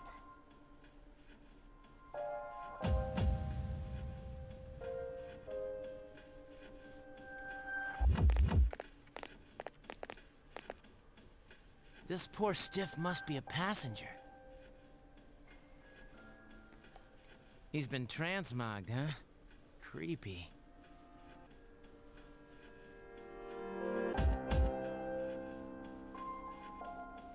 So, guys like him don't remember a thing, right? It's probably better that way. Huh?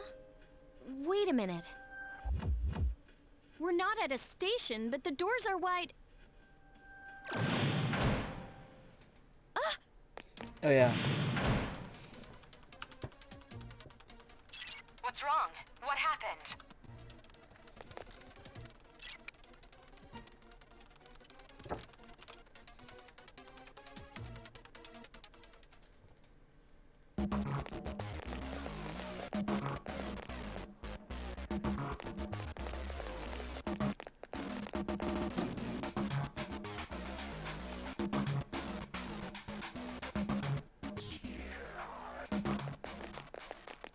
Feeling no pressure, but appears in the media. Getting jiggy with confirmed, please I'm telling you. Anywhere you be, from New York to Siberia. Got up in your own beat and shake it every day.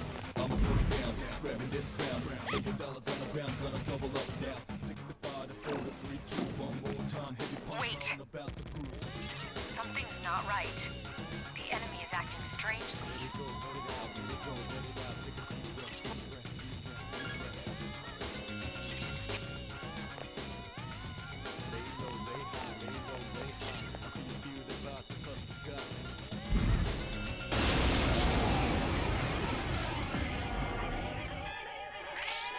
Two enemies detected. Guhsona! One more. Take the enemy down. That was easy.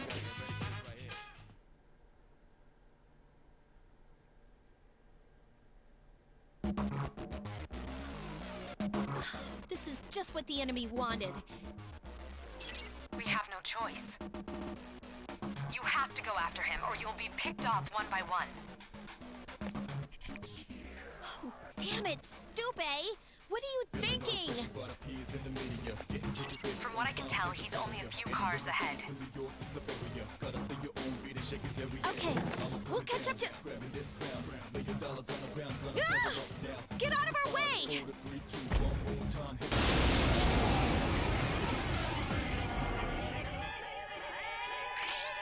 Three enemies present. Don't get careless. Come forth! There are two left. One more! Come forth! Another enemy down. There's only one left. How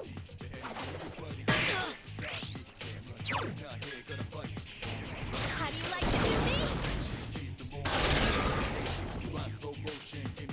That was easy.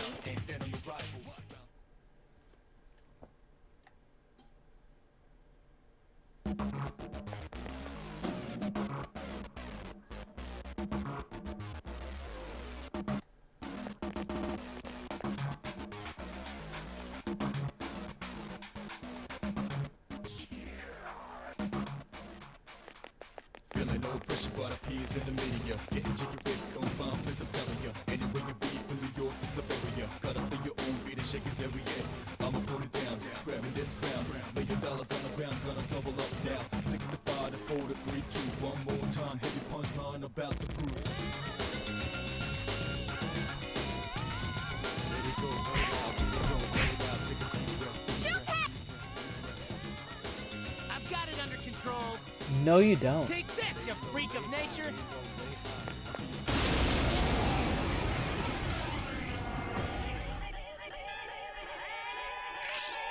Three enemies present. Don't get careless. Come forth!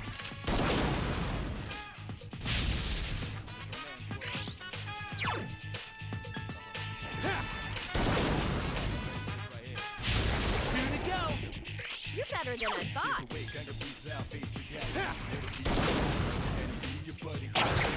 Maybe he did have it under control. Last one! Help me!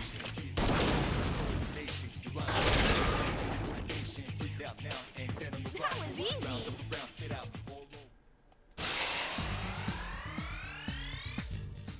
Maybe Junpei did have it under control. See? That's what happens when you don't listen. So, are you alright? Of course I am. I was doing just fine. Excuse me? He was doing just fine, let's be honest. I don't detect any You missed movement, but Yukari. stay Or alert. MC missed. Whoa, what the? Why are we moving? It seems the monorail is under the enemy's control. What do you mean, it seems? This doesn't look good. If we can't stop that thing, it'll crash into another train. What? Oh god, what are we gonna do?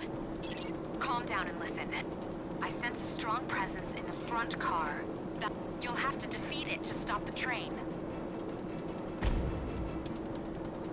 What kind of messed up ride Gotta is go to this? bed, good night. Alright. So yeah, we're probably ending soon, too.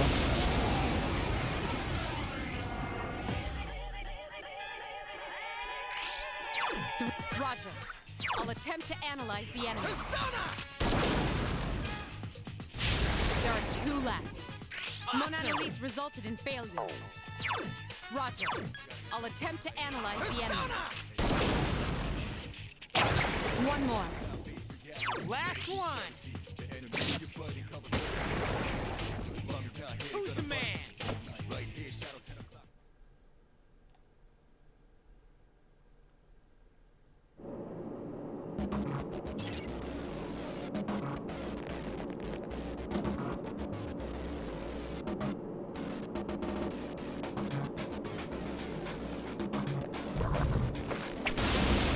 Really? Enemy advantage.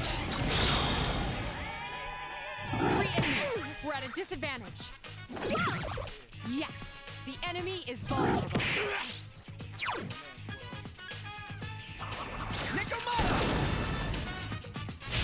There are 2 left. Get him! 1 more. The enemy has recovered. Last one! Who's the man?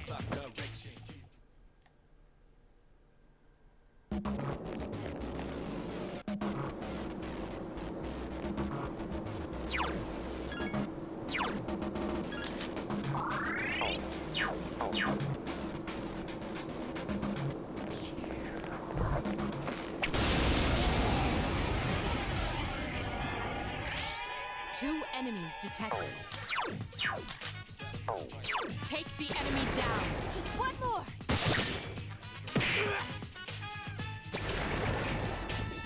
That was easy! I don't think we have to worry too much about SP. I can't use the skills of other party members, but at least I have, at least I have the MC.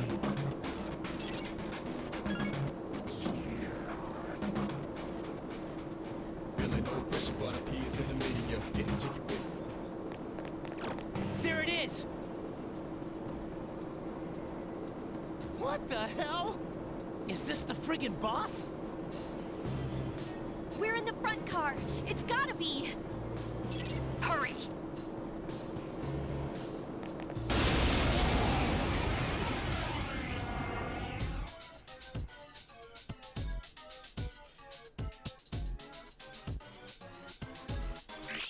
I have never seen anything like this.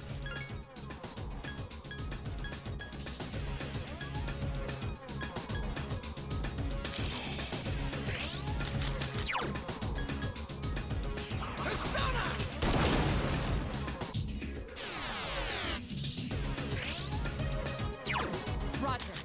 I'll attempt to analyze the enemy.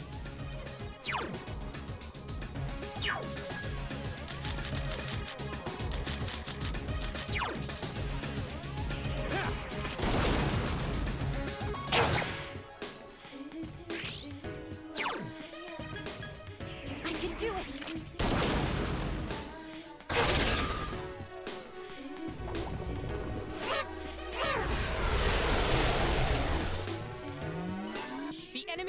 strong against ice.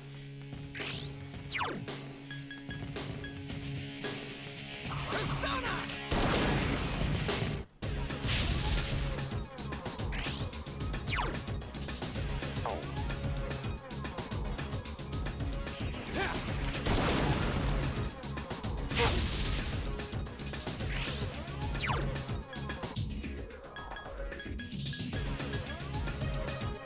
Help me! The enemy is getting you. Keep it up. He went around Junpei over to me. Talk about he's in danger.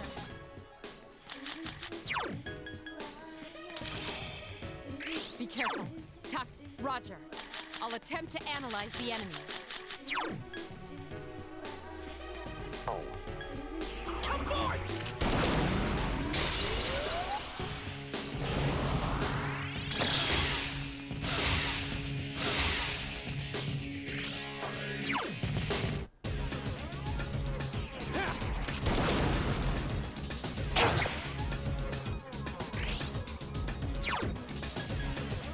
I can do it!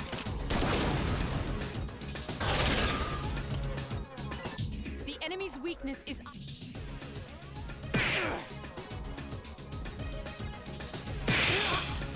Weak! Iori is in danger. Great recovery.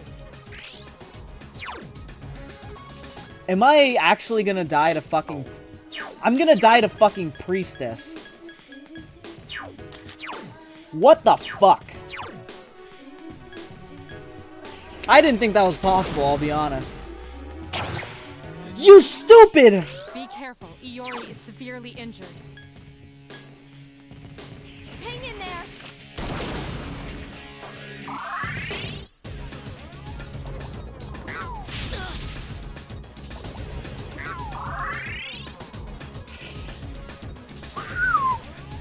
Come on. Hang in there. It's over. It's so over. I died to fucking Priestess, man! Oh, man. It's so fucking over.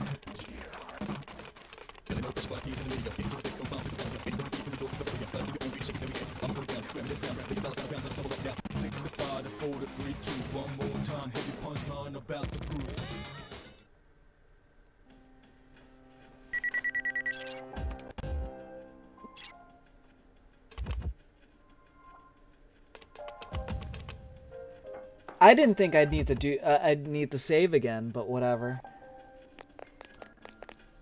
At least I don't have to fucking go back all the way before the full moon. That would suck.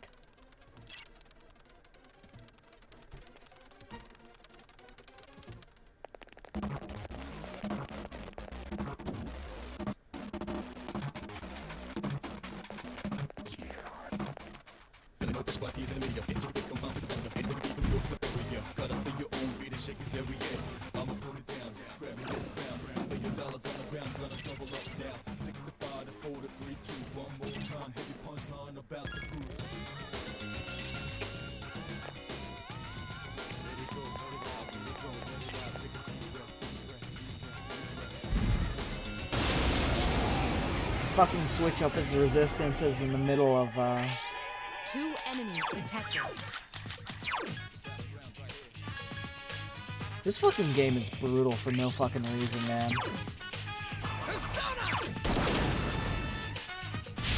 One more. Take the enemy down. That was easy!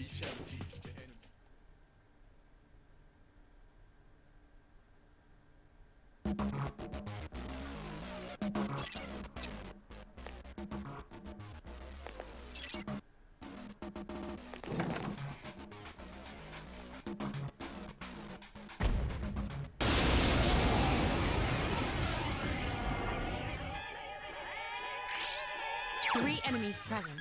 Don't get carried. Yes, excellent attack. One more!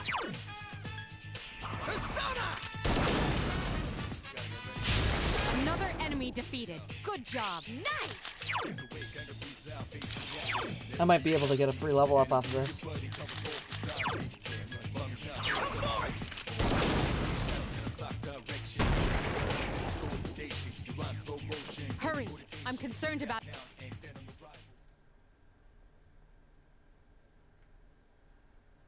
Feeling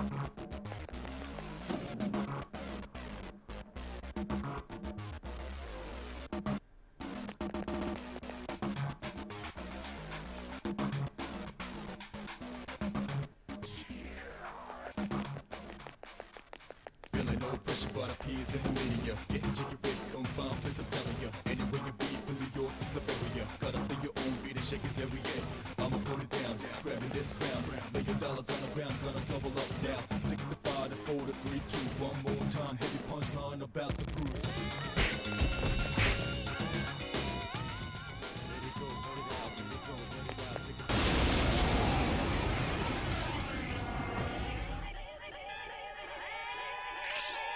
Three enemies present. Roger. I'll attempt to analyze the enemy. Guhsona!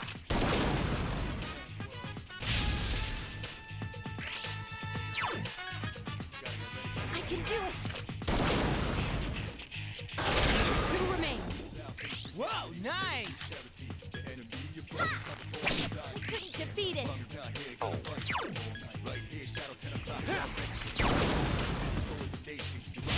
Only one more.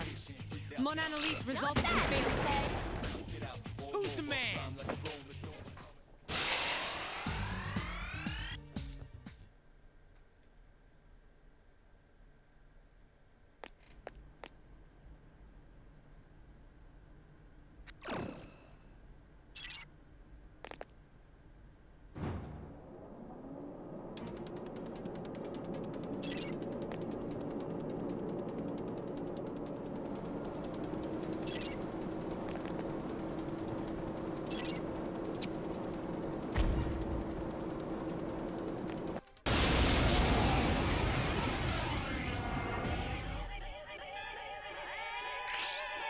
Three enemies present.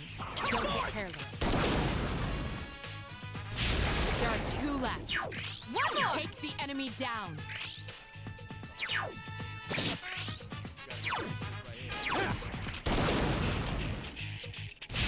Only one more. I'm good to go.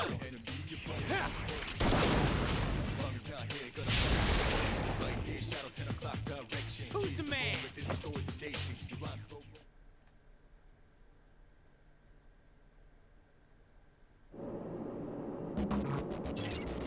I can't believe I died to the Priestess fan. That's so fucked up.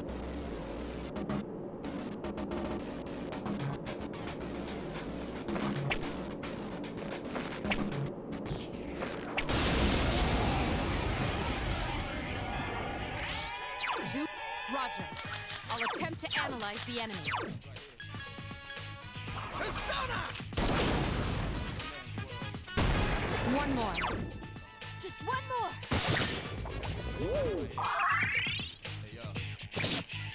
The enemy's weak. Take the enemy down. We're short on time. Let's proceed.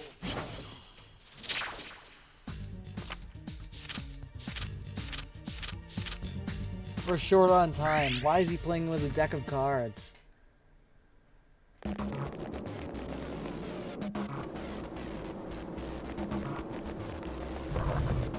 Ah! I thought I could make it. Oh well. It's over. Three enemies. Oh, never mind. We're fine. Disadvantage.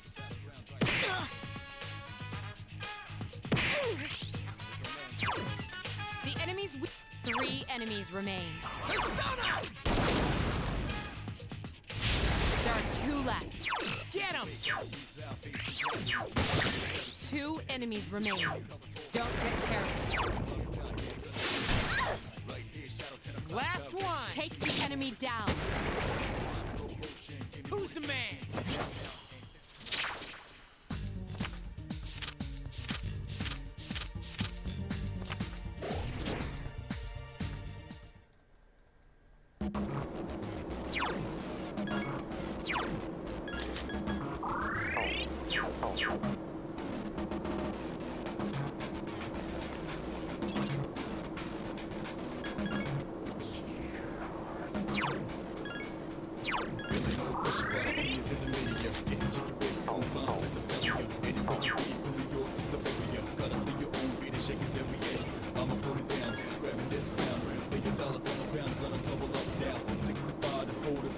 One more time, heavy punch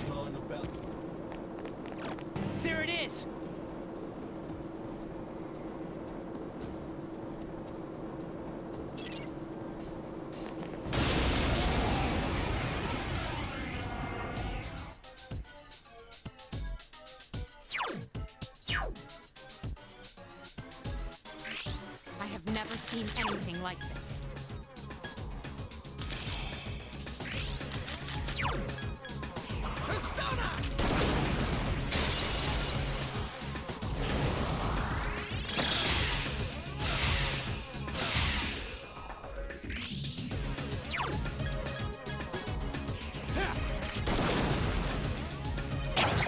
Miss! You miss!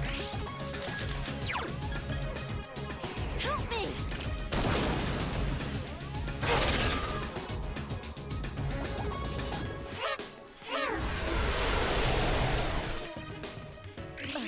Reinforcements. How annoying. A wisely chosen attack. Get him! Come forth!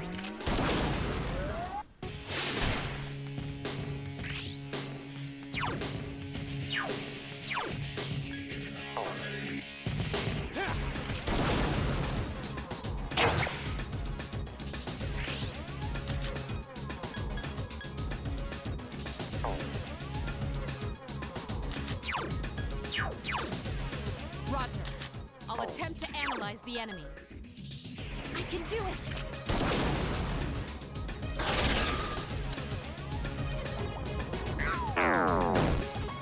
That worked?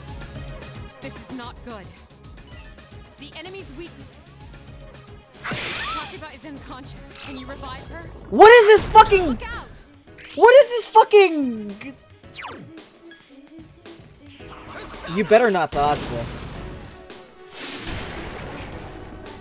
Be careful. You're severely injured.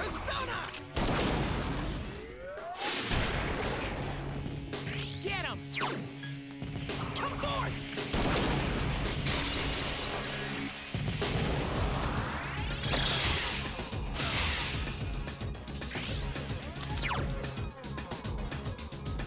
Here!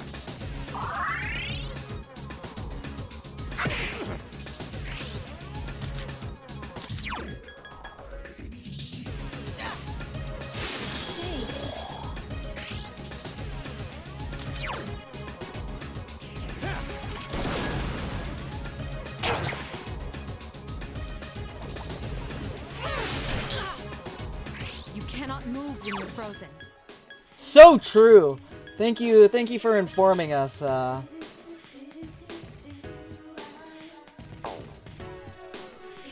Can't move when you're frozen. Oh shit! She's right! I should have listened to her. Oh wait, no, never mind. What the fuck is this lady talking about? For a second, I thought she was onto something.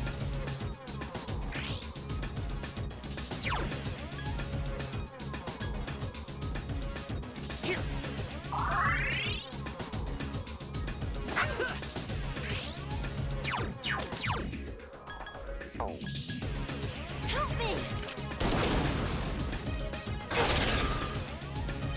The enemy is getting weak. Keep it up.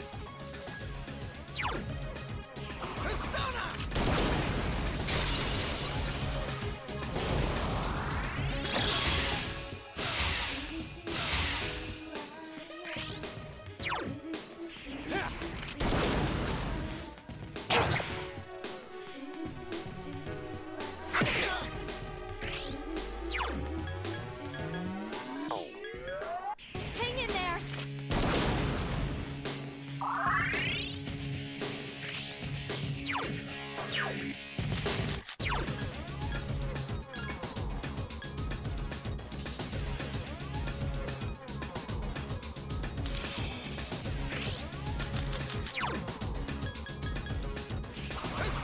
Only 1 minute left.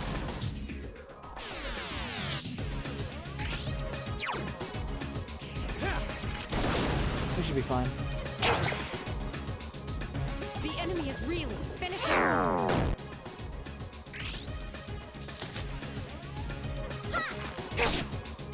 Use a Mepatra gem on Takiba if you have one. Come forth!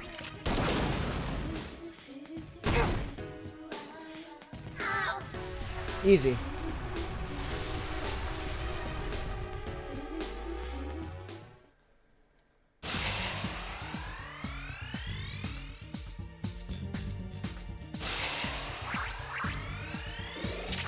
Tsukakaja, I thought it was Secunda. Never mind.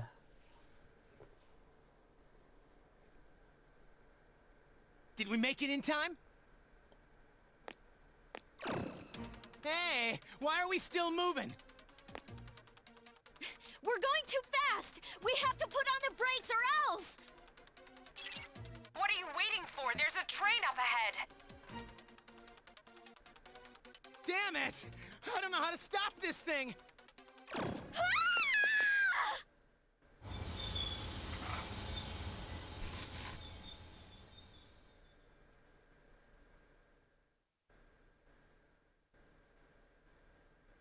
We're dead.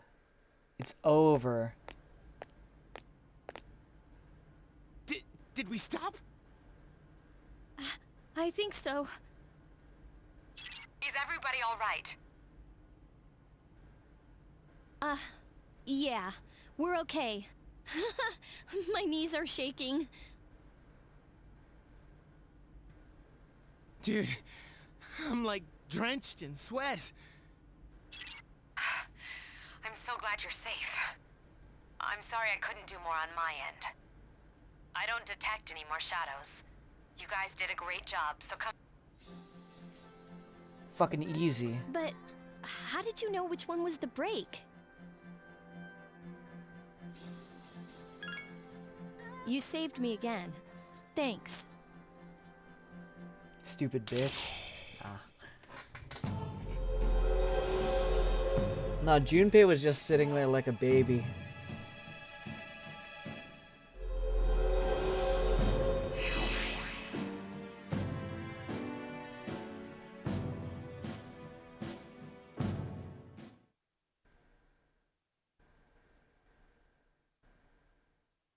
You've learned a new tactic. Conserve SP. Oh, that's gonna be useful.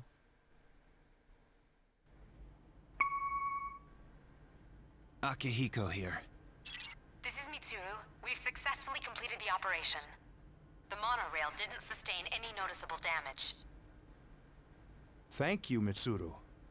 When I heard they'd hijacked a monorail, I feared the worst. Well done. Now I don't have to worry about tomorrow's headlines. The team did a great job. They're learning quickly. But what are the shadows up to?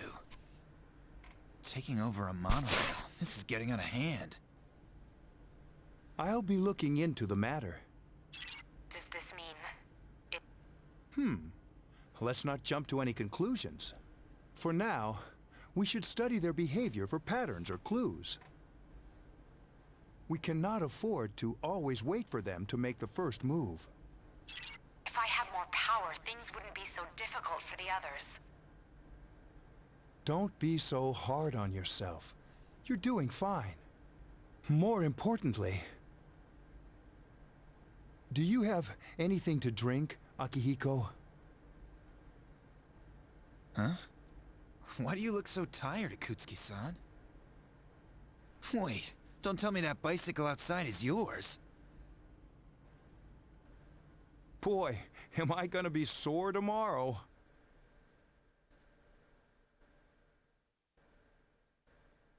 You recalled a boy from your dreams who warned you of an ordeal. It seems as if the prediction came true. You're too exhausted to make sense of it now. Cool. Oh shit, am I gonna have to hang out with Kenji? Fucking Kenji. I want to flake on him.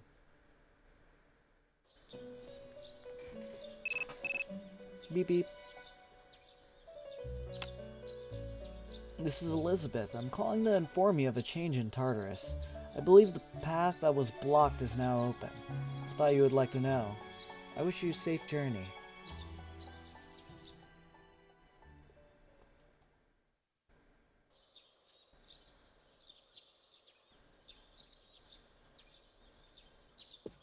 Bruh, I can't even do a home shopping program. Yeah, hanging out with people during the day sucks.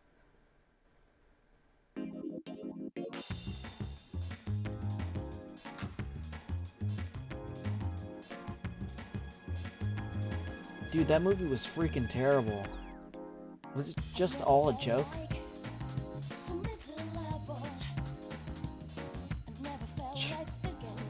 Hey, I have a girlfriend now, you know. And she's not gonna break up with me either. And Miri always wants to go to my house. And wants me to go to her house, but I want to take her out to dinner or something. I have a girlfriend, by the way.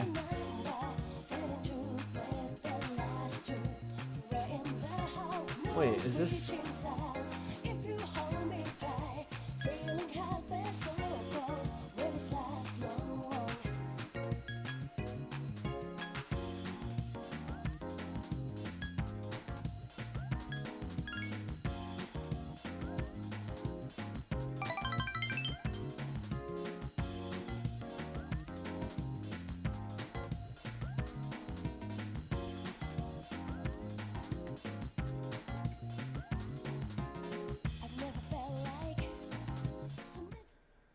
Where have you been?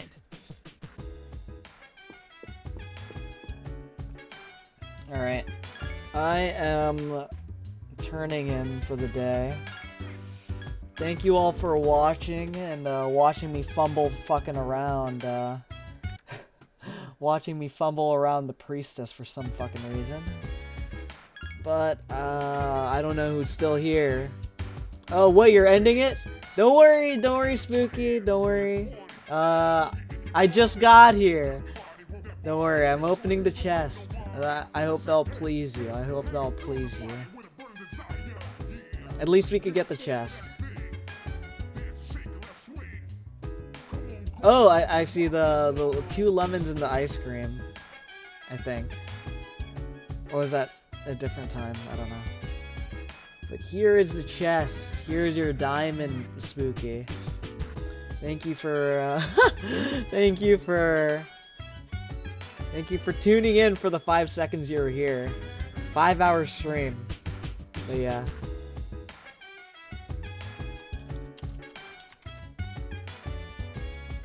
Alright. Good night.